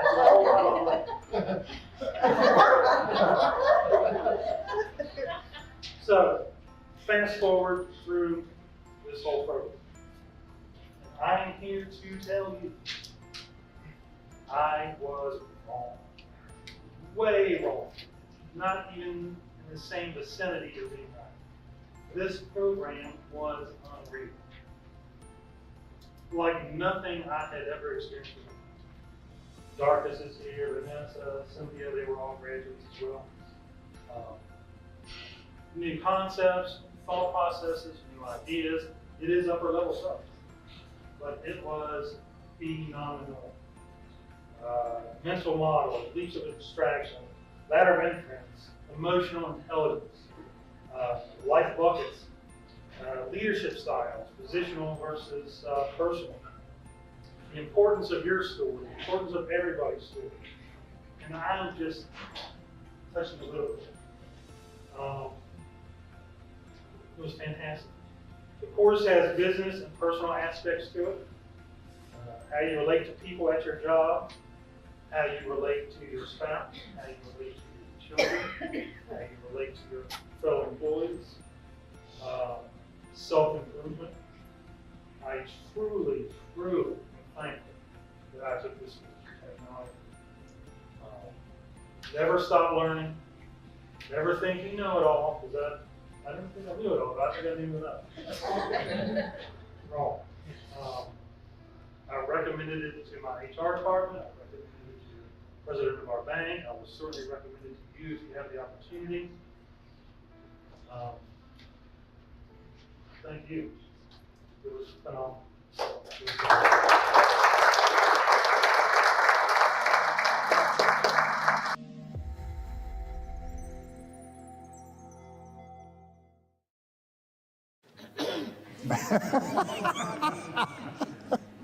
Good morning, everyone. I'm Cynthia Schneider with the Top of Virginia Regional Chamber, and we are here today with the team from the Small Business Freedom Alliance, a new member of the Chamber, celebrating their membership and thanking them for all they are doing to help support small business in our region. Here to tell you more about what they're doing for our community is Josh Phelps, Winchester Metals, and the president of the Small Business Freedom Alliance. Thank you, Cynthia. Thanks for your support. I want to thank the Chamber for their support almost from day one of us kind of getting started. The Chamber's been there as a supporter and partner, so we thank you for that, certainly. Thank our fabulous team of members and leaders that have done all this on a volunteer basis to put this group together. We just felt like small business needed a voice and an advocacy for themselves, to educate, to talk about our rights and our freedoms, to make sure that small businesses knew what they could do, what they could not do, and what the government could not do to them or for them. So we formed about a year and a half ago and have just kind of been growing steadily ever since, purely a grassroots kind of thing. And we're excited that we get to meet here at beautiful West Oaks Farm Market once a month. We meet the second Wednesday of each month. And we try to educate our members each time. We talk about the Constitution, our founding documents, while we're here, and we talk about small businesses, and we allow our members to feature themselves to each other and make sure that everybody understands what they do and how they can support our small business community. Hattie, would you share with us the founding principles of your organization? Yes, we believe every business is essential and that we need to stand up for our rights as small businesses and for our families, and that we will educate our membership on what our rights and what we can do as businesses and families in our community. All right. And now let's do a little celebration with the cutting of the red ribbon. All right. Ready? You are moving it? That's not fair. Okay. Thanks, Cynthia. Appreciate it. Got him? And on behalf of the Top of Virginia Regional Chamber, we welcome you to our membership. Thank you all for what you do.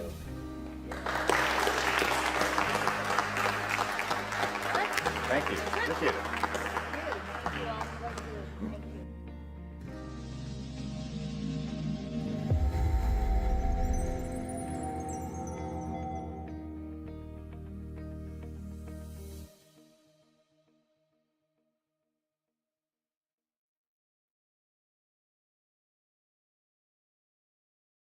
Hi, I'm Cynthia Schneider with the Top of Virginia Regional Chamber, and we're here today to celebrate the launch of Casa Winchester, part of the Keller Williams Group.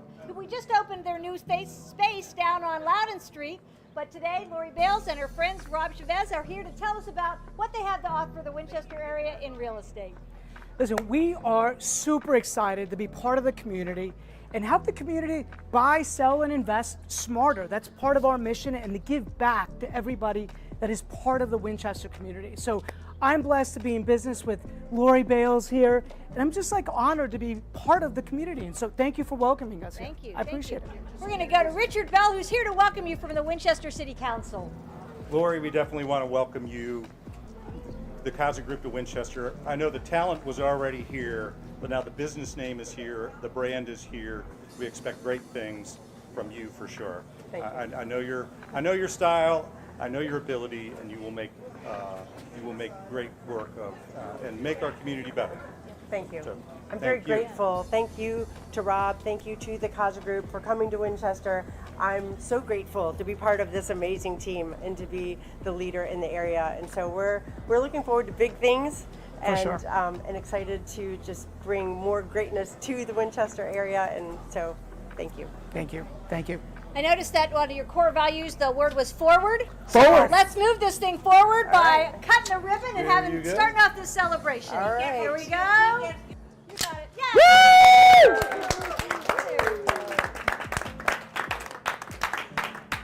Awesome. On behalf of the Top of Virginia Regional Chamber, we welcome you to our membership. Hope you can display this proudly in your office. Welcome. Thank you. Thank you. All right, there we go. Let's have Wonderful. some fun. Let's have some fun.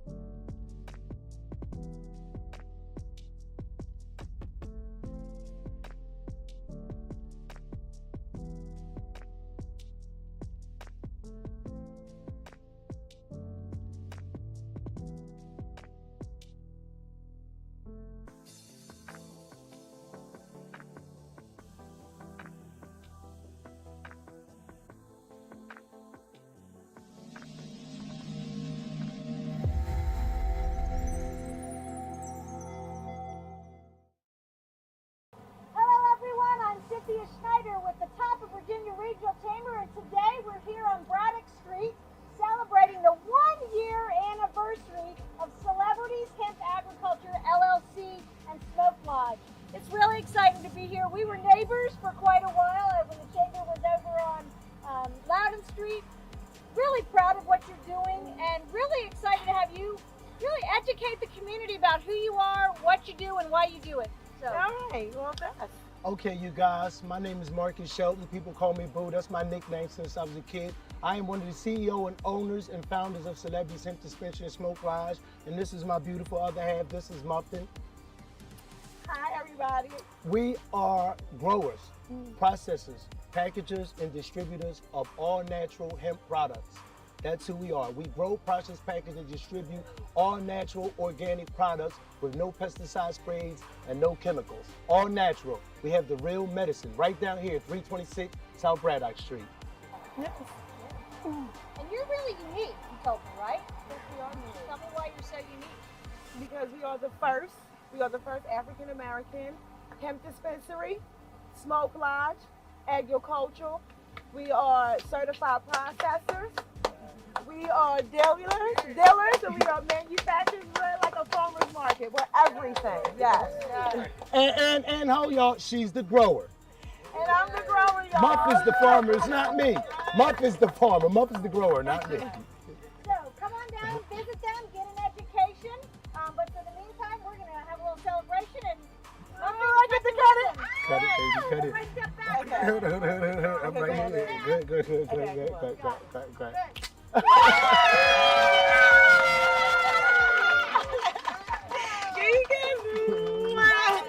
right here. Alright,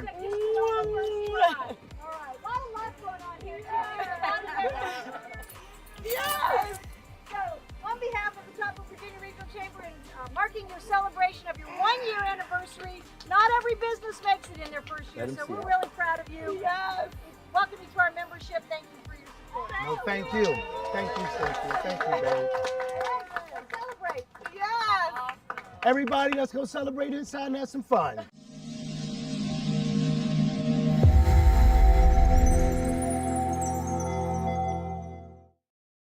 Today for Blue Ridge Hospice Thrift Store. Really appreciate you coming out. Fantastic event, great group that's here. We've got Cheryl Freed and we have Cheryl Ringer that are going to be here. We have Anthony Croson, who's the VP of Operations of this. And my name is John Fox. I'm on the board of directors for the Top of Virginia Regional Chamber. We really are excited to have you guys here. Always a great value add to the community and just really, really happy to have you guys here. What you do is fantastic things. I know you've had guys that are ready to get inside, so let's get everybody in there. I'd like to present you with a plaque, and if you want to go ahead and do your ribbon cutting, we're ready for you guys. If we say a couple words. Absolutely. I I just want to thank the community. 100% of the funds that we raise to our thrift stores go directly to unfunded and charity care for our organization. We absolutely could not operate in the way that we do without the community support that we have. And so I appreciate Cheryl and Mike and Anthony and everybody involved in opening this particular store. I want you to shop today. I'm going to be. And we just thank you for your support. It means so much to Little Ridge Hospice and so much to all of our communities that we serve. Thank you. And I know you guys want to shop and we're in the sun, but I want to just do a couple quick thank yous. Thank you to Mike and Anthony and Tracy for all they've done for opening the store, for our maintenance department, for our delivery drivers, and for all the folks who came out to help us. We couldn't do it without them, but most importantly, we couldn't do it without all the community, all the staff that we have that works each and every thrift stop. We are so blessed to have you in the community to help us, support us, both donors and shoppers. So let's get shopping.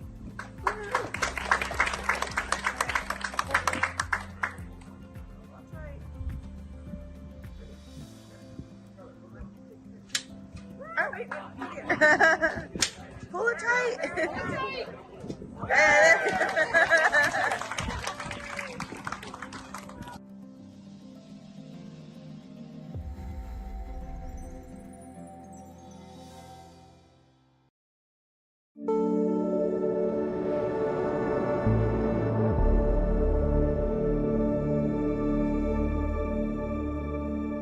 We're going to get started. Got lots happening today.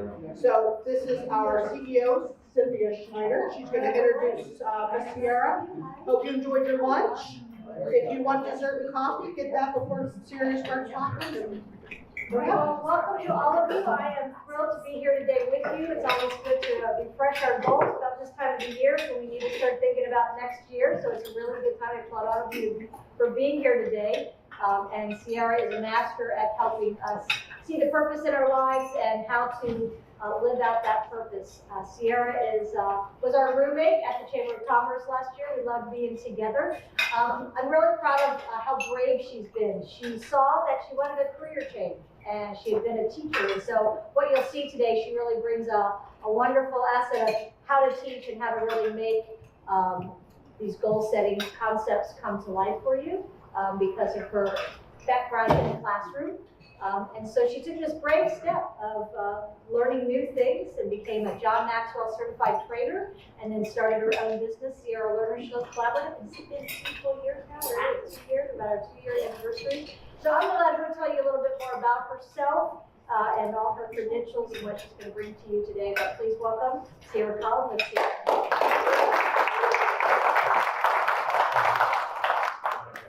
All right. Hello, everyone. Thank you for being here. Thank you for taking time out of your day to be here. There are so many different things that you could be doing right now, and you chose to be in this room, and that's a big deal. So thank you. There was a little bit of argument in here about whether this ends at 1 or 1:30. Danita thinks she said 1 o'clock. I would prefer it go the rest of the day. I have plenty to fill the time. So with that being said, if I speak a little past 1 o'clock, if you're able to stay, I would love for you to stay.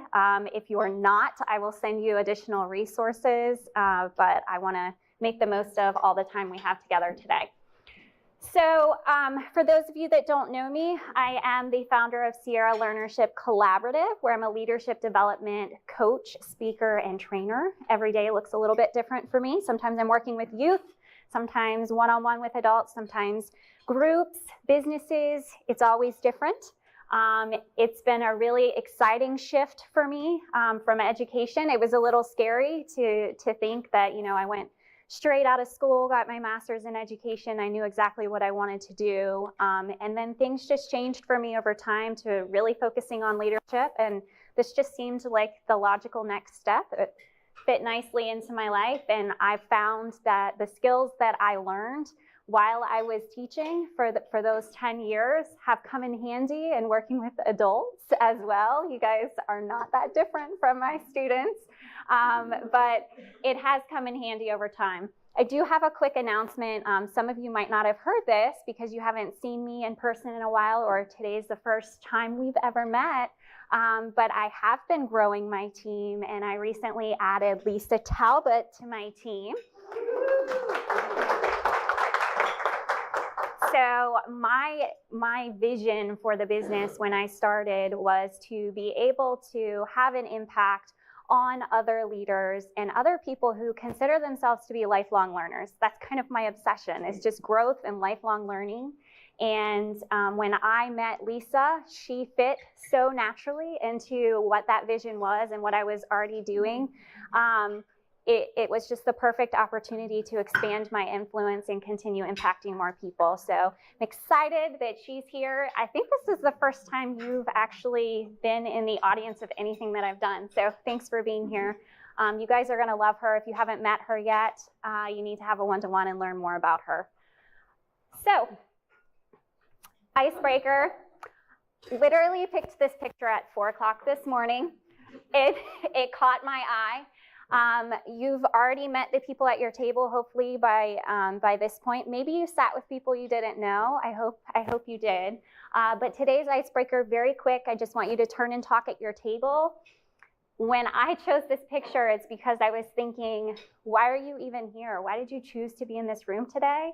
Like, did you really think about what you were getting yourself into? What's your purpose? What's the outcome you're looking for in being in this room today? And if you could just no more than 15 seconds or so each, just go around the table and share what you hope to achieve by being here today. Go ahead. Probably like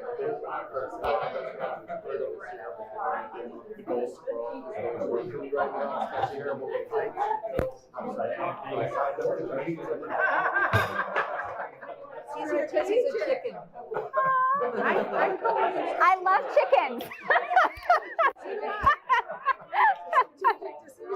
No, I was telling them that I signed up for this because I had a job scheduled that I had to be on site for. That was way up. We had a crane and we were lifting things to build our house way up in the air. Well, I can't do that. I fall apart. Aww. So I sent my project manager out and then I scheduled this. I love your honesty. So I seemed like a better option than Heights. I was on site this morning and that crane boom went up in the air and I was like, oh, I can't do this. Nope. I love it. Love it. We're like going on.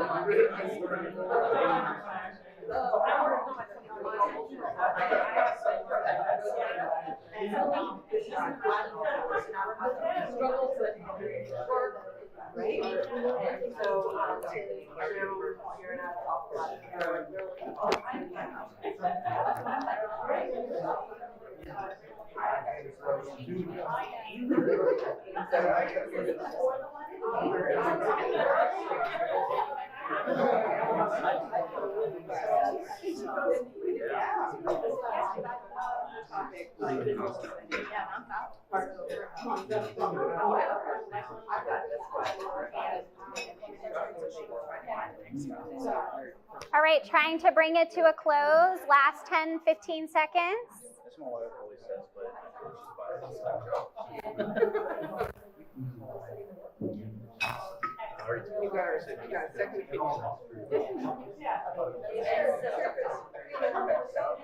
All right, and let's come back together, please. In 3, 2, 1, and we are back. Thank you. Some of the tables were smaller than others, so some of you moved a little bit more quickly. All right, so I did not warn anybody that they were going to have to share out, but I'm sorry. Why did you choose to be here today? Well, I had a job that I had to be on. We were using a crane to lift some steel into a project, and I can't deal with heights, and just looking up in the air just breaks me. So I went on site this morning, I looked up in the air, and I looked at my project manager, and I said, I've got a meeting at 11:30. No, that's not why I signed up, because I love goals. Because you love goals. But yeah. I love it. I love it. Cheryl, why did you choose to be here today? Well, since I've met you, I think you have it together and you've grown your business in 2 years. And I have 2 businesses that I want to get the most for my money, and I enjoy what I do.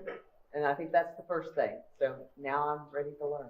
That's huge. Thank you for being here. And Dan, last one. Why are you here? I had to.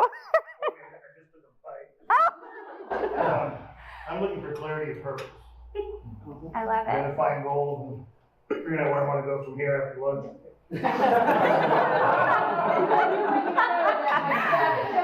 They weren't told to be here. They did choose to be here. That's awesome. That's good to know, actually. I hadn't even considered that. Well, thank you for choosing to be here. Yes, Danita. Karen and I made a goal together that by the Christmas mixer, we're going to be down, we would say 10 now. Yep. There you go. Congratulations. Yeah, so We are going to make that happen. Round of applause for that one. All right. So today's agenda, goals and growth, intentionality, Michael Callahan's favorite, backwards planning for smarter growth, and ending on accountability. I told you it's a packed time together, so I'm going to move quickly. So, when you think of the word goals, there's some sort of emotional response that you get. I spoke to someone a little bit earlier who absolutely loves setting goals. I could tell she found passion and purpose in setting goals and achieving them, right? And some people might not feel as great about goals. So I had put, by the way, there is a sheet in front of each of you. If you guys want to take notes on it, there's some questions on there. It can guide your thinking as we go. But a question on there for you to think about: what emotion comes with the word goals for you when you hear that? Shout it out at me. What do you guys think? Fear. Fear, okay. Lack of focus. Comfort. See, you know who I was talking to earlier. She loves goals. Accomplishment. Challenge. Okay. We know you like a challenge. Okay. So oftentimes, by the way, I've always loved goals. It gives me a sense of purpose, and every day I'm always working towards the next thing. Love it, right? But oftentimes when we set goals, if it's a really lofty goal, you may have had an experience in the past where you set a really lofty goal, and then we had this discussion earlier, then there's this almost a sense of shame when you don't reach it. You can be pretty hard on yourself, and you kind of just give up on it. And now wasn't the time, maybe I'll try again later, right? A lot of times we think, how long will this take? How long will it take me to lose 10 pounds, right? And you set a time that you think is appropriate. And unless, ladies, you two sit down and talk about between now and then the strategies that you're going to implement and the steps you're going to take to reach that goal by that date. You okay? Sorry. No? Sometimes we think, how long is this going to take? How long am I going to have to go through this process over and over? How many days am I going to have to get up in the morning at 5 a.m. and work out before I go to work? Maybe that's not enjoyable for you, so you're having to push yourself outside your comfort zone. So you might have the reaction of, how long is this going to take, right? You just want to reach the end. How quickly can I get there, right? On your sheet, I had put a question on there about a goal that you've reached, that you've seen some success in before. What is a goal that you're really proud of that you've achieved in the past? Anybody, shout it out. By the way, I love when you participate, so you're all going to talk at least once. Yes? Just breaking out back into work after having children is just getting back in there and not Yeah. I'm sure that's a tough transition. Yeah. Yeah. Yes? Finishing my dissertation after many years. But it was worth it, right? It was worth it, but it have its ups and downs. Mm-hmm. But it was great. I'm so glad it's over. But we often feel that way, right? When it's done, we're like, oh, checked that box. Now what, right? We move on to the next thing. One more success? Who had a yes? I wanted to build a house when I was young, and it took me a while to get there. I built 12 so far. Wow. That's amazing.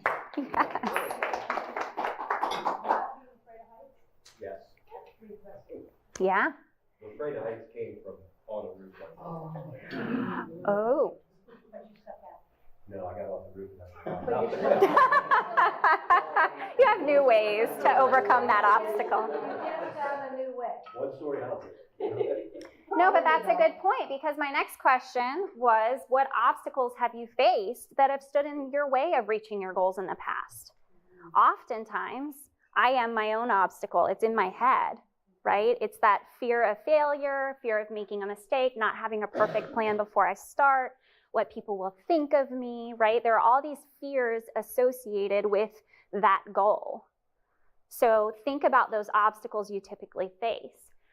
And the reason I entitled this From Goals to Growth is I love goals. I want you to keep setting goals. I want to be very intentional about the way that we set our goals, but I want the focus to be on growth over time, not just chiseling away at something and then asking yourself, okay, what's the next thing? I've done that one. What's next, right? So when we make the shift from goals to growth, we start to think about, how far can I go? How far can I take this? Ladies, it's not about losing the 10 pounds. What is the actual goal there? You want to feel better, right? It's about your health. You want to feel good about yourself when you look in the mirror. So that is the growth part, and you are taking steps to get there so you can feel a certain way. And so that's the shift that I really want to talk about, is what does the continuous growth look like for you? And that's why we really have to do some big picture thinking and then slowly do some backwards planning and figure out, now, how do we get there? So you've all had some massive goals in your life that you've been working on, and I know that you've checked some of them off, but there are probably some things that you haven't done because of the fears I was talking about before. Something has been standing in your way. Does anybody have a goal that they've always wanted to do, but there's some fear standing in their way, that if you could get rid of that fear right now, you'd do it today? What would you do if you didn't fear failure? I'll go get it. I'd sell my business. You would? It was always the intention is to build a business that was marketable and sell. It wasn't to own the business or anything like that, but to sell it and start something new. So yeah, I would sell it. So what's stopping you? Buyers. Okay. So, but that's what you have to start asking yourself, though, is what would you do if you knew you couldn't fail? What's stopping you? What is that first step that you can take to head in that direction? I heard that. I heard that. So here's the shift. Making the shift from how long will this take to how far can I go? Just think about the emotion that each of those things evoke for you. For me, how long will this take? There's an end point, right? And I'm just trying to figure out, what can I do to go through the motions to get to the end point? With the other one, what is how far can I go? How does that change for you? What do you feel when you hear that? What do you feel when you hear growth versus goals? John? I guess it depends on the goal you have and being realistic about your needs. So it sounds like you take goals and then you dissect them into accomplishments, and that's maybe overwhelming to people as opposed to getting here. So the strategy is planning it better. I feel as if sometimes the goal puts a limit on how far we'll go, but the idea of growth and constant growth over time every day, even if it's just a little bit. Even if you think about plants and the way that they grow, right? If you sit and stare at them, you're not really going to notice them growing. Walk away for a week, come back and look at your tomato plant, and you know something's been going on, right?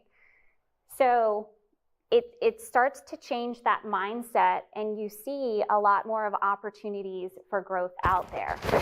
So I've put together a couple of ideas of things that you can do to make the shift before we talk about how we do this kind of new sort of goal setting.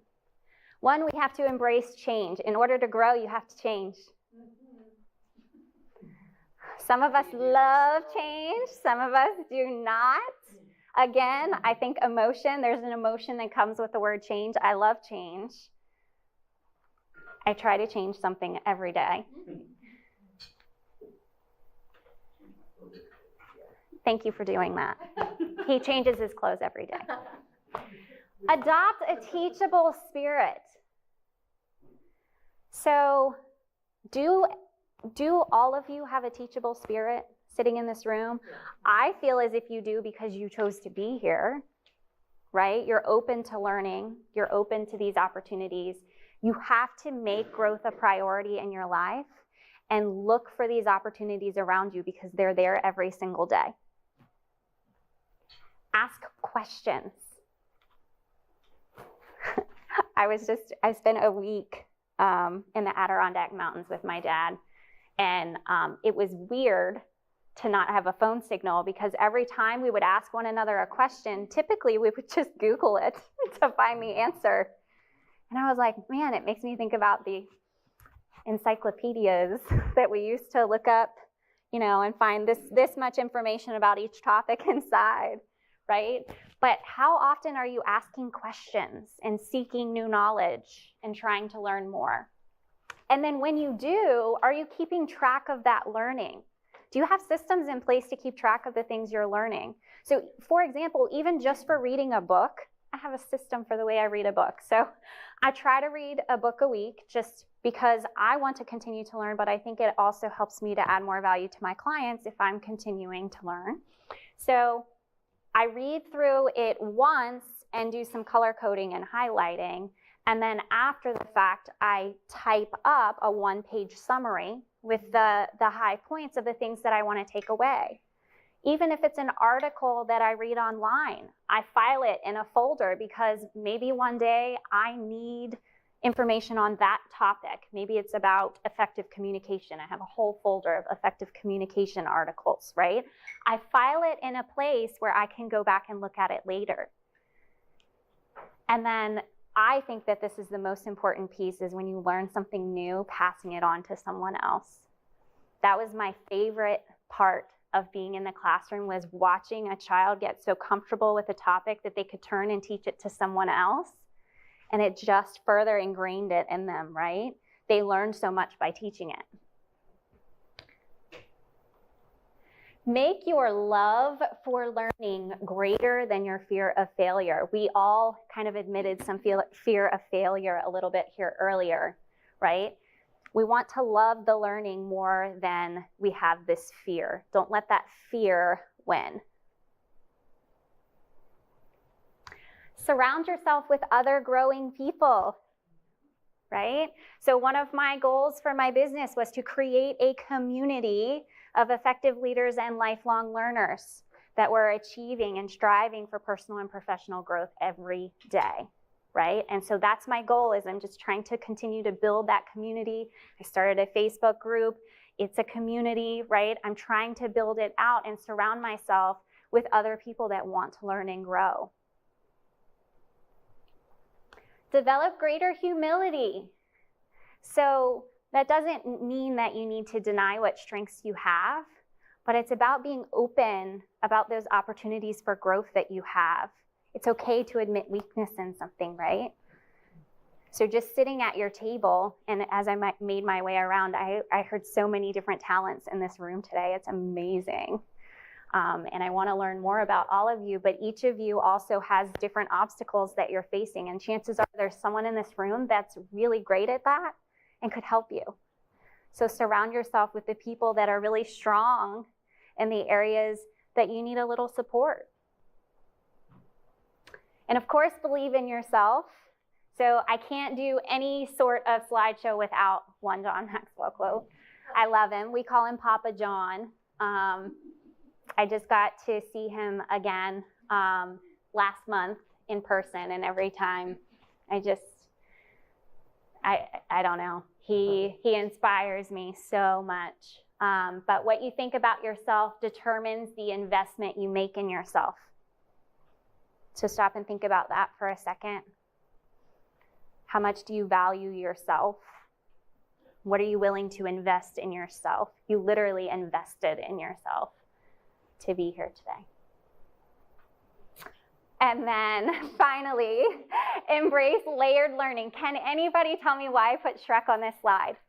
Because onions have layers. Yes, yes. So who doesn't get it? Oh, watch Shrek this weekend. That's your assignment. So onions have layers. Everything great has layers. Okay? But when we talk about layered learning and educational, we talk about spiraling and continuing to build on the skills that the students already have, right? This is building the big picture for yourself, one piece at a time. So continue to build on your learning over time. So it's all about intentionality, but before we figure out where we're going, we have to figure out where we're starting, right? And this is like very quick brain dump. I just want you to take 30 seconds individually, jot down on your paper, where are you now? What do you feel good about in your life? Remember, this is a personal development shift as well. So we're talking personal today too, not just professional. There's a lot more to you than just a career. So open up with yourself, reflect on where you are, what do you feel good about, and what needs work. Try and identify at least one or two things for each box there. I'll just give you a moment.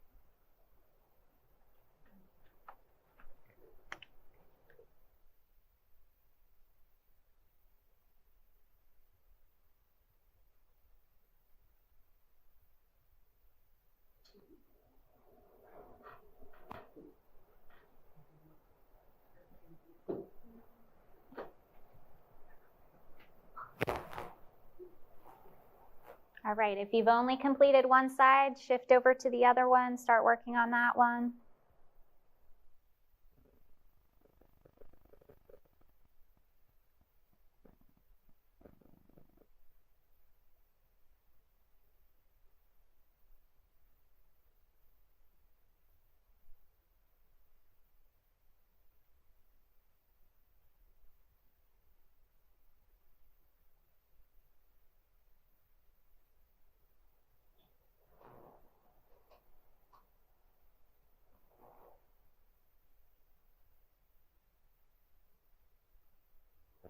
All right, wrap up the one you're on, please.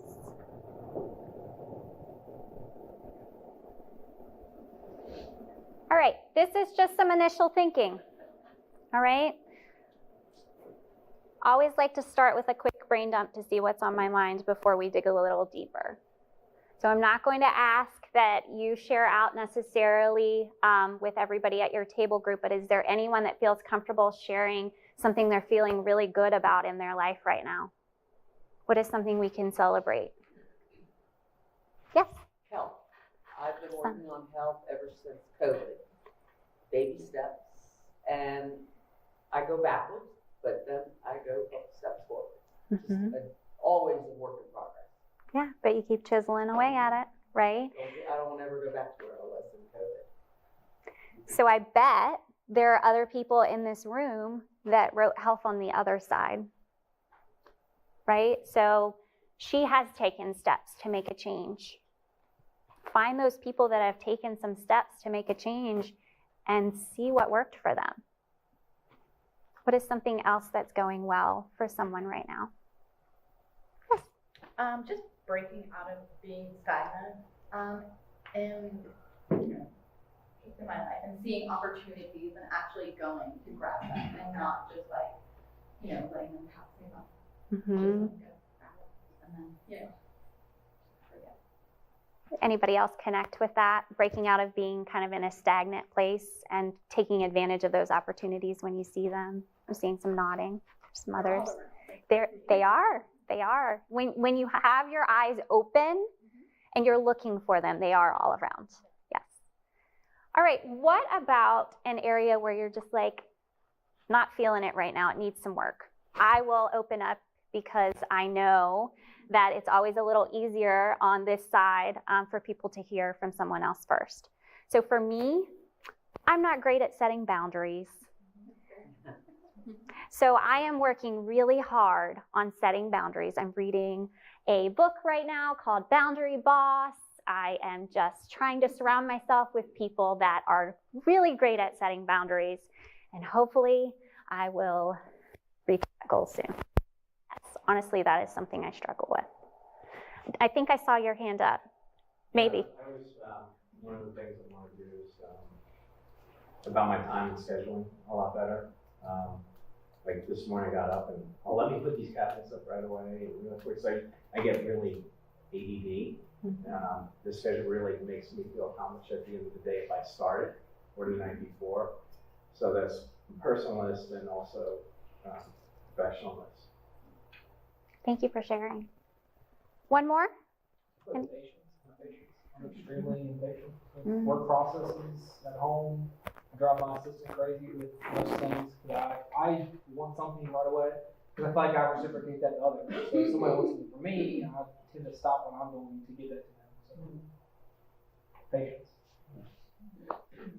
I think staying on task, that really resonated with me.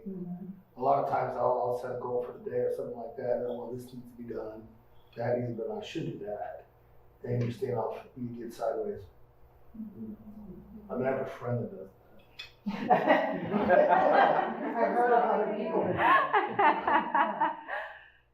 So as you were saying that, Dan, I was just thinking about just having awareness of that and being able to stop yourself in the moment and realize it's happening and do something about it.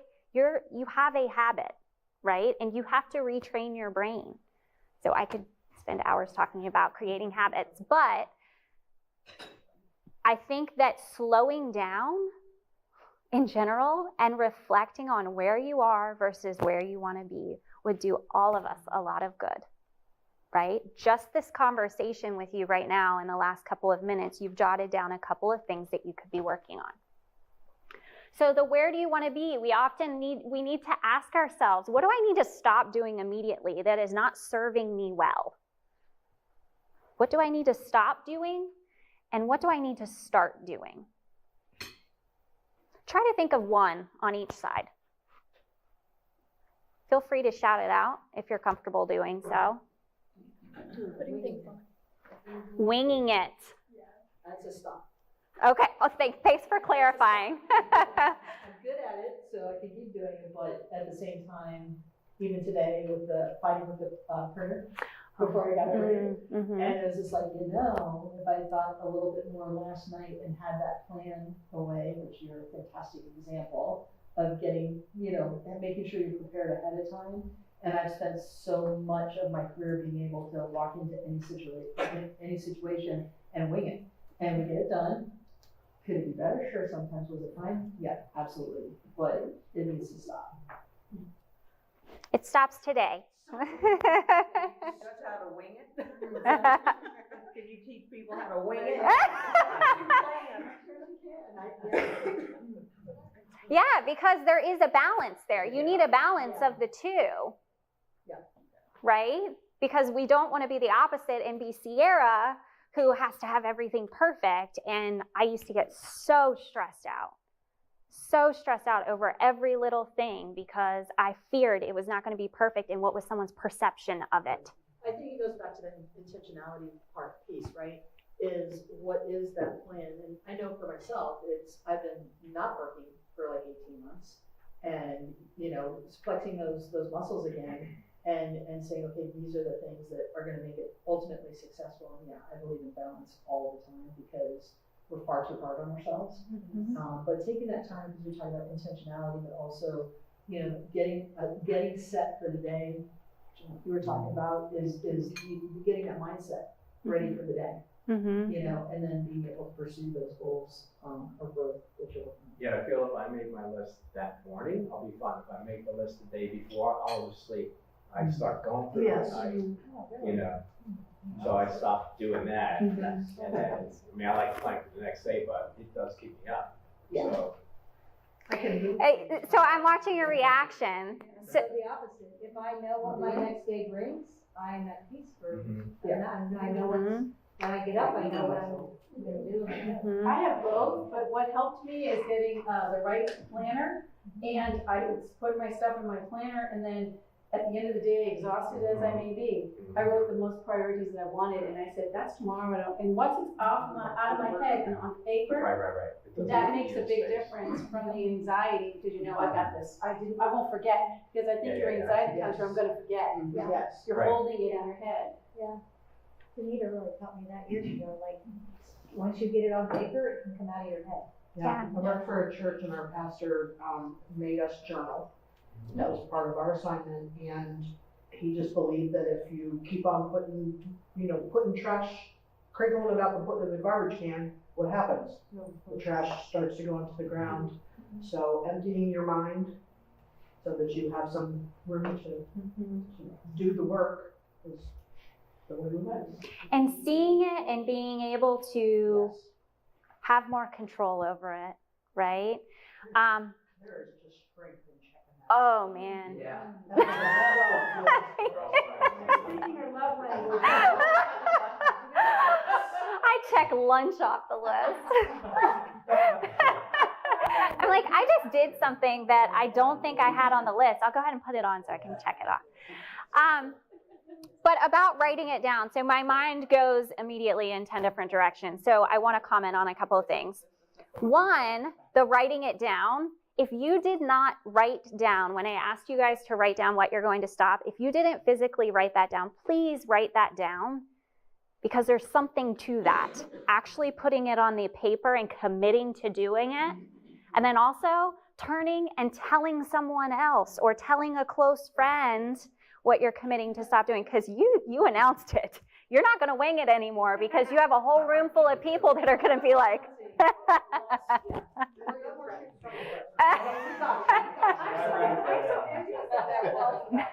I love being in front of people and talking and such, but I come prepared, you know. But even in the preparation, there's always, you have to adapt. So I'm not afraid to adapt, but I like to have some kind of scaffolding that I know in which direction I should be speaking or talking or thinking or writing or whatever it is. every single one of us in this room is wired differently. And so taking this time to stop and think about those things that you know that are working for you and those that aren't, that's going to make the difference for you. So real quick, for the sake of time, is there one thing someone wants to share out that they want to start doing immediately? Yes. Prioritizing the time and like actually putting it on the calendar. Like if it's there, if you're scheduling what you want to accomplish, then you know, it's not you, it's you see it. Yes. Yeah. I call that my 24-hour plan. And there are always 24 hours in a day, and I get to choose how I use them. And when you actually sit down and plan out exactly how you want to use them and you prioritize your time with your family first and your health first, there's still 8 hours in a day to work, but you've done those things for yourself first. Yeah. Yes. That was I will start prioritizing my own goals versus my work goals or my family goals, because I'll give you a quick example. I started writing songs back when I was 18, 16, 13, and then all the way up. And I've just been accumulating songs and lyrics and stuff. And And then when I early retired in 2020, and then I went back to work after that. But when I early retired, I went into the studio and 3 songs, right? Of ones that I'd written when I was 18, and I'm certainly not that any longer. But my voice had changed, so then I had to learn what do I do about my voice. You know, I didn't want to be the weakest link in my own project, you know. But it was so satisfying doing that. But I waited 40 years to do that. So, so what? You know, at least if you do them, I think it's important. But then you have to also adapt your where you think you are and what you think you can contribute. Because I'm thinking, either I'm going to sing them, or I might just get some conservatory students to sing it. Because the songwriting, our goal is to get the songs out there that can encourage people. That was the ultimate goal, but that took a little bit of a mindset shift to get there. And I'm still getting there because I'm still on the fence. But anyway, prioritizing those instead of all the years of working full time and kids and husband and parents and all the other things that are important in life, community or church. Thank you. Thank you for sharing that. All right, talking about all of those things, this is what I call the wheel of life. So we're looking at the big picture. So your life is made up of all these different categories, okay? So here are some examples here. There's some examples on your paper. But if you break down this wheel of life into different areas, of course, career is only one of them, right? And so that's the idea of jotting down all of your goals, not just for career, but all the rest of your life as well, right? Your health, if you have a significant other, you're in a relationship, friends and family, physical environment, the safety and security of your home environment. But then also, if you don't work from home, your office environment. Some of us can walk into an office environment that's kind of toxic, right? And what can we do about that? Personal growth, has that been a priority for you? If not, it might be now. Fun and recreation, are you taking time to do things you enjoy?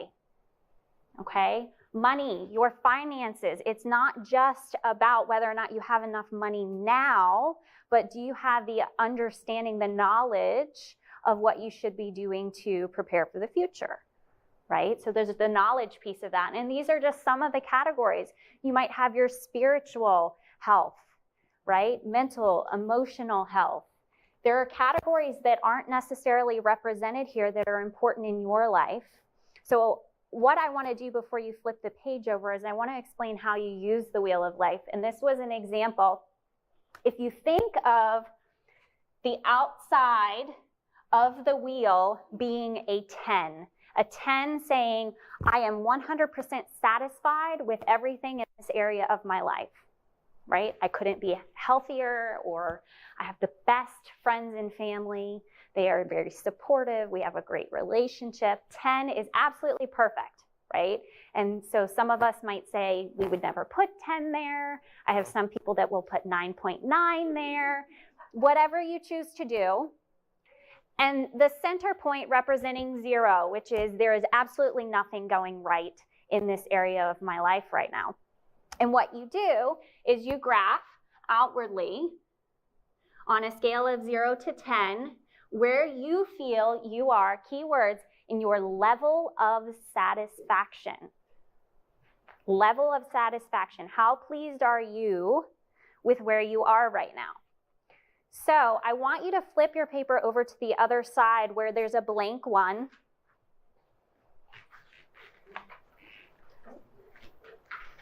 So what you're going to be doing is you're going to be dividing your circle into the number of spaces that you need to look at the different areas of your life.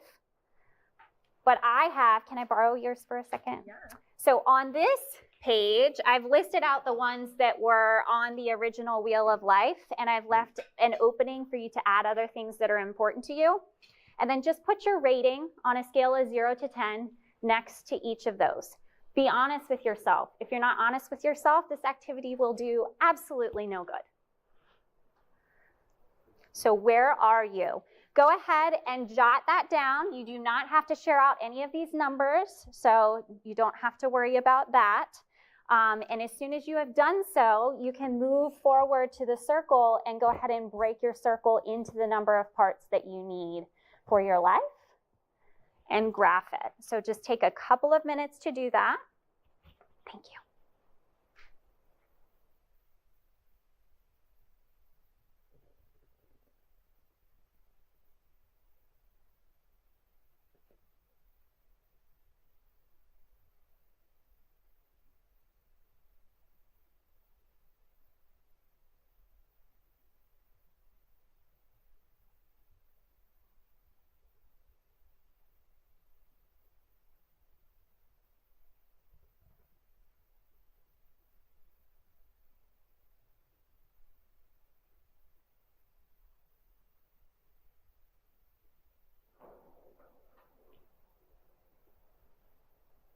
Sometimes it's a little bit easier if someone like talks you through what that category is. So I'll just quickly go down them if you haven't done personal growth.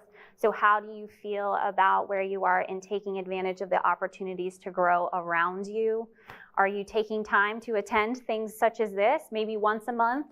Are you doing something intentionally to grow at all times? Fun and recreation, have you scheduled things to do that allow you to decompress and take your mind off of the things that are stressing you out? Physical environment, I mentioned safety and security, so just being comfortable in your home space. Career, so a lot of times people struggle with this one because they might think, well, I expected that I would be here by now, so they kind of rate based on where they expected they would be. But that's why I want to focus on your level of satisfaction, how happy you are with where you are going into work every day. Money, I mentioned, it's not just how much you have, but the knowledge and understanding of what you need to do to be prepared for the future. Health, some people break that down into multiple categories because your physical health might be completely different than your mental and emotional health score. Significant other, romance, some people say, well, I don't want to be in a relationship, so I don't know what number to put there. And I'm like, well, if you don't want to be in one and you're happy not being in one, then you can rate it high because you're happy with where you are. And then, of course, the blanks. Does anybody have any questions about any of the categories?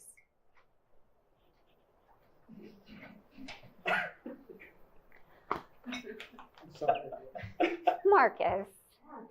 Okay, so remember how I said teaching adults is very similar? Come here. Oh, wait, you're going to put the whole thing. This is Marcus's Wheel of Life. It is so him. He has a smiley face on his name tag, too. I embarrassed you on purpose.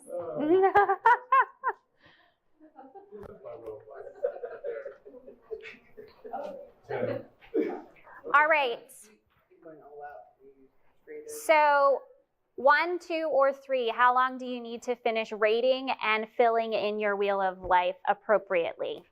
I'm visually challenged here, so I could use a little assistance. Okay. How many categories do you have? 11. Yeah. and you want it to be perfect. Where's my straight edge? Can you just get a 12? Can you pick a 12? We'll pick a 12. You guys can make them pretty later. It's not about being pretty. You are giving me a straight edge. There's the straight edge. Yep, got it. All right. You guys can finalize this and make it look how you want later. But what I want you to see is, if this were to be a wheel, by the way, this isn't mine, so just so you know, if you're like, wow, Sierra's really unhappy with Matt, that's not why that's there. But if this were to be an actual wheel, how smooth of a ride would this be? It's a little bit bumpy, right? So oftentimes we think, oh my gosh, so I have well, everything here is low because I don't have any 9s or 10s, right? What if we could get everything to a 7, right? It's more about having balance. The idea isn't that we try to get everything up to a 10, but we find a way to build on these areas that we know maybe we've been neglecting. Until we sat down and really reflected on it today, we didn't realize that there was much of a discrepancy there. So we did this exercise 1 to 10. Now, you should at least have your numbers done. So if you don't fill out your wheel right now, that's okay. I want you to identify 3 of the areas, 3 of the categories that are your highest scores and the 3 that are your lowest scores, and fill them in the table.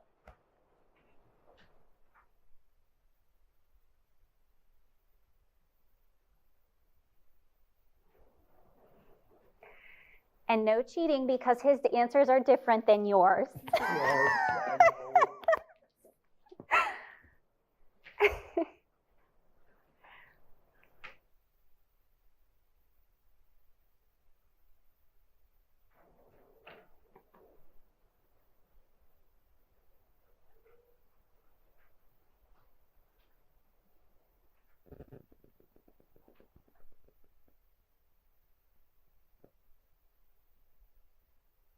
So something I used to be really bad about was never celebrating the success and always just immediately focusing on the things that I'm not doing well at, right?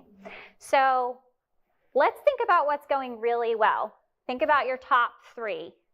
So in the categories listed, just a quick raise of the hand is easy enough.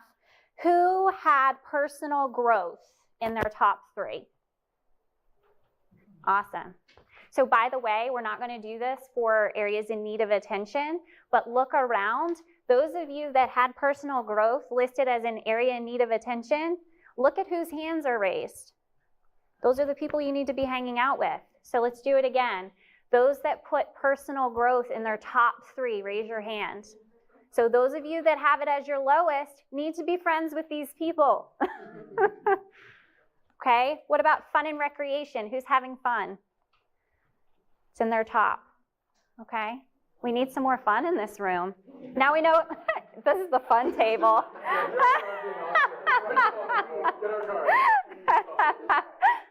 Physical environment. Like, I feel really safe and secure. I love my home. It's a happy place. Cool, great. Career. Awesome. Finances, money, wealth. Interesting. No, don't. Put your hands up. Work hard. But look around the room. This is so common that finances, money, wealth falls over here. Go hang out with Darkish. She'll tell you what to do. She worked really hard for it. All right, your health. Be proud. Awesome. Friends and family. It's just so funny when you like said, what is your standard, right? Mm-hmm. Mm-hmm. Some parts of me I would go, like, look at my age, what I do, right? Like, I was like, thank me every weekend, what we were able to keep up and have this amazing faith and everything. But part of me would then also go, my more critical side of, you know, you put on too much weight, you know, you can't do what you did 5 years ago, right? So it's like, what is the standard that you're measuring? It's a great point. It's a great point. Past standard that's not, we have to change. Mm-hmm. Routine age where I have to be more satisfied with different levels of health. Yeah, so true. You know, commenting on that. So most of you that know me well know my struggles with Lyme disease. And so for me, I know how bad it can be. I think if I was a normal, typical, like healthy 33-year-old and I hadn't had that experience, I would look at my health much differently. But now I'm super grateful when I wake up and I'm not in pain, right? And so that's a great example. Thank you, Cynthia. We're not going to tell anybody, but who is super happy with their significant other, romance, spouse, whatever, great relationships at home? Awesome. All right. Who added a category that wasn't on here? Like I added spiritual life. Does anybody rate that as their top? Awesome. Mental health. Okay. Helping others. Helping others. Service to others. Any other categories that you guys added that are important to you that wasn't on here? Okay. Life balance. I like it. Self-care. Self-care. Very important. I separated my heart. That's one of the work. I like that. All right, the areas in need of attention. I want you to just choose one of them that you would like to focus on for the rest of our time together and for the work that you do after today. Choose that one focal point. I love it. She circled hers. Circle it. Look at it. Make a commitment to do something about it.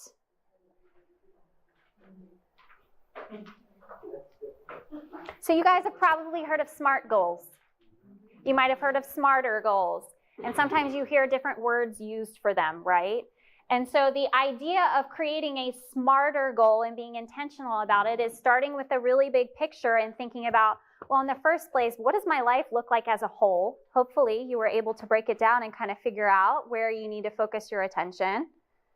We don't want to neglect the things that have been going really well because all of a sudden we're working on this one thing. So I'm not going to let my relationship with my family go because I want to focus on improving my health. I'm going to involve my family in improving my health, right? How can you get more bang for your buck and focus on something where you involve the other areas at the same time, right?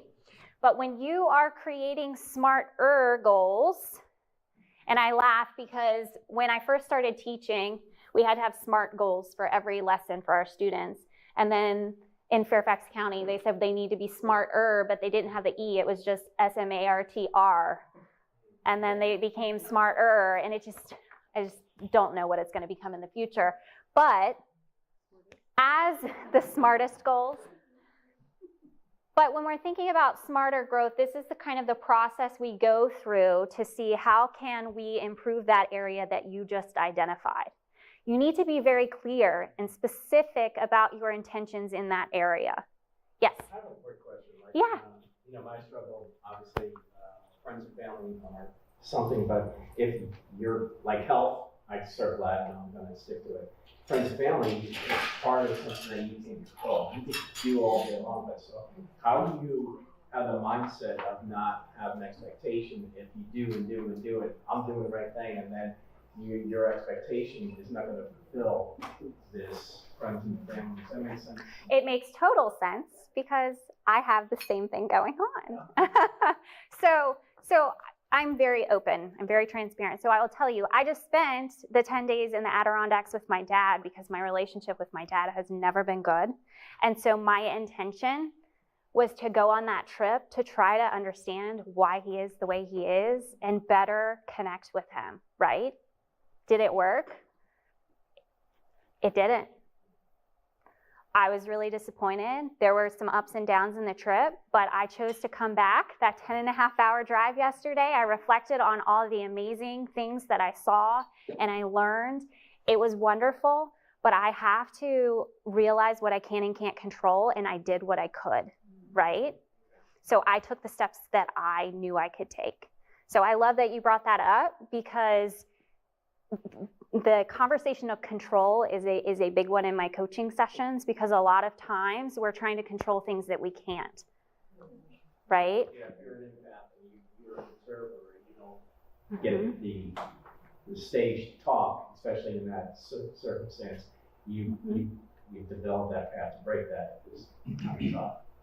So I think it's just being very clear with yourself about what you're willing to do and how far you're willing to go, but then it's that boundary part that I'm working on, right? Yeah. And setting a boundary and saying, I've done what I can. Yeah, that makes sense.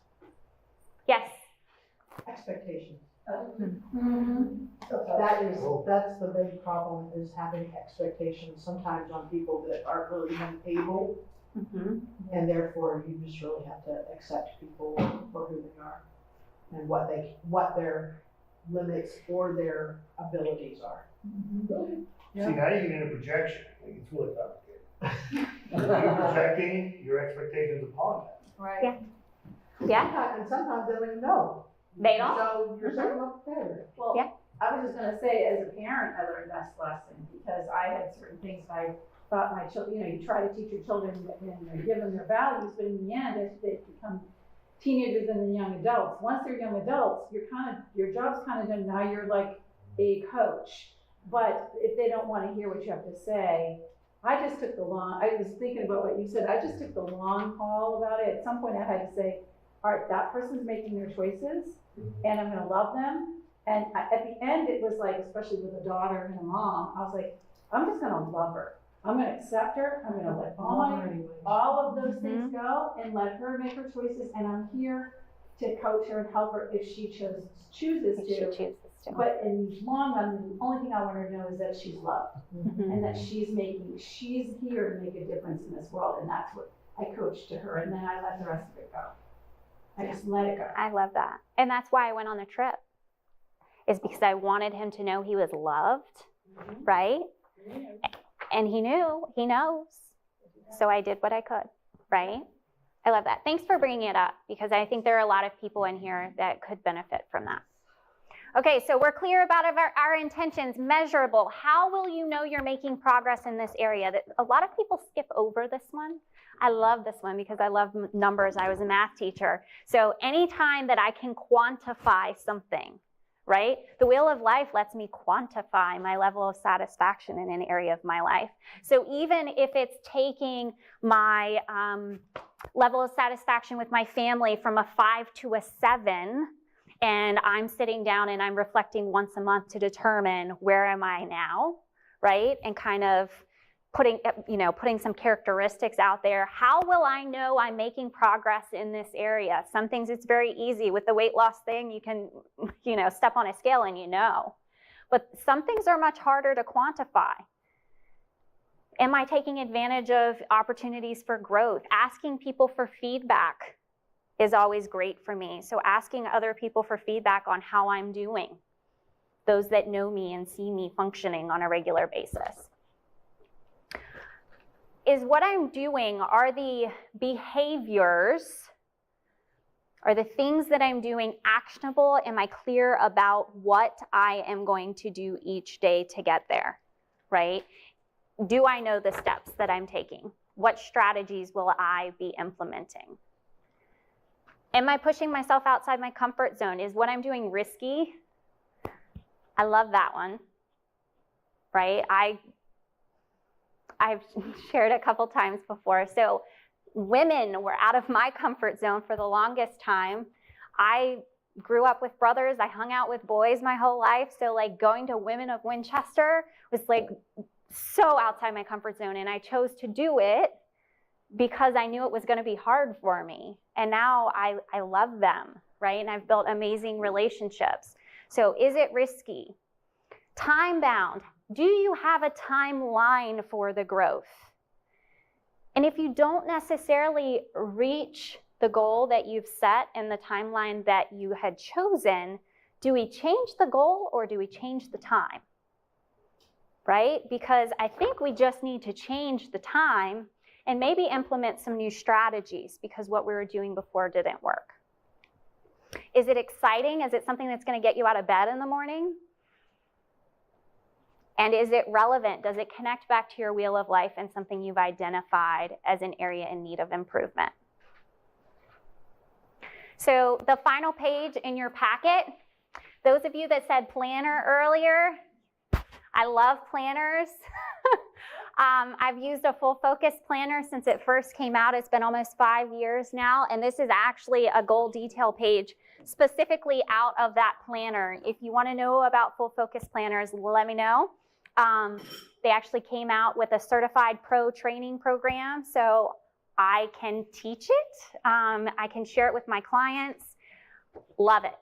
But all about goal setting. So here's a goal summary where you would write your SMARTer goal. You identify as an achievement. It's something you're going to check a box when you're done, or are you creating a habit? My favorite goals are the habit goals because I don't just want to check a box and be done with it. I want it to be a part of my life. So here are the domains that Full Focus Planner uses. These align very well with those on the Wheel of Life. Here, it's key motivations. Why do you want to do it? This is the exciting part, right? Why is this important to you? This goes back to what Danita, you were saying. It's not just about the 10 pounds, it's about how you're going to feel, right? It's about your health. What steps are you going to take to get there?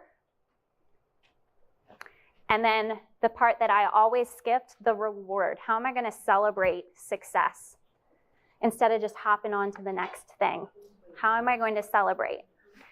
At the bottom of your page, and I know it looks horrible up here, but at the bottom of your page is a streak tracker for 3 months. So if it's a habit goal, if you want to 3 times a week go for a walk with a friend, you would use this as like the dates on the calendar and you check it off every time you do it.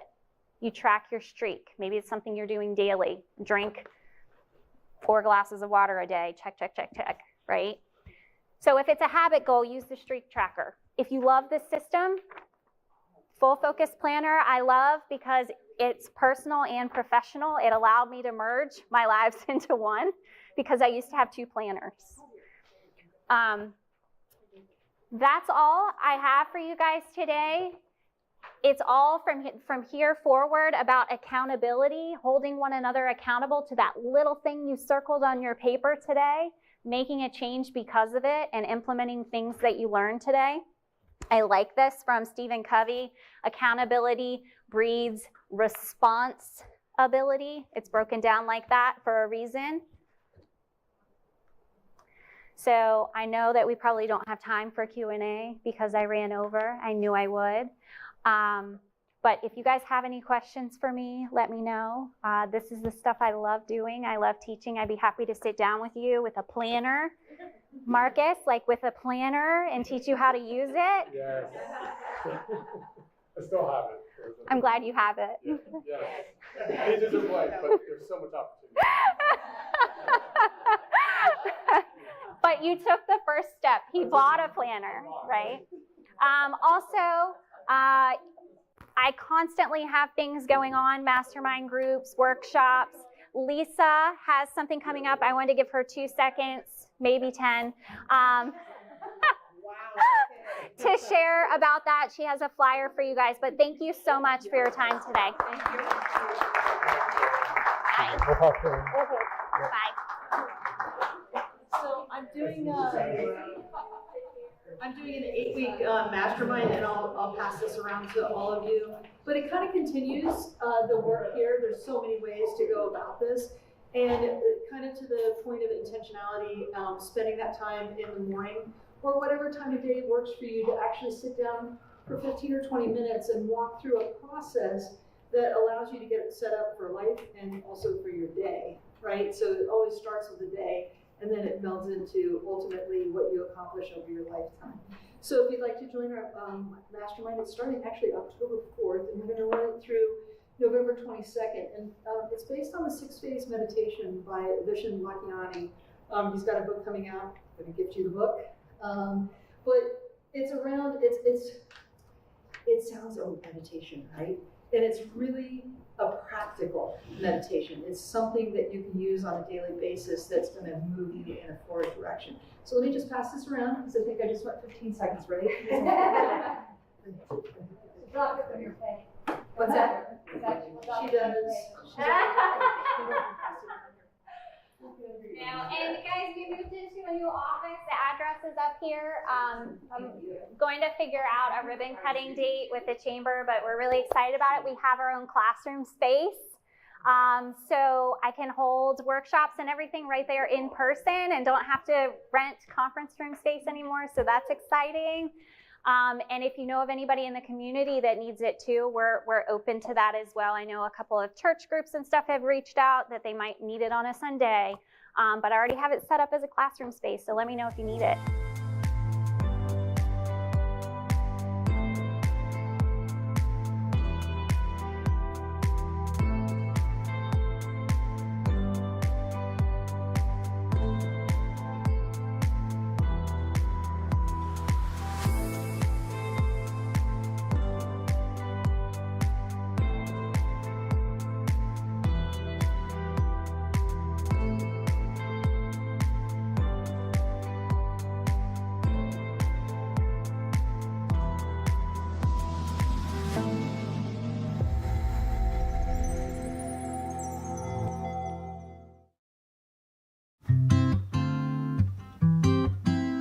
My favorite way to eat an apple is, this is gonna sound lame, right off the tree.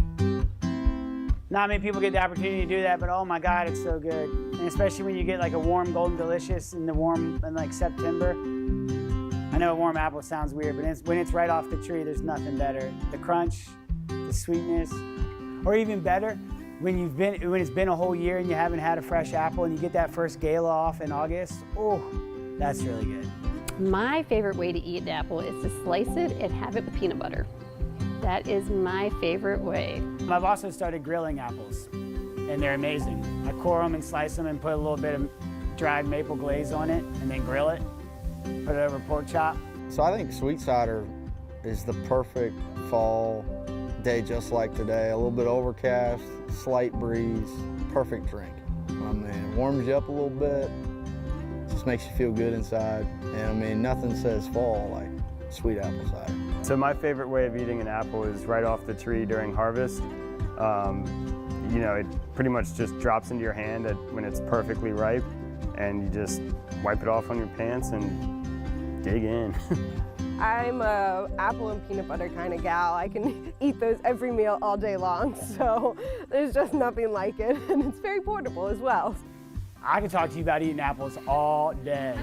Big fan of applesauce. I got 2 kids, I make my own applesauce, and I'm dialing in the blend right now.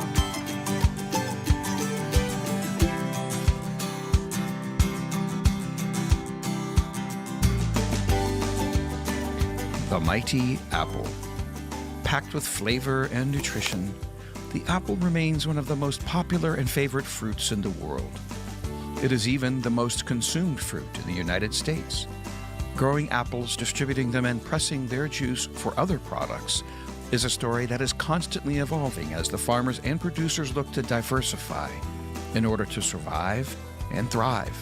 This is a story to help you understand how the apple farmer, distributor, and producer are innovating, how they are collaborating to bring apples and their products to the consumer. For some, growing, processing, and distributing the apple has been a part of their Virginia life for generations.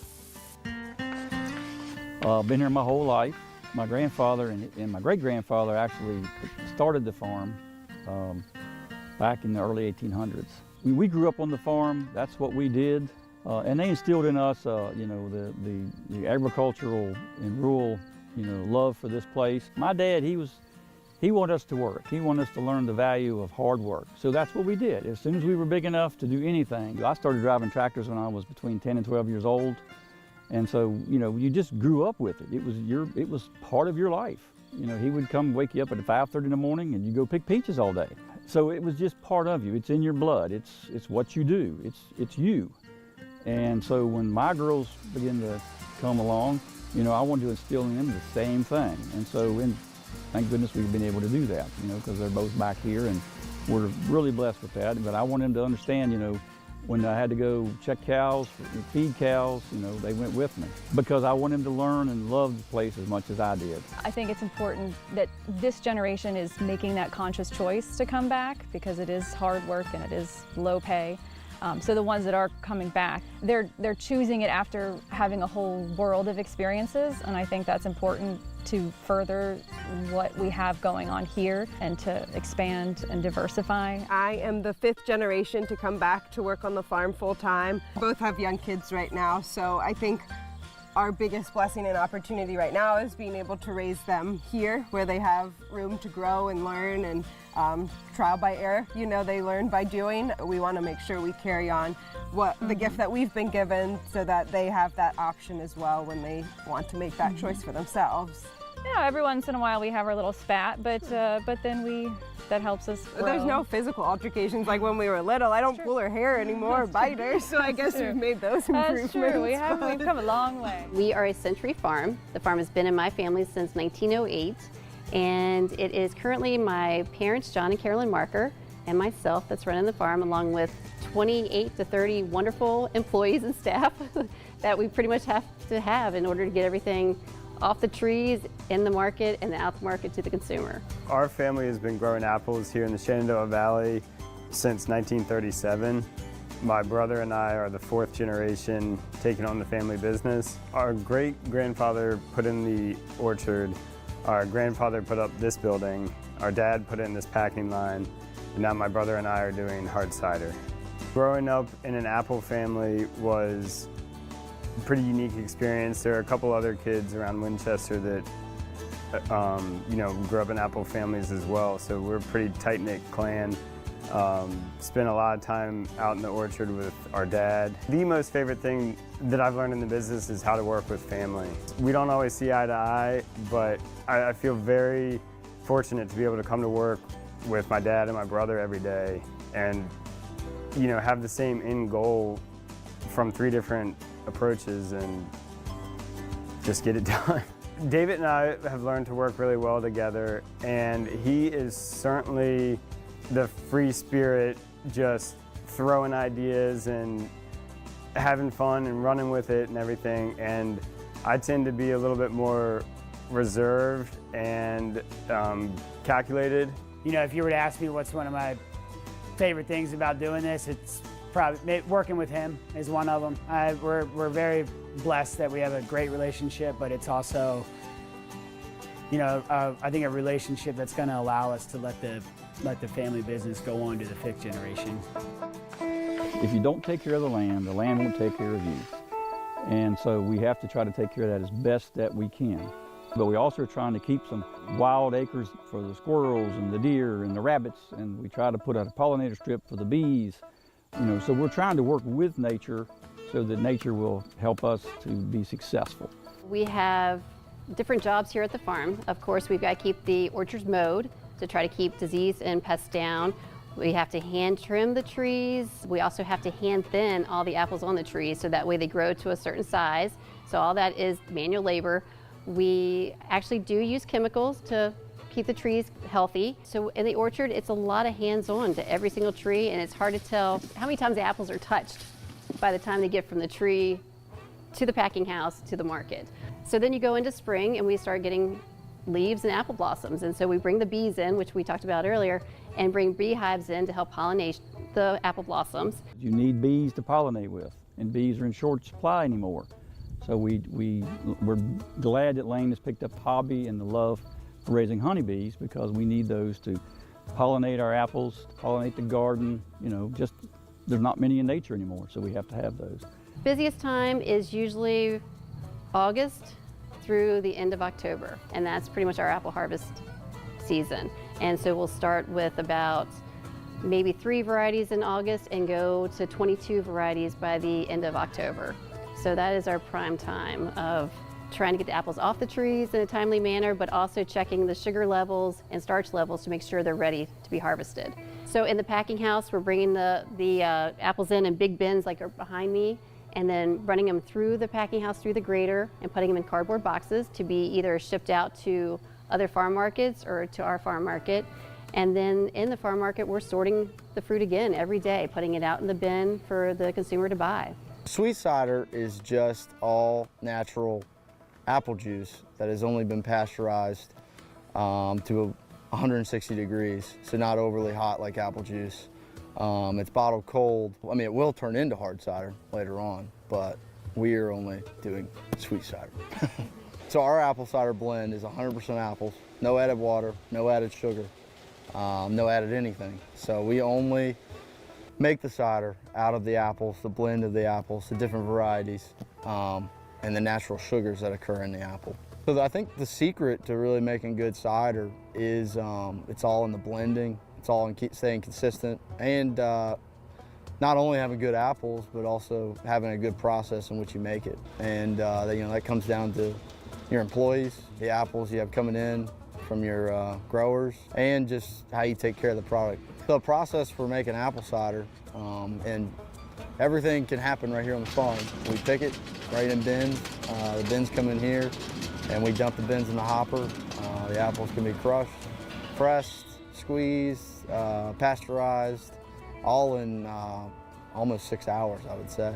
And then we have to let them cool before we can bottle. So it takes about a day, really, from pressing to finished product. The juice that we process here primarily ends up in the hands of Virginia cider or winemakers. We have several large volume customers, cider customers throughout the state, about a dozen or so more cideries. So primarily the juice ends up in the hand of a cider maker. Apples end up at major retailers up and down the East Coast and abroad. So we do a little bit of export business, mostly down to South America. When we plant a tree, we are already looking at the end result for that fruit that comes off that tree, because once you plant a tree, you're waiting 3 to 4 years before you really get into harvesting it. So by then, market taste can change, consumer preference, but we try to look at the market and pick one variety that seems to be up and coming and something that will fit our growing policies as well as our local farm market. We still grow a lot of apples for processing. They go all over the place, so they're not all staying here because we have so many, but a lot of them are staying in the local area as well. Glazed apples isn't just packing and shipping apples. The growing side is where it all starts, and we have a very talented crew in the orchard, and we have an orchard manager, and then each orchard has its caretaker. So those guys know the orchard like the back of their hand. They could tell you where every rock or groundhog hole is, and really, take care of the trees. No matter who you'd probably ask right now, the biggest problem is labor. And so we are fortunate enough right now that we have the labor to keep the machines running, but we also need the help to grow the business. It's hard, and trying to get labor in to pick the apples, just even truck drivers to get our apples where they need to be. We're having a tough time. It's industry-wide. Everybody's hurting at this time. We have a diverse group of folks that work for us, but we really rely on them, and they're great people. And, so we try to help them as much as they help us. We used to bring all our folks up from Florida. They were immigrants. They would just, migrate from Florida up through the Carolinas and into Virginia to pick peaches, apples, tomatoes, whatever it was. Now you're depending on more of the H-2A workers. And so those coming from Jamaica, we depend on folks coming out of Mexico. We rely on those folks. We rely on them every year. It's gotten harder and harder to find anybody that really wants to do this, so we've depended more and more on the H-2A program. You deal with droughts like we had in the summer, and sometimes you deal with too much rain, diseases, the wind. Yeah, we've had some real issues with wind this year. So many things factor into when things are going to ripen. And we also mentioned about hailstorms.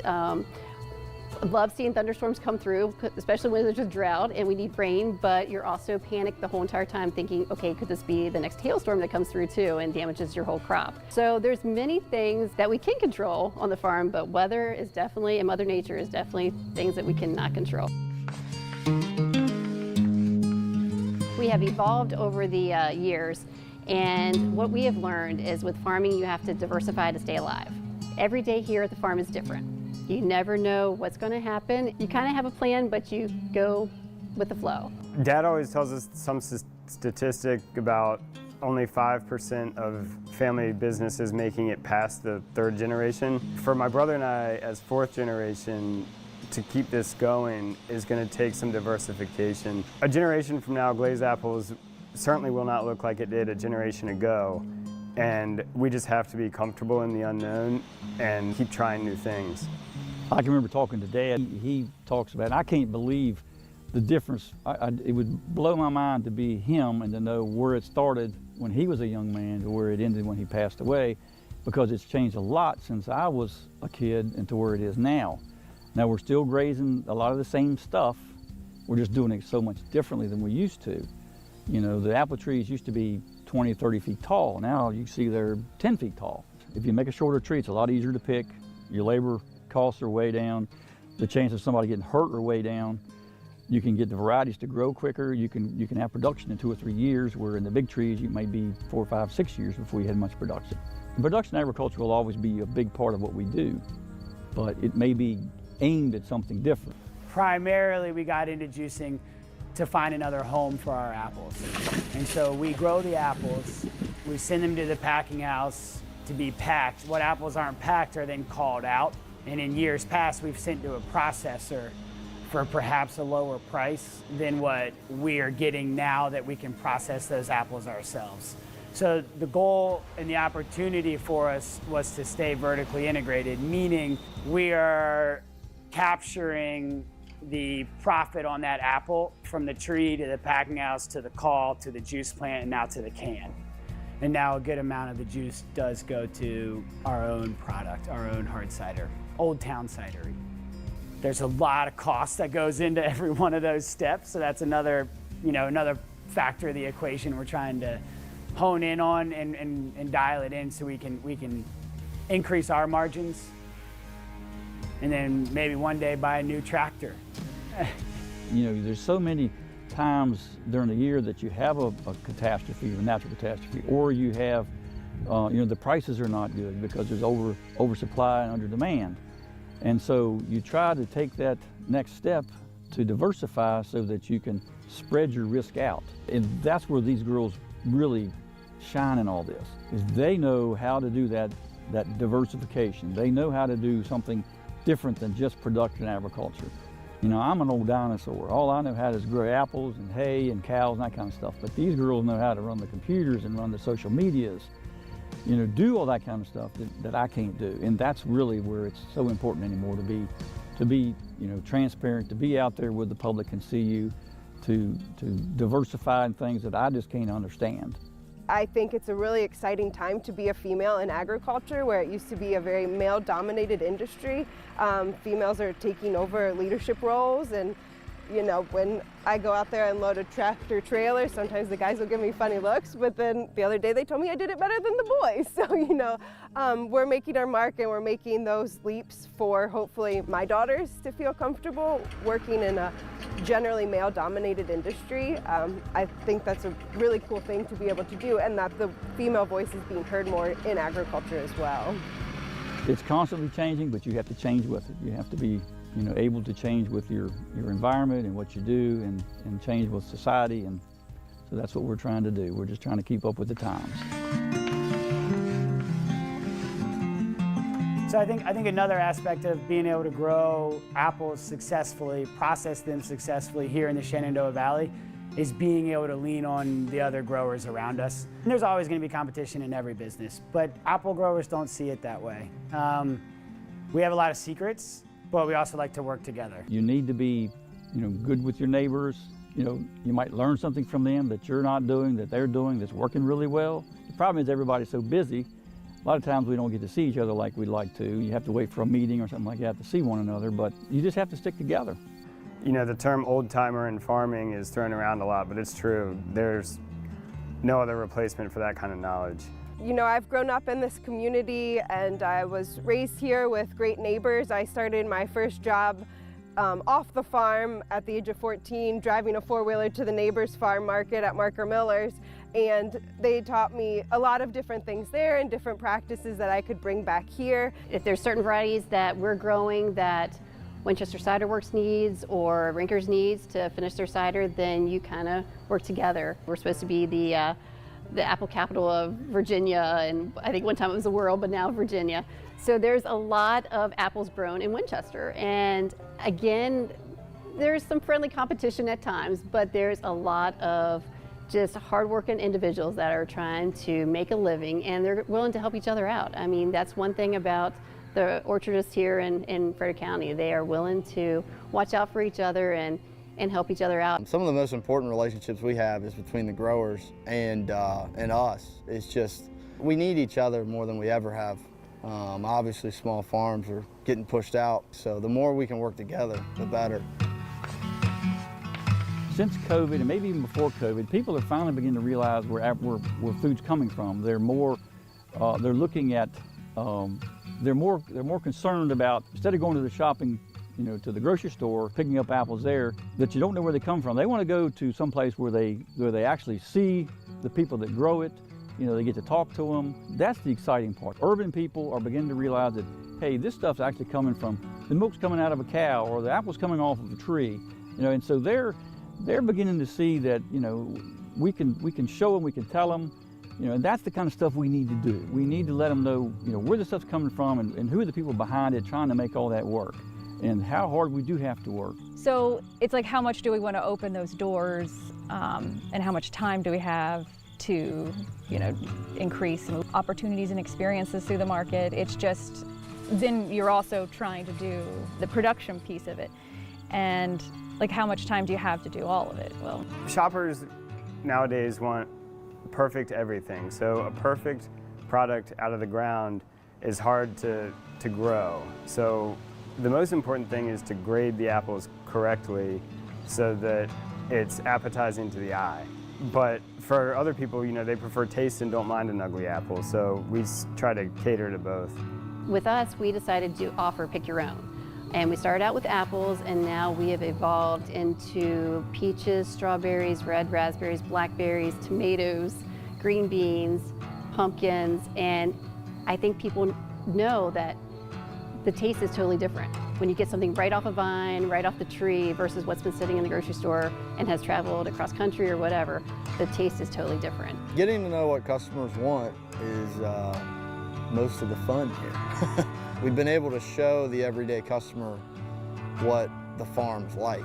You know, we've been able to put them in our shoes a little bit. For the whole ag industry, that has helped tremendously is just social media, because now you can post pictures of that beautiful tree with the peaches on it. You can get the word out there right away and say, you know, for the next 3 days, we're picking this. They're just eating up. They want to know. They want to have an activity to do with their children.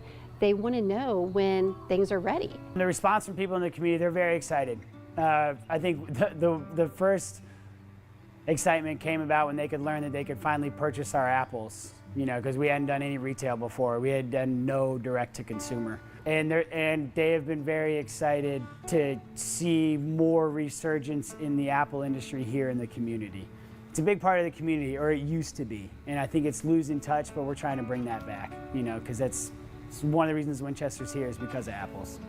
It's interesting. A lot of our customers are coming back weekly, monthly, even some are coming back yearly, and they'll, you know, one of the favorite questions was, I bought a red apple here last year, can you tell me which one it is? And I'm like, no, I can't always tell you that, but I can steer you in the direction if you like sweet, if you like tart, if you like a little sweet and tart, crunchy.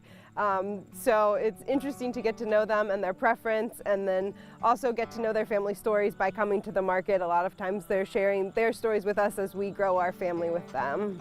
Our dad has always taught us to say yes and then figure it out. And so we do a good job of making sure the customer is happy. And a lot of that here in the juice plant comes with using the right varieties. And so we grow over 30 different apple varieties. And if you want it and we don't grow it, I'll find it. And so there's, you know, it's being able to provide the cider makers, the wine makers with the exact product they want that comes off our trees. And that has allowed us to establish the relationship. I think part of it too is I've been making cider for 10 years, and so I approach the processing side of the business as the cider maker. So I know how clean it needs to be. I know exactly where the right pH and Brix levels are that you want. And I'm doing all of that by blending the right apples. So it's catering to everything the customer needs. That's what we do, customer service. What excites me about the future in the farming and just the food industry in general is to know that people have the opportunity to get fresh products. So much has changed just in the past 10 years or whatever. I feel like when Michael Pollan's book, Omnivore's Dilemma, came out, something just happened in the food industry, and trying to sort of capture that energy and apply it to glazed apples, whether it's making sure restaurants in DC have the best local stuff that they need, or that we are preserving heirloom apple varieties. You know, there's a grounding element to that which excites me. So me being a physical therapist, I think the education part about the benefits of apples, because apples have huge health benefits. Any kind of fruit or vegetable that you can get fresh and local is the way to go. I've seen the benefits of it and have had so much education based on that I kind of lean in that direction more. I think people are starting to be more connected with their food and beverages nowadays, and so when you're able to take a sip of something and say, holy smokes, this was grown 2 miles from where I'm sitting, it feels good. You know, yeah, you're then connected to the land. And so that's the other goal of ours, is to allow people that try our product, try our apples, to become connected with the land, know who the farmer is.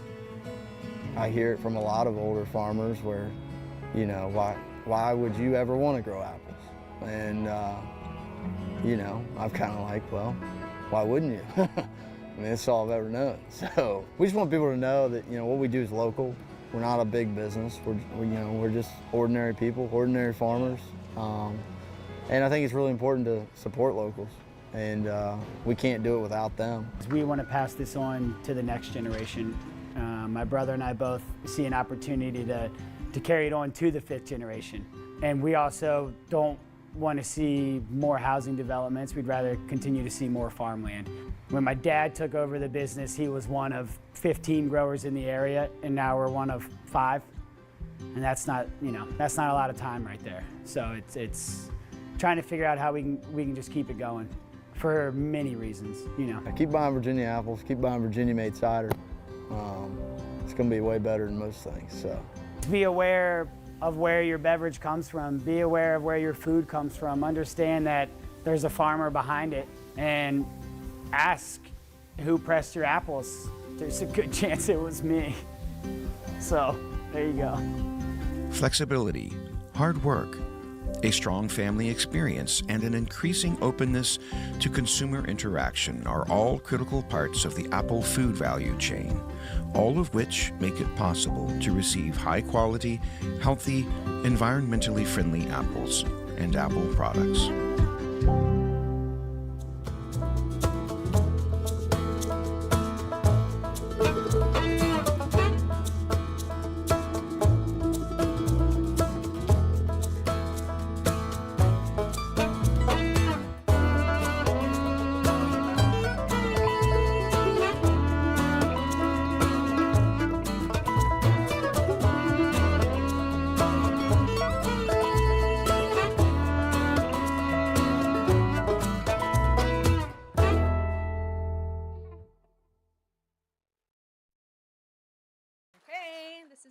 This is what we've been waiting for. It's a presentation of the Top of Virginia Regional Chamber's Greater Good Awards, presented, of course, by Valley Health Systems. You ready? Yes, we are. All right. So what is the purpose? The purpose of the Greater Good Awards is to celebrate outstanding individuals and businesses for the contributions they make to the quality of life and economic stability of our region through genuine community commitment, dedication to excellence, and ethical and creative business practices. So at this time, before we get started to the awards, are you guys ready for our special tribute? Hey. You don't have, is he on? I think we're on. Hey. Are we on? Are you kidding me? No, I don't know how much of it we got. I think you're beginning to lose your grip on reality. I'm just going to make this video so you can give it to your therapist one day. Here was a moment when we had a break from reality.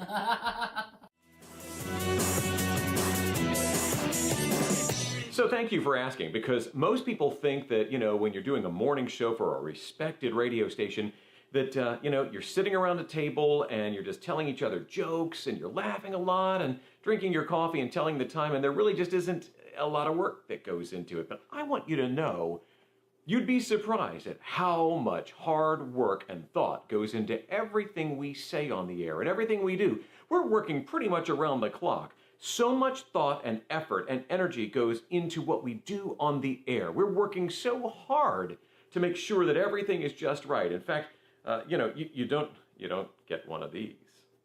Not one of these babies from just sitting around and playing all day and learning how to bet on the horses or anything like that. You just, what are you doing? Every year I get a new hat for Apple Blossom. And last year, during the parade, my hat, well, actually right before the parade started, my hat blew off and we could not find it. We looked and looked and we couldn't find it. So one of our listeners made me a new hat to wear this year, and I can't wait to wear it. I've been keeping it in the office in a hat box and nice and pristine. I haven't even put it on because I want it to be just perfect for Apple Blossom. So to be certain, this is Wait for a your minute, that's the birthday bag I and just Christmas. gave you. There are a lot of bags like this No, there aren't. with penguins. The beauty is you get to keep it and use it again. Specific. Oh, is this it? It is. Oh my, lady, Lady. Wizard of Oz. You're a lady now. I am! It'll fit right over here, she says. Okay. Do I have to unplug it? I don't know. This is your problem now. Stop? What? Will it stop when it's full? I'm anxious to find out. It looks like it did. Oh, it's in there tight. Well, I'm glad this wasn't my idea. What? You want to see what happens if I unplug it? Sure, go wild. It deflates. Honey, we can't leave that going the whole time.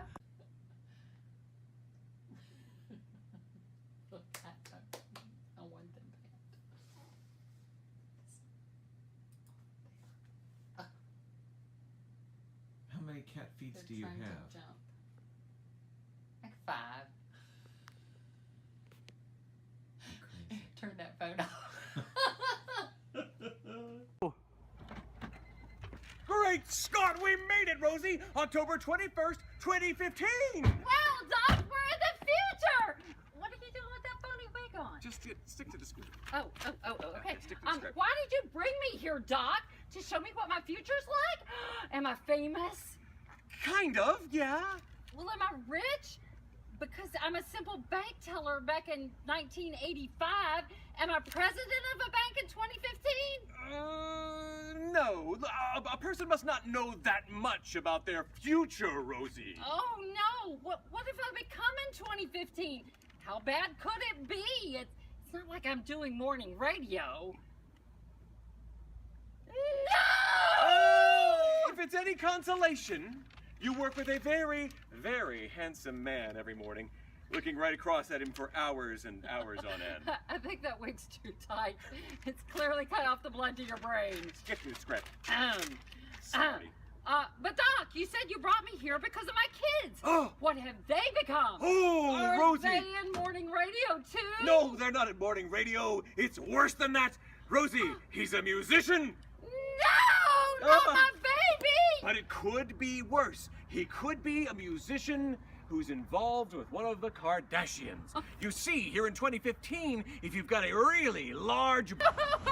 Oh no! What's wrong, young lady? I can't afford gas and forget vacation. Oh, wait, well, maybe I can help. And you could win $1,000! Vacation, here I come. I can take a world cruise. Well, let's tap the brakes on a world cruise. It's only $1,000, but you can fill it up. Yay! Our 9K inflation vacation.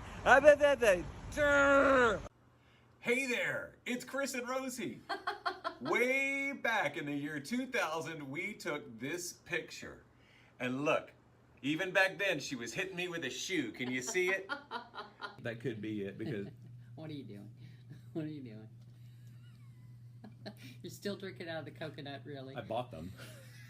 So yes, I'm still drinking out of the coconut. Now there are some things about owning a horse maybe you didn't know, and Rosie's here with some tips for us. Absolutely. The first thing you need to do is get a big hat. That's the most important thing. Now you can decorate it like you want to. I wanted to decorate mine with horses because it's a horse race, but I couldn't find any horses, so I decorated it with cats. Yeah, you've got a knack at finding cats.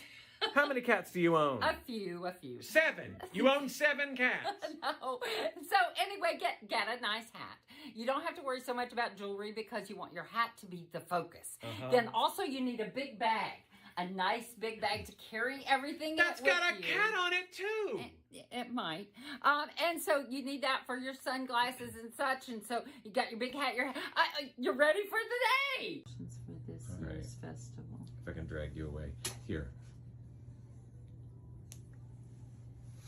Oh my gosh, where did you get that? Brad found it, and he was... I have never seen this in any book, anywhere. It's the tackiest thing ever. But no, it's not. He's like, please take a video so I can see it. I love this. Thank you, Brad. You all are so cool, almost as cool as Chris in high school. Almost. Yeah. Did we bring any blankets or anything? Did we bring any sheets I said, or please anything to stop cover taking the table? It's a video. It's a video, even better. What happened?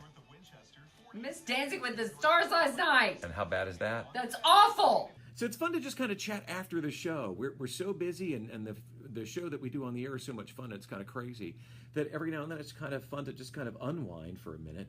And frankly, what time is it? No. We're missing a meeting with Monkey Boy, our boss, which is fine. So let's talk some. I'd rather talk with you guys than be in a meeting with Monkey Boy. We'll be getting a message Uh-huh. here soon. I just want to thank everyone. Thank you all so much for all the prayers, all the thoughts, all the messages that you've sent me. You have no idea how much it's really, really meant to me. I really, really appreciate it. Because of all this, I'm not going to be able to come back to the Chris and Rosie show, which breaks my heart. I love talking to you all this every morning, and I'm just starting my morning with you, and I will miss that terribly. But I want you to know how much you've meant to me over all these years, because you really have. Chris always says we have the best listeners, but y'all aren't listeners to me. Y'all are family, and you've meant so much to me, and I just can't tell you enough. And thank you enough for everything. It's hard to believe that that's coming to an end. I know. Yeah. It makes me sad. We love you so much. It makes me blessed too, and I know that. And I do. I feel the love, and I thank you so much for everything. Wait a minute. How do you stop it? Oh, you better find out how to I don't know. This is why we need a producer.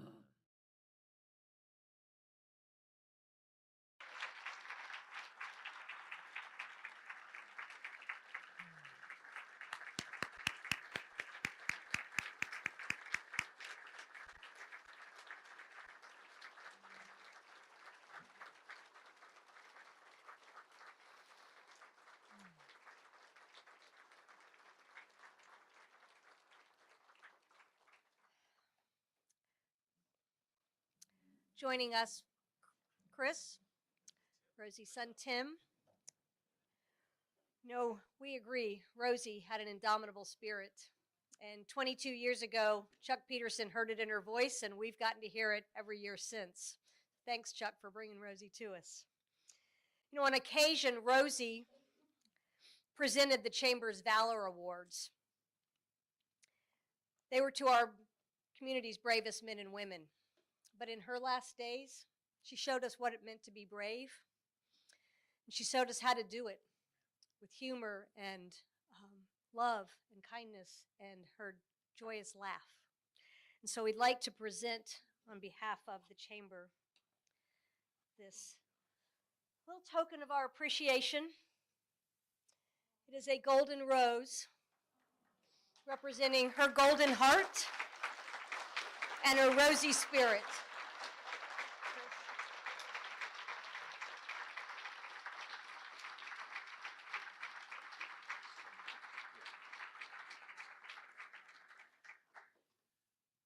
I too shall use the stand. This is her son Tim. You can't tell, they don't look alike. I've known Tim since he was 15. That's when I started here all those years ago. Your mother was my best friend, and it's so bittersweet seeing her up there again. I know it was the same for you. I look out in this audience tonight and I see so many friends. Barry, I cannot tell you what it meant for you to make that incredibly thoughtful sentiment that you did, that we played on Rosie's last day. And we knew that she was going to be leaving us, and she was okay with that because she had incredible faith. And it was that got her through it, and I think, frankly, got us through it. You know how, oh, by the way, you know how on the Oscars where you get a bunch of people up there and they've got like 30 seconds to talk and one guy does all the talking? That's going to be me. Tim told me to, though. It's okay. If you want to say anything, you just let me know. Tap me on the shoulder. So Rosie was an incredible person, an amazing human. If you got to know her for even 5 minutes, you knew who she was. She was a person who walked the walk in her faith. She really did. And she made you feel like you were the most important person in the world because at that moment you were. She loved people. She loved to know people. And she was so proud of our community. I look here tonight and, you know, after 23 years, you get to know some people. And I know so many of you. I am so proud, as she was, of this chamber. I know that sounds silly. She was proud of the chamber. She was. We talked about it not long before her last day on the air, how amazingly lucky we were to have so many people invested in our community, really caring about it, really wanting it to be a good place. I'll tell you something that's an aside very quickly. I had a job lined up in Denver in 2000. And I came here instead because I was talking to a guy who owned, it was the Daily Grind, now it's a Jamaican coffee shop, long time since, right? But at the very end of his closing of his day, he sat down and talked with me. We were just talking about it at the table. And he told me about this community, how much it cared about itself.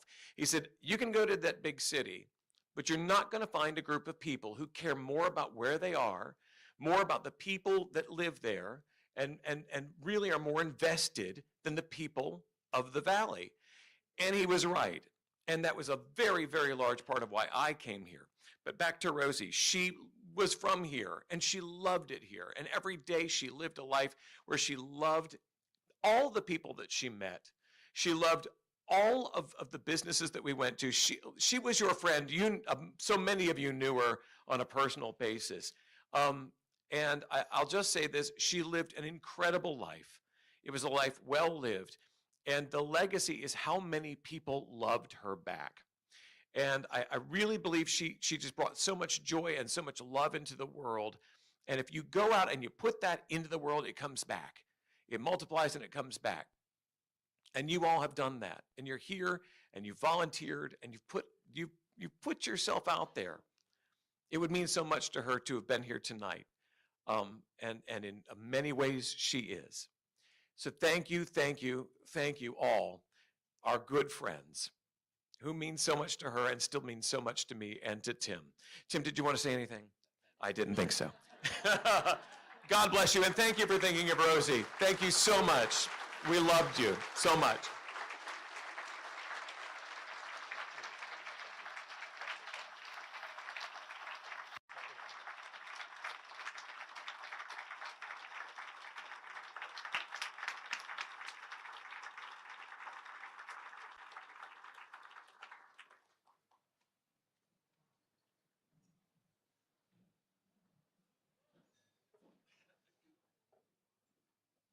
I don't really know what to say at this point.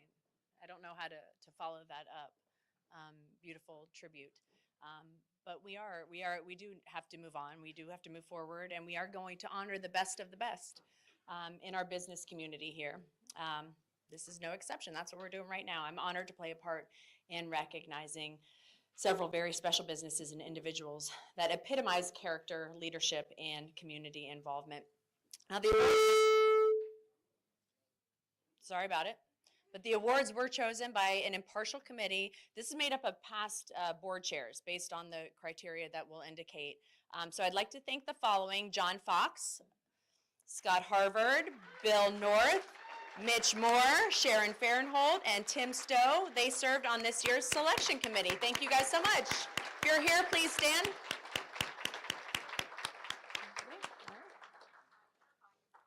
What's that? They're fine. They don't need to stand. We see you. So it's not an enviable position to be in. It's not an easy task.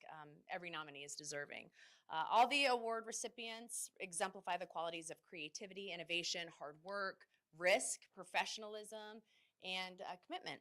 So we will share each winner's story in the April edition of Chamber News, the Voice for Business and Industry newsletter, printed in the Winchester Star on Wednesday, April 12th, and of course digitally by email. So winners, when your name's announced, you're going to please join us up here at the podium. You're going to receive your award, and you will have to say a few words of acceptance. So we'll also do official photos at the stage over here at the end of the award ceremony. So we're ready to start. It's our first award of the evening. It is the 2022 Entrepreneur of the Year. So this award, created in 2012 to recognize an individual business person who's conceived and created a thriving business, who's been in existence for at least 3 years. The individual has made an investment in starting a business and taken a risk to make it successful. So to introduce this year's nominees, the winner for the Entrepreneur of the Year last year, please welcome last year's winner, Katrina Smith of Remax Synergy.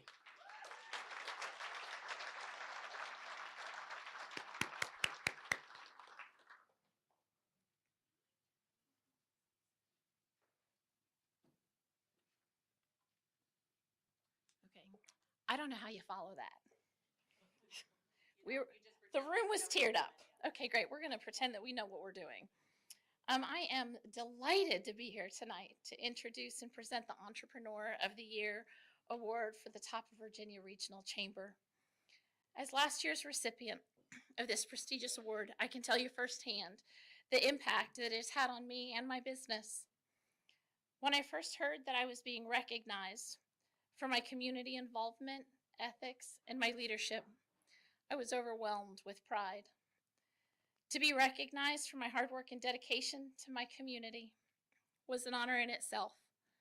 But to receive this award from such a reputable organization as the Top of Virginia Regional Chamber was truly a highlight in my career.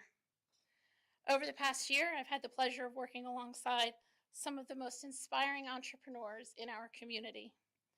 Through networking events and collaboration, I have been able to share my experiences and learn from others, which has been invaluable to my growth as a business owner. Moreover, this award has given me a renewed sense of purpose and drive. It has encouraged me to push myself further and to think outside the box and always strive for excellence in all that I do. As I pass the torch to this year's recipient, I'd like to congratulate them on their achievement and encourage them to continue making a positive impact in our community. Your hard work and your dedication do not go unnoticed. I have no doubt that you will continue to inspire others with your leadership and your creativity. In closing, I'd like to thank the Top of Virginia Regional Chamber for recognizing the important work that entrepreneurs do in our community every day. Your support and recognition do mean the world to us, and we will continue to work hard to make our community a better place for all. So may I have the envelope? I love that. May I have the envelope, please? Oh, before I read that, see, this is why we have an MC, ladies and gentlemen. She keeps us on task. All right. Would the nominees please stand as I call your name? The nominees for the 2022 Entrepreneur of the Year are Mr. Ben Savory with Summit Events,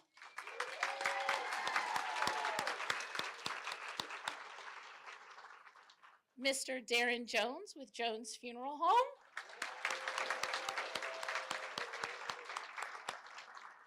and Mr. Stephen Sherman with Winchester Cider Works. Where are you? All right, drum roll, ladies and gentlemen. Thank you so much. Congratulations to the 2022 Entrepreneur of the Year, Mr. Darren Jones with Jones Funeral Home.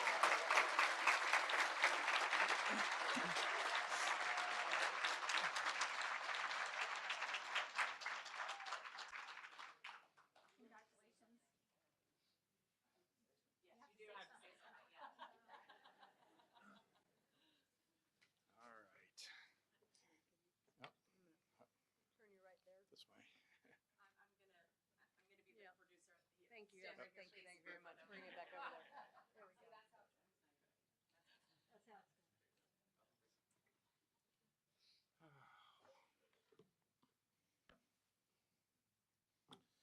Well, those of you who know me, you know that although I like to talk a lot, I'm not really big on public speaking, but here it goes.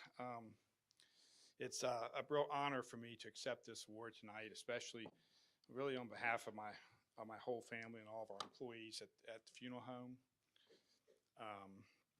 It's especially recognizing my grandfather and my dad, who taught me by example to serve our community and to give to the greater good. Oh man, I'm sorry, I'm just overwhelmed. Let me see here. Shoot. Oh, I tell my employees every day, I said, you are Jones Funeral Home, and we are only as good as you guys. And I want to thank my employees, both current and past, for all you've done make us who we are today. And I hope that you guys are as proud of yourselves tonight as I am proud of each and every one of you guys, because it's you who basically are the reason that I'm up here. But thank you very much.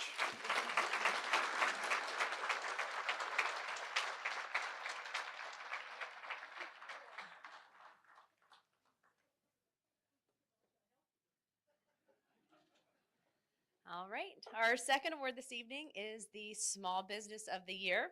So to qualify for Small Business of the Year, what do you need to do? You have to have fewer than 50 employees, been in business in the top of Virginia region for at least 3 years, and meet the same criteria of growth, economic impact, creativity, leadership, community involvement, and ethics as all of the awards. So ladies and gentlemen, please welcome last year's winner, Small Business of the Year, Schaefer's Barbecue and Market, Matt Schaefer.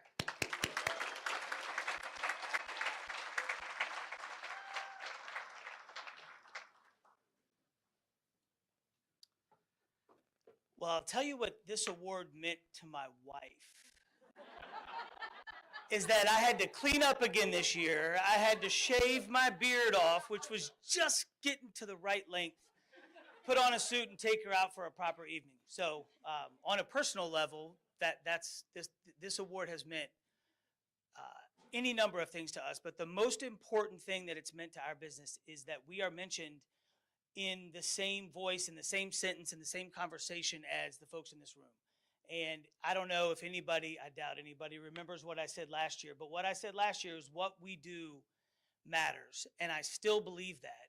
And I look out across here, and I've talked to any number of people that own small businesses or relatively large businesses in this area, and I just appreciate the opportunity to be part of this community, and I appreciate the recognition that you guys gave to me and to our family and to our business and our team. So thank you. And pass the torch on to the next winner. All right. The nominees are Great Barbecue at Bonnie Blue Southern Market and Bakery,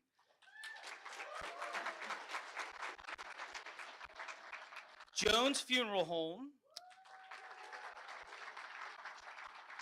Tech Team Solutions, and Winchester Cider Works. All right, here we go. And the winner is Bonnie Blue Southern Market and Bakery. Barbecue rules!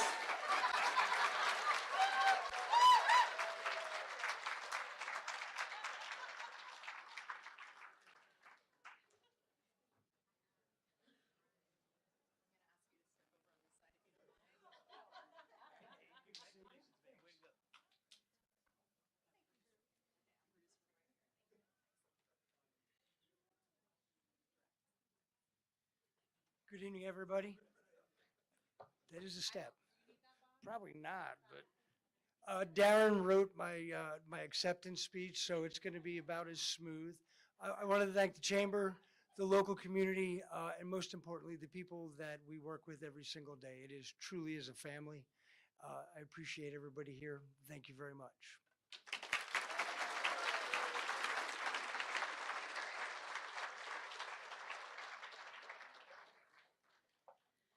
Okay, the MC from last year, sorry I got you fired for this year, Mike Odell, and he's going to join us to announce the nominees for Large Business of the Year.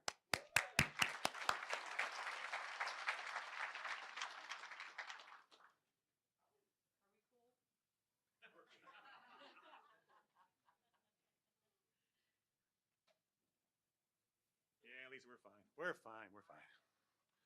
Although, thank you for not making me wear this penguin suit for nothing. I guess last year's Large Business of the Year could not be here tonight, so they said, who can we get to give this award out? Let's find a large guy. So, lucky me. Here I am. The Large Business of the Year award has been presented by the Top of Virginia Chamber of Commerce on an annual basis since back in 1980. It's presented to the business with 50 or more employees and meets the same criteria of growth, economic impact, creativity, leadership, community involvement, and ethics as all the other awards. For the nominees, please stand as I call your name. The nominees for our Large Business of the Year are the Bank of Clark, Count Clark. Yeah. Second Clark. H.N. Funkhauser and Company.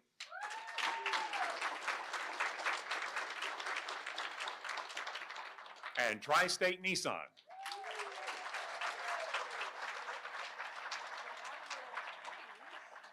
Thank you. And our 2022 Large Business of the Year award goes to Tri-State Nissan.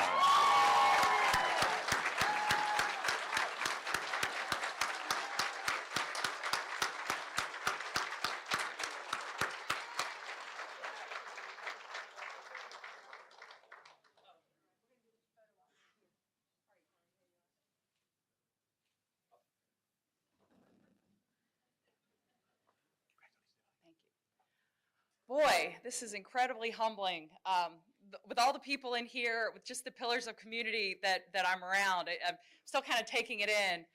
For those of you who don't know, we did something different this year, something that we hadn't done. And Tri-State Nissan, which is part of the Marlowe Automotive Group, we celebrated our 75th year by doing 75 acts of kindness. And when I say acts of kindness, these were big projects. We landscaped, we painted, we did big things. And I will tell you, this is a pretty reputable bunch here, and I feel like I can trust you guys, and you guys can keep a secret. So I'm gonna tell you something. I was really scared before we did this. I was scared because I was afraid we couldn't pull it off. I was scared because I was afraid that because we're a car dealership, people wouldn't take us seriously when I said we were going to do acts of kindness. And I said we're close. You guys can laugh. That's perfectly acceptable. I mean, we weren't sure if people would take us seriously. But the biggest thing I was afraid of was we were in a time where we didn't have cars. We were in an uncertain economic condition, and I was worried that I wasn't leading my team well and asking them to paint houses and landscape and feed people when we didn't have cars for our own people to sell. And I was worried that I wouldn't be doing what was right for my team. And so when I sent out the email saying we were going to do this, it was one of those days where you press click, you close your computer, you leave, and you just wait and you see. And the people who responded were some of the people here in this room. And there were businesses who said, yes, we will participate. And there were nonprofits that said, yes, not only can we use your help, but let me introduce you to this other person here who can help you too. So the people in this room were the first to come to us and say, yeah, I think you're doing something special. And then my team, I've got a couple, they're the loud, rowdy bunch over there. You don't know what, you want to lead them well, you don't know what they're going to think. And I will tell you, they stepped up and they came to me with ideas and they said, look, Emily, I care about this. I'm passionate about this. I want to do this. And I said, yes, we can do it. Yes, we can do it. Yes, we can do it. And in a time which was very tumultuous, they dug down and they made something special happen. I have to say kudos to Brian Nieves, who was like the air traffic controller, who made all of this happen. And for us, what you guys meant to us during this time was just reinforcement that there is a place for kindness, there is a place for servanthood, there is a place for humility, there's a place for all those things in all businesses, especially the car business. Why not the car business too? But in all businesses, and you guys reinforced that values in our team, and it just solidified that, yeah, we're doing something right. And my dad used to always tell me, when you live in the community where you do business, you're going to see your customers again. You're going to see, and I'm going to see you guys again. I see you at the grocery store. I see you at church. I see you at my kids' play at Daniel Morgan. I see you at, walking down my street. Some of you pull up your cars when I'm playing ball with my kids in the front yard. Some of you even bring them ice cream. But we will see you all again. And when it happens, we want everyone to feel really good about the community that we're building together. So thank you so much for this and just for everything that you guys do. You guys are wonderful. So thank you.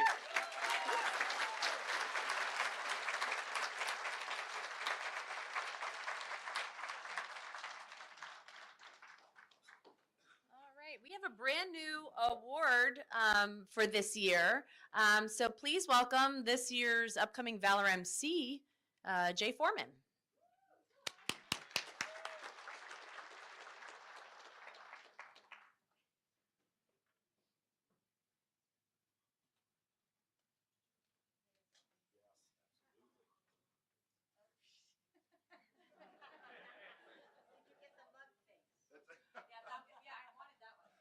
That's actually going to be my Christmas card this year, so thank you. Thank you, thank you. Such a great relationship. I feel so used. You kick me out, then you invite me back up. It's what we do. But thank you, everyone. It's my pleasure to be up here and introduce a new award this year, the Teacher of the Year. Do I just hit the button here and move it forward? It's that easy. All right. New this year, the 2022 Career and Technical Educator of the Year. The CTE Educator of the Year Award is new to the Chamber's lineup of Holly Awards.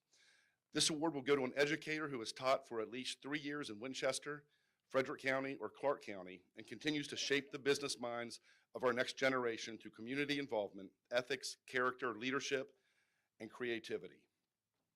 And thank you to the Chamber for adding this.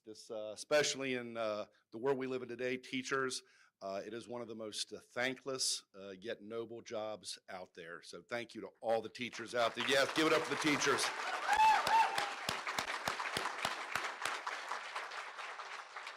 So nominees, you know the drill by now. Please stand up when I call your name.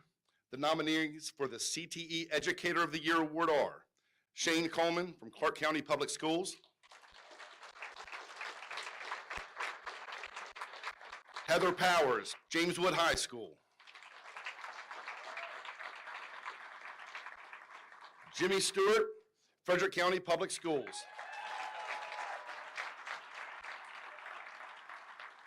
and Sharice Woodward, Sharando High School.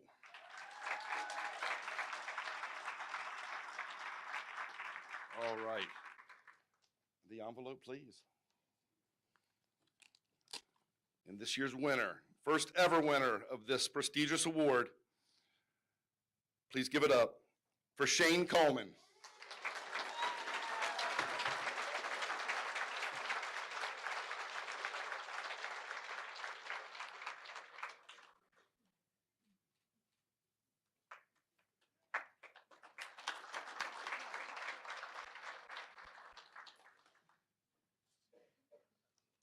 I'm used to talking in front of teenagers, so excuse me, adults scare me.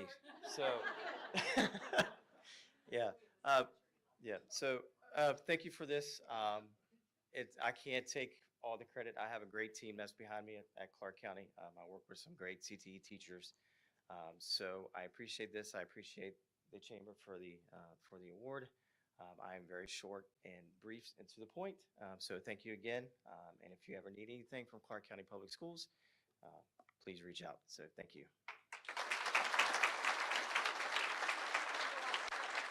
I'm going to go off script for a moment. So 50-50 tonight is the proceeds are going to continue to build the Top of Virginia Regional Chamber Foundation's Educational Scholarship Fund. And this just really evolved this year, and we want to really build this, so we're asking all the business community to get behind this. It started with one of our high schools, DECA clubs, coming to us and asking if they could come to one of our mixers and get to know some businesses. They need sponsorship. I've lost count, but I know there's at least 18, I think, from one of the schools going to an international competition for DECA. And we have, I think it's 7 or 8 different organizations within the schools that are helping develop our students in business skills. And so when they came to us about that, we thought, you know, this is something we really need to get behind. We need to get the business community behind these students. They have to earn all of their own money, and I think it's over $1,400 per student to go to this international competition this spring. And so we want to try to help support them, help make sure that these students are able to go and develop their skills. So if you haven't bought your 50-50 tickets, please get in there. Let's get this foundation filled up. Where can we do that? So Danita is in the back of the room. She's ready for you. All right. I think we're up to, what are we up to, about $800 in the pot right now. Our goal was like get it up to $2,000 so that we'd have at least $1,000 to refill. We did, actually, thanks to the executive committee of the chamber, we did have $500 that we had collected pre-pandemic that is going to one of the high schools to help support them this year, but it's not enough. We need to do more. So. All right, Take it away, Lisa. I've got my 20, Danita, so I'll come get my 30 tickets here. So make sure you guys go see her in the back there and get your tickets for that. So, All right, so next is our 2022 Emerging Leader Award. So this is going to recognize an outstanding young person who's demonstrated strong leadership potential. This person under the age of 40 is employed by a chamber member organization, has worked in the local business community for at least 3 years, has been active in the community during that time, worked towards developing their leadership skills through personal or professional development. So ladies and gentlemen, please welcome last year's winner, Emerging Leader of the Year, David Kent of Signet Marketing.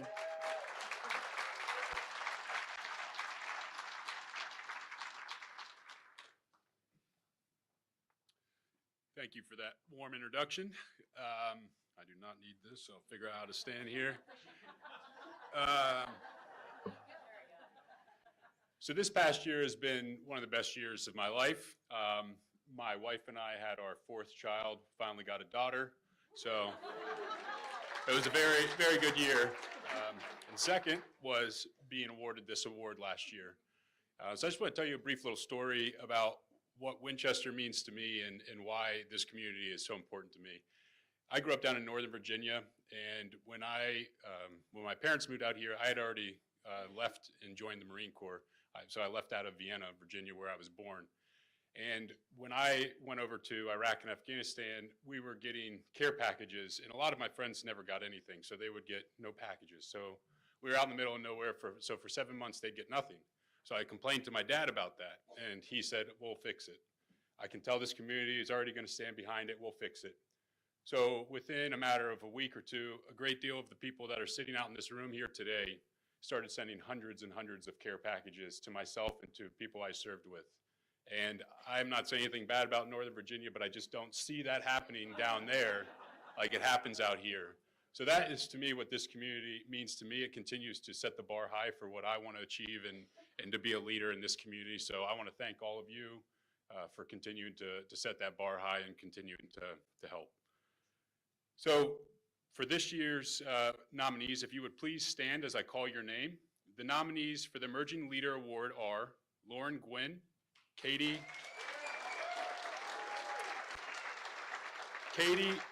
Landy Jordan,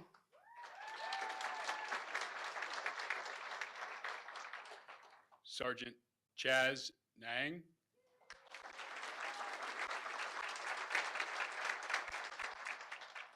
Corey Seymour,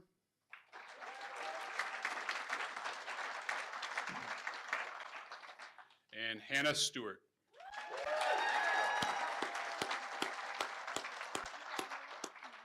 And the envelope. 2022 Emerging Leader of the Year, Katie Landy Jordan.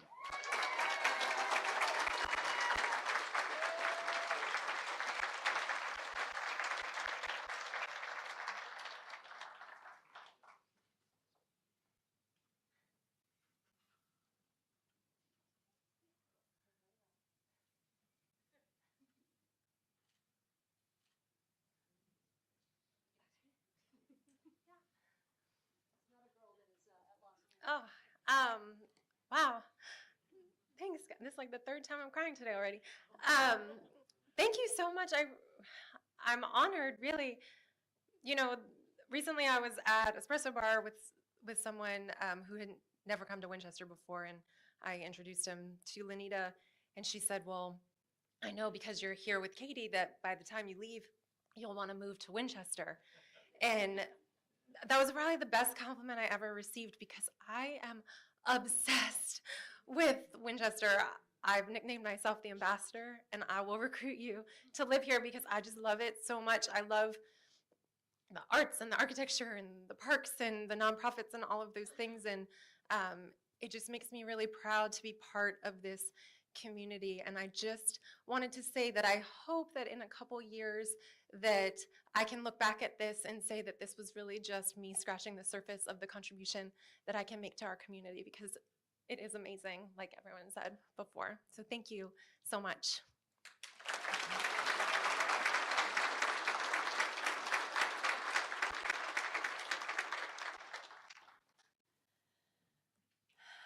All right, our next Holly Award is the 2022 Nonprofit of the Year. So Nonprofit of the Year Award is included for the outstanding work it's accomplished by all those organizations who, of course, love to serve our communities here throughout the top of Virginia. So to present this year's award, ladies and gentlemen, let's hear it for last year's Nonprofit of the Year, Winchester Rescue Mission CEO, Brandon Thomas.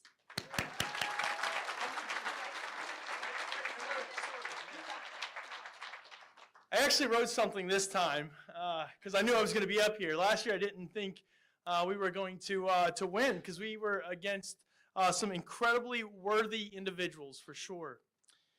You know, I have to tell you what this award meant to us last year.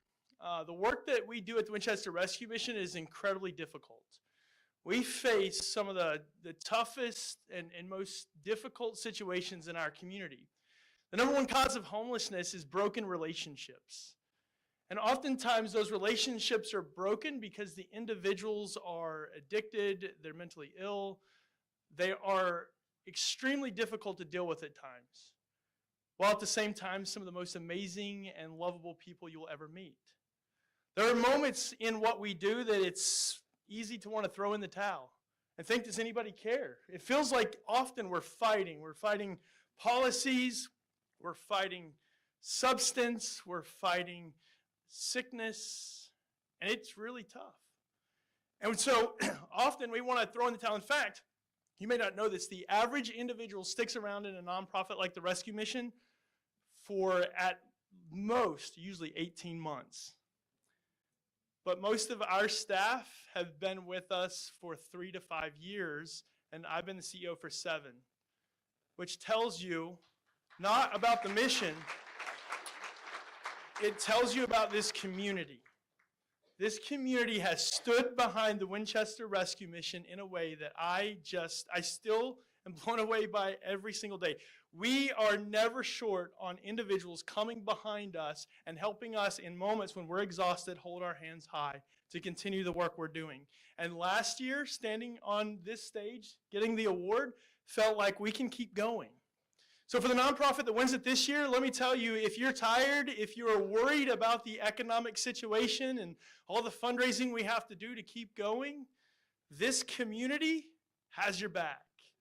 Absolutely. And so with that, let's see, where am I? I hit the button? Do I hit the button? What do I do? Okay, there we go. So would the nominees stand as I call your name? The nominees for the Nonprofit of the Year are Literacy Volunteers,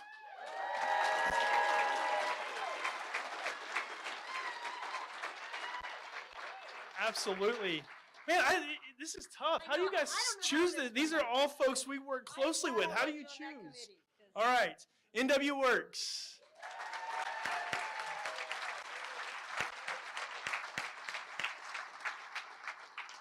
I'm Just Me Movement.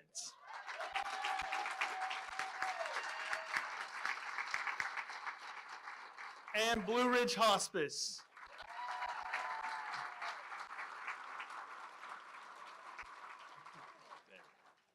All right, the envelope.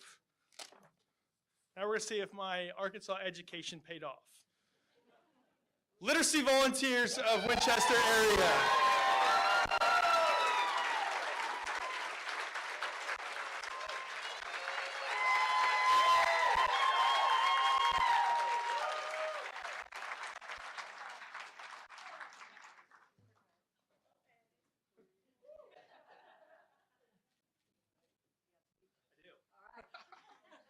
Well, Brandon, we can help you with that Arkansas education. Class is starting in September.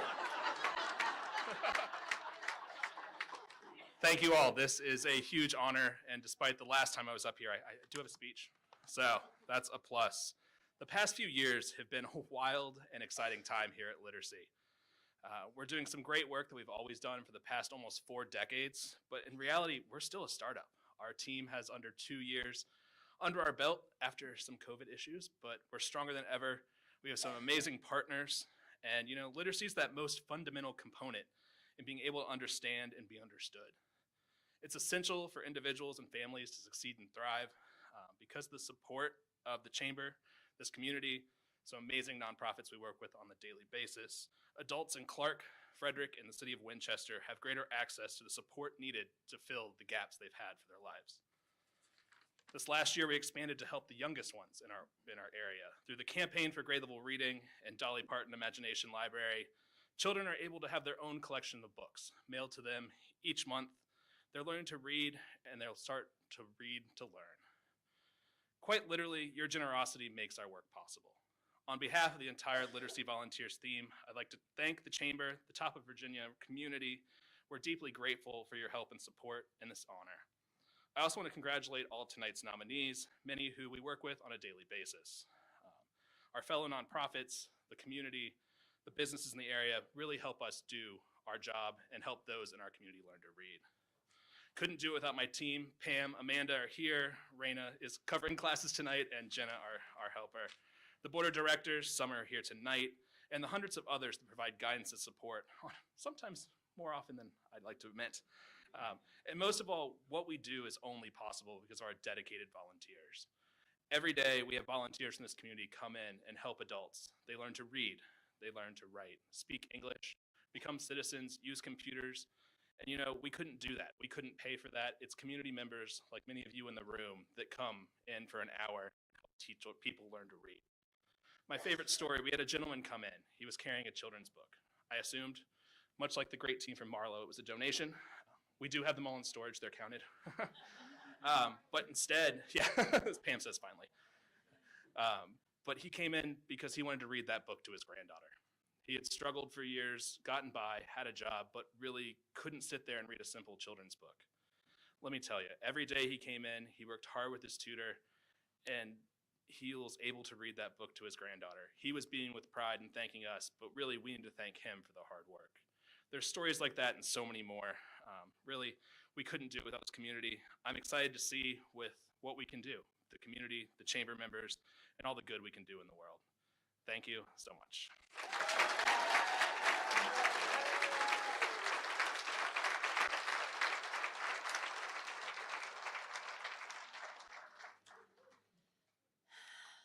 All right. Next award, Citizen of the Year. Now, the Citizen of the Year award dates back all the way to 1949. It's been considered the most prestigious of the Top of Virginia Regional Chamber Awards, granted to an individual who has demonstrated high ethics, integrity, leadership, creativity, and whose actions have positively impacted the local community. We've had last year's winners presenting the awards for this year. Unfortunately, last year's Citizen of the Year, Sheriff Lenny Milholland, is sad he couldn't be with us this evening. Not as sad as Charles, of course, as we've discussed earlier. So Sheriff Lenny did record this message for us. Hi folks, my name is Sheriff Lenny Milholland, and I'm sorry that I'm not there this year. But for the past year since I was awarded the Citizen of the Year from the Top of Virginia Chamber, it's been a wonderful year. I've had a blast, but now we get to pick somebody else. And I have the honor and the privilege to do that. So, like I told you last year, it was heartfelt when I got it. So this year we have Tom Stomulus, Tina Stevens Colbreth, Jen Shea Roop, and Dr. John LaManna. So, in my hand I have this card. And I know everybody is just counting down as to who it's going to be. And this year's winner of the Citizen of the Year is John LaManna. Dr. LaManna, I'm very proud of you. God bless you, and I hope this year is just as wonderful as it was for me. Take care and good luck.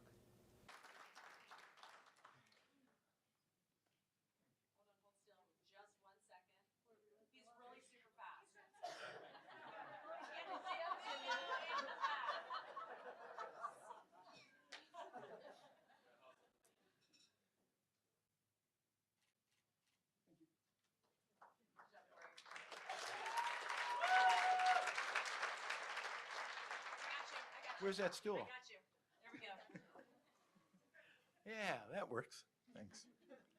Well, I'm really thankful indeed, and humble. I want to congratulate the other candidates, Jen and Tina and Tom, and all the work you did this past year. Congratulations on that. I am humble for sure, and I think mostly because as I came in the room and I looked around on a number of these people that I know and that I've worked with, is that so many people here give so much, have given so much for so long. And I want to give a shout out certainly to Cynthia and the Chamber who bring us together, make that connection for the benefit of our region. And I want to thank you for that.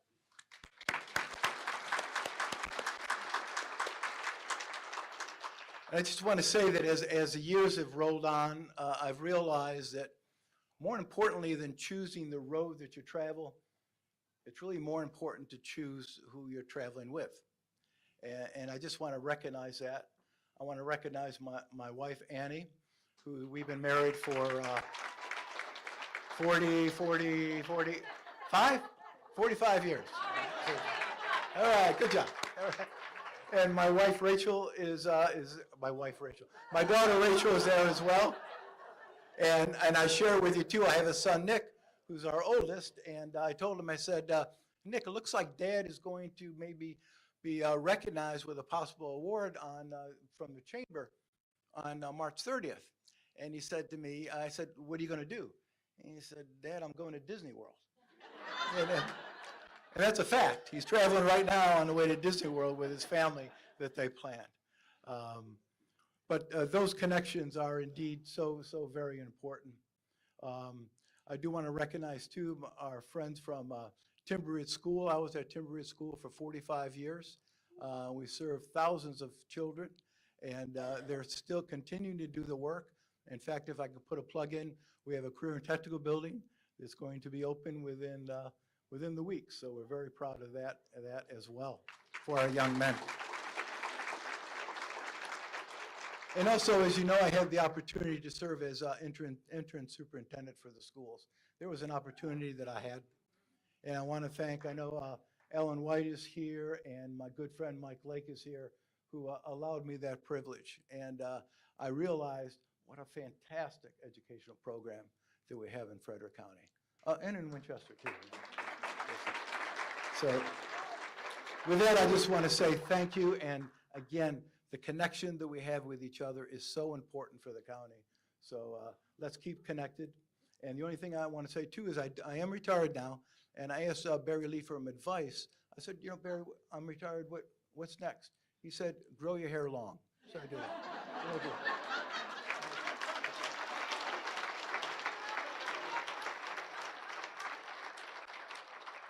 That's funny because we know like you'll never retire from everything ever. You're gonna work, and I love it. I love it. I've got my phone ready, so you know how we do our selfies. So it is time to. We're going before you speak. We are going to take another one. So the 2022 Lifetime Community Impact Award. So this honor bestowed on an individual who's demonstrated a lifetime of high ethics and integrity, leadership traits, creativity, and whose actions have positively impacted the local community.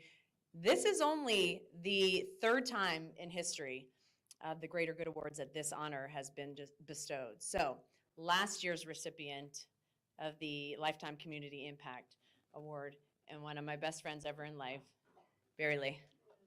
Okay.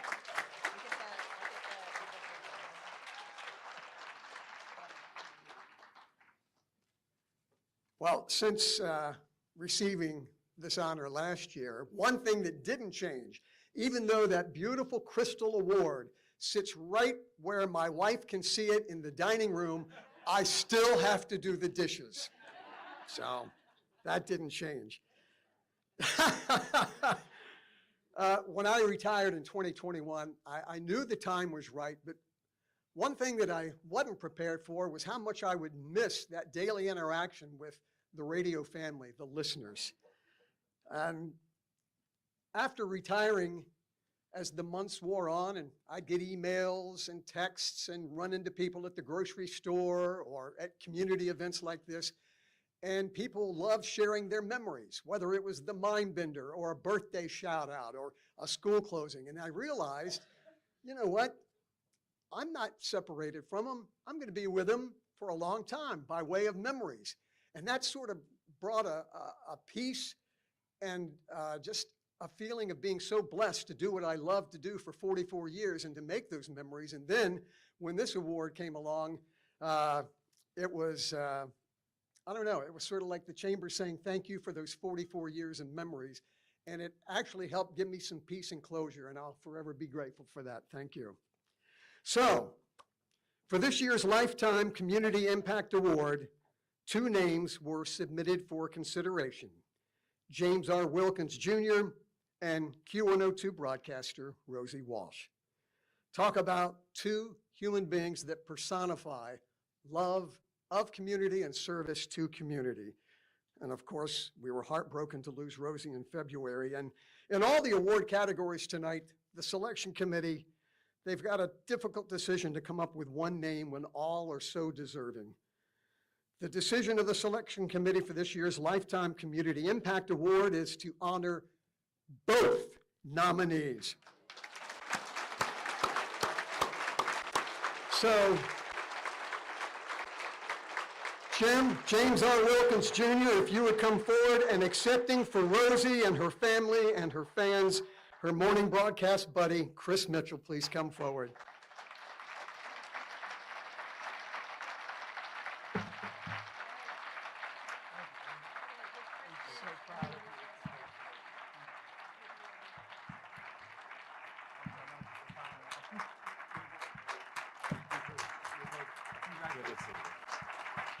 Get one of the 2 of us. Come here.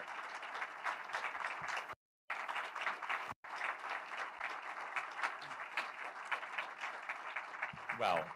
Okay, so I'll go for it. Oh, ain't this fancy? Wow, she would have loved this. Tim, here's another for you. So you've heard me talk about Rosie, and I just wanted you to know she was so proud of this community. We went to so many different things to help nonprofits and help businesses who were celebrating a moment, an opening, or a special occasion. And I would say, Rose, I'm tired. And she would say, we can do one more, we can do one more. That's who she was. She loved the community. God bless you. Thank you so much. This means so much to me, to her, and to her family. And God bless all of you. We love you. Thank you so much.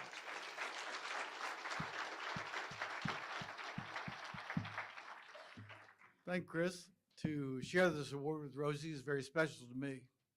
From my Lifetime Impact Award, it's a little bit different in that really my father and my son and myself all have worked together for the last 75 years. And that is why we made an impact on the community. We have 3 generations all working tirelessly in a lot of different areas. I was just looking at the program. I was president of the Chamber of Commerce 50 years ago today. So, and that starts to put a lot of things back in perspective. I want to introduce, because we are a family and we impact the community as a family, my sister Donna Downing and her husband Bruce, if you'd stand. My son Richie Wilkins. My wife Ronnie Wilkins. Mitch Moore is not part of my family, but he is always at my desk with his hand out. Just like a good son. We've been very active with Shenandoah University for years. My father started Shenandoah University, and I don't plan to speak a long time, but a lot of you in the room, because I was here 50 years ago, I don't know you, and I apologize. But my father, in 1926, quit high school at the age of 16 with $250 in his pocket. Went to California, took him 2 weeks to get there, lied about his age, got a job in the oil fields building heavy equipment. Fast forward, I don't want to set it for hours, past World War II, I was born in 45, he moved here in 47, opened Wilkins Shoe Center, opening shoe stores, not your get rich quick scheme. He works 7 days a week. And I say that, I mean he works 7 days a week. He never, at nighttime, he works at drafting tables. He does all his own survey work, all his own drafting work. The guy quit high school at 16. He had an architect who would sign off on his reports.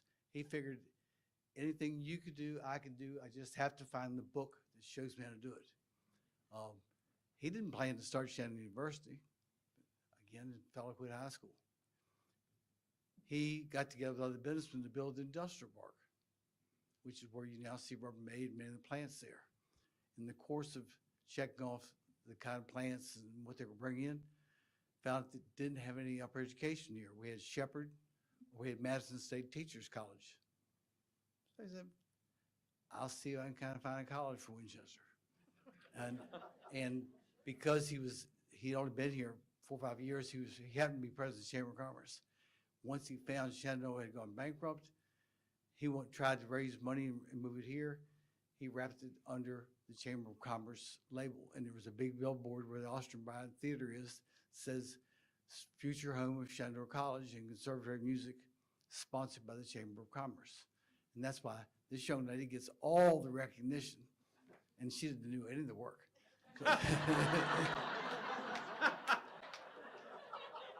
But fortunately, I could go on too long. My wife is already hollering for me to sit down.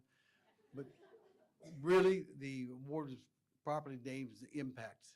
Our family, not just me, but my son, my father, our entire family, have had a lot of impact on the community. We love doing it. I wouldn't still be here doing it if it wasn't for that. But when they give you a Lifetime Achievement Award, you know you're at the end of your lifetime usually. So therefore, I'm going to shut up before I fall over. But thank you very much.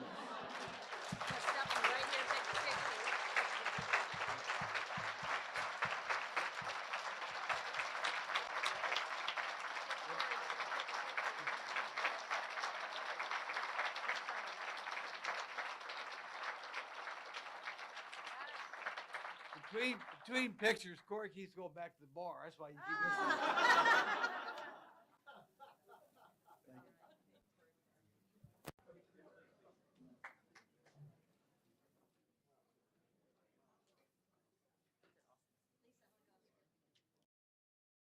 Hey everyone, I'm Cynthia Schneider with the Top of Virginia Regional Chamber, and we're today with IGM Accounting down at 124 Amherst Street, just outside of the Old Town Mall in downtown Winchester, Virginia. They're one of our newest members, and Walter's going to tell you a little bit about what they bring to us. Absolutely, thank you very much. Yes, we are here in Winchester to provide services, accounting, payroll, taxes for small businesses.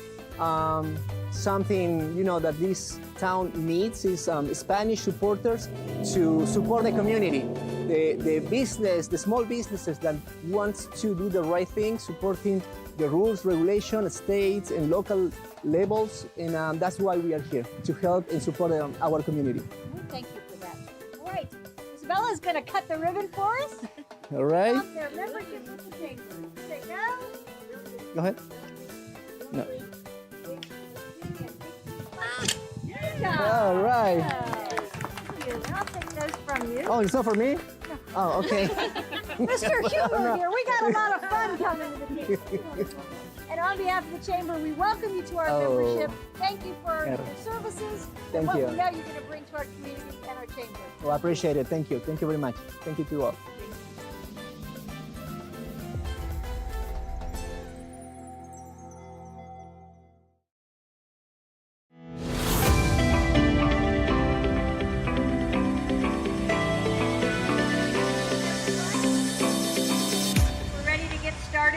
Program. Again, I'm Cynthia Schneider, your CEO at the Top of Virginia Regional Chamber, where we connect business and community resources for mutual success.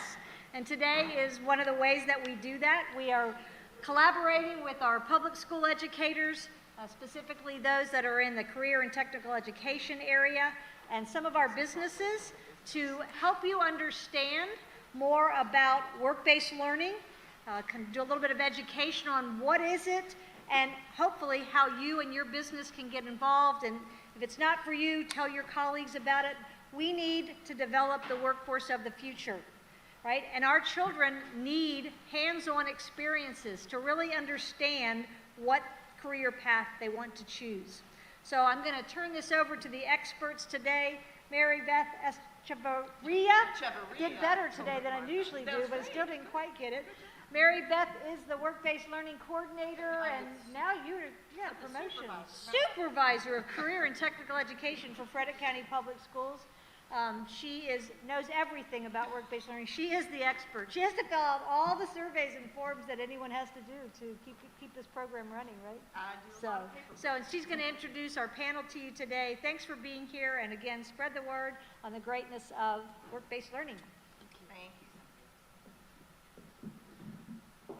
thank you and welcome. I am the supervisor of career and technical education in Frederick County Public Schools, but I work for the students and I work for the teachers and I work for these folks here that are on my team today to help provide opportunities for students. And I think that's one of the reasons you're here, is to hear about opportunities for students to become your employees and how to open that talent pipeline.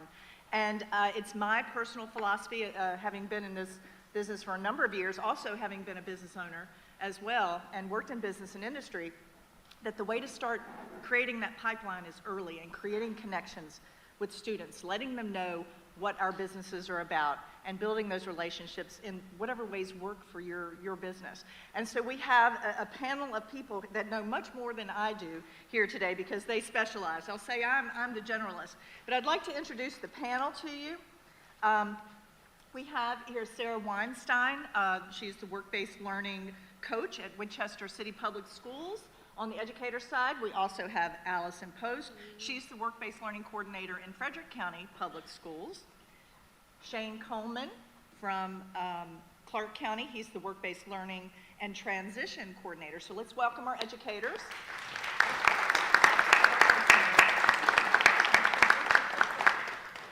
And our wonderful business partners, thank you so much for being here today to tell your stories as well. We have Ms. Kylie Gore, who is the marketing manager with Gore's Fresh Meats, and Mr. Joe DeWald, Vice President, Contact Center Operations with Navy Federal Credit Union, and let's give them a welcome. So my job today really is just to be the conversation starter. And I think a good place to start is always to define what it is we're talking about. So I'm going to throw this over to the educators, and I'm not going to pick on any one of you individually. I'm just going to let you all jump in. I think what we should do for our friends here in the audience today is to define work-based learning, and after you define it, describe the benefits to students and they're participating in work-based learning. So define work-based learning, and then talk to us about the benefits for students who participate in work-based learning. I think, is this thing on? I think the easiest way to describe work-based learning is just really opportunities, experiences for students outside of the classroom that align with their career interests. So that's just, we all know we were all students at some point, and we know sitting in a classroom, watching videos, reading out of a book, you're not getting that interaction with actual skills and knowledge and experience that you want to see and do when you're kind of thinking about your career. So in a nutshell, I always say it's, getting students outside the classroom to experience what a career they're interested in might look like, might feel like, and get that experience first. And then I think some of the benefits for students, it's hands-on. A lot of it is hands-on. It's providing an opportunity that they might not know exists in the Frederick County, Winchester, Clark County areas. So I think that's one huge benefit that I see, and I don't know, maybe Sarah and Shane could see some other benefits as well. One of the things that I've loved is shadowing what Allison said about finding out what they want to do, but this also gives them an opportunity to find out what they don't want to do. So they take a job shadowing opportunity, go spend a couple days somewhere, and say, never mind, that wasn't what I thought it was, and that saved them time, potentially money, down the road. Okay. Anything else, Shane? No, they hit the. So did I. I will say that I was speaking with Blair Jewell. Blair, where are you? Well, she went upstairs. Hey, so we were talking, and she said, how exciting if I'd been a student and knowing about all of these different opportunities and having the opportunity to interact with business and industry, wouldn't that be really cool for me and a real advantage for me as a student? So I think she really nailed that one too. Thank you so much. And to our business partners. So can you talk to us a little bit about the ways in which you've partnered with the school systems through work-based learning? You go, you want to go? Well, for us, it was, it's been a long journey for us. We were actually invited from the county to start participating and be more involved, and Valley Health had really paved the way in that space. So we had to figure out a way to make it work to have folks that were not 18 or older. But where could we add value? So we were looking at working with the teachers, looking at the curriculums and what we could do. So we created this external learning piece where we would go in and supplement the curriculums.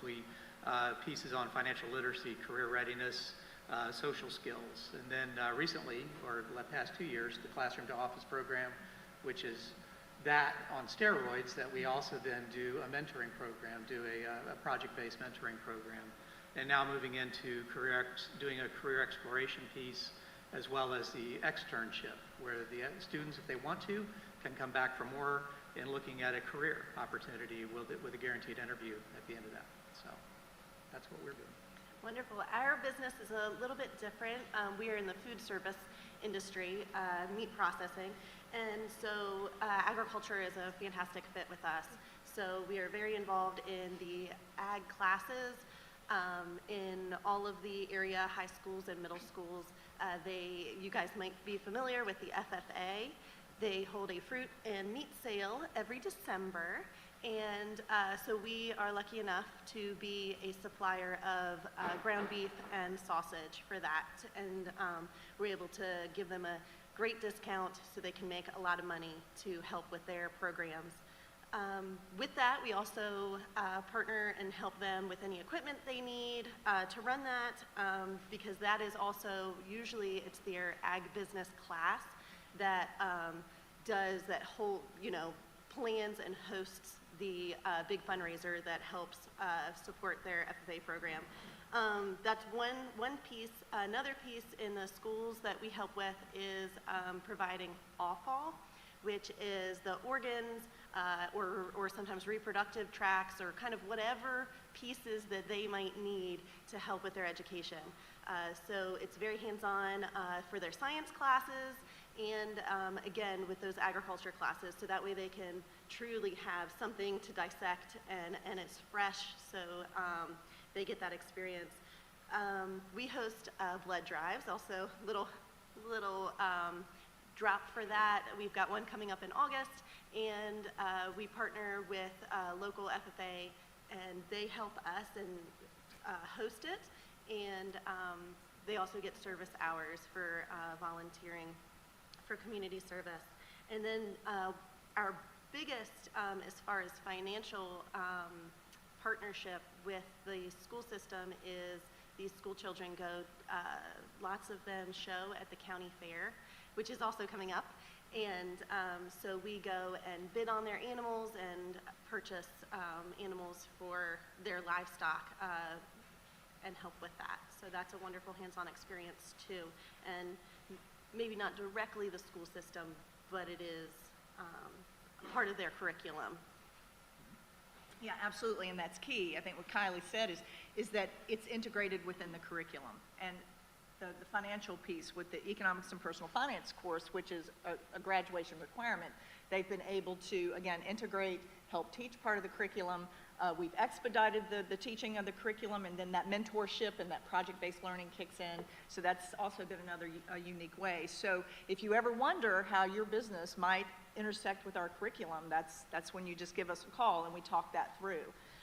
Joe, you alluded to that it was a long process and that the 18, the barrier. Have either of you, have there been barriers for you to move into other types of work-based learning, and how have you navigated that? So for us, of course, we're very hands-on with the students that we bring in. We want them to have an awesome experience and get to try all kinds of different parts of the business, but also with that comes risk. So there are, just the safety aspect. We have to make sure that they're trained properly, and we have to make sure that our management is equipped and knows what these children are allowed to do and what's safe for them, and also figuring out personally what they're comfortable with, because we have lots going on in our slaughterhouse. We've got large animals, and at all locations we've got saws and knives and slippery floors, so we have to take all of those into account to make sure that it's okay and they're going to be safe, and but also get to have that experience and hands-on learning. Yeah, I'll say for us, it was really still the under 18. We don't have the ability to offer employment or really do a true mentorship at that point. That's why we had to be creative, and the pieces I mentioned earlier with the classroom to office and career exploration. But uh, we also bringing the kids on site. You know, we are a financial institution, so they can't see people's personal information. So that's a big thing. So we had to create things off the floor, so to speak, where we could put them in a specific area and bring experts in to talk to them. So the career exploration piece is another idea where if someone's looking like at the IT field, we can bring, and we did last year, brought kids that were interested in that on site. They talked to some of our IT professionals and got insights on what they could be working on if that was a field they were really interested in, what they can develop now and really start, if they went to college, some things they could look at, and if not, some things they could get certificates on to find employment that way. Awesome. Awesome. All right, so back to our educators. Can you talk to us about how, is it easy to get involved with work-based learning? Is it easy? And then what supports do you provide to our employers to engage in work-based learning? So I'd say just being open to communication. It's going to be a collaboration between us as the work-based learning coaches or coordinators, with someone from your business, also with the parents of the student as well that will have to be brought in on some of these opportunities like the longer term internships, co-ops, and things of that sort. So having time to, having the staff to be able to work with us, you know, is key. But I think for me, definitely the open communication and willingness to be collaborative and work together to figure out those barriers when we get to it and working through them together. And I would say too, just from, you know, some of the conversations, work-based learning goes from 6th grade all the way to 12th grade. So there are opportunities within work-based learning that can be as simple as you coming to speak to our students about what your job is, how they can get into that career, what education goes behind it, all the way up to co-op and internship opportunities. So that's the other really great thing just about when you say about opportunities for students, it really runs such a full range that if you're like, I'm maybe not ready for an internship, but I want to come talk to your students, or I want to have a student do one day of a job shadow, there are so many possibilities that you don't have to worry about, you know, how do I get started? All you have to do, like Sarah said, is reach out and talk to us and see, you know, what knowledge can you give to our students. The one great thing about our programs is that they've been around for a couple of years, so we got a lot of safety nets in place because these are high school students. So we like to support these students the best way we can. So, you know, we have things where we have training agreements in place, we have liability insurance, all these great things that support our students to take some of that worry maybe off of your shoulders, because we do have a great program in place. Let's say I'm a business, a small business, and I want to dip my toe in. What's the best way for me to do that? Maybe a job shadow, and if that's it, what does that look like? So, since y'all have done most of the talking. Go for it, Shane. So when it comes to that, what I typically do is I have them reach out to me first. And then I always send out surveys to every student, 9 through 12. Sometimes I reach out to the middle school, see if there's anyone interested in the middle school. And then I will take that information, and if there's a big enough interest, I will have a person come in and speak to the students, and then we will go from there to where we will discuss either a one-day job shadow, possible employment, internships, whatever is going to be offered. So I always start the year out, I always send out a survey to see what they want to do, and then I base my year off of what the students want. And then I will reach out directly to the businesses, and we'll start working from there. So it's a customized approach, right? What the student wants and how the student will fit with the business partner. All righty. What has been one of your most exciting placements for a student? What can you just share the excitement and the benefit to educators and to students? What is? Do you have a story you can tell us of a really great placement? I have one. It's with a student who went with Barrett Machinery. She wanted to get into welding. She didn't see a lot of females in the welding industry. Stacy took her underneath of her wing, and now we have an agreement with Blue Ridge Community and Technical College in West Virginia. She's going to go there and train, and then Stacy's going to help her find employment after that. And then another one was we had a student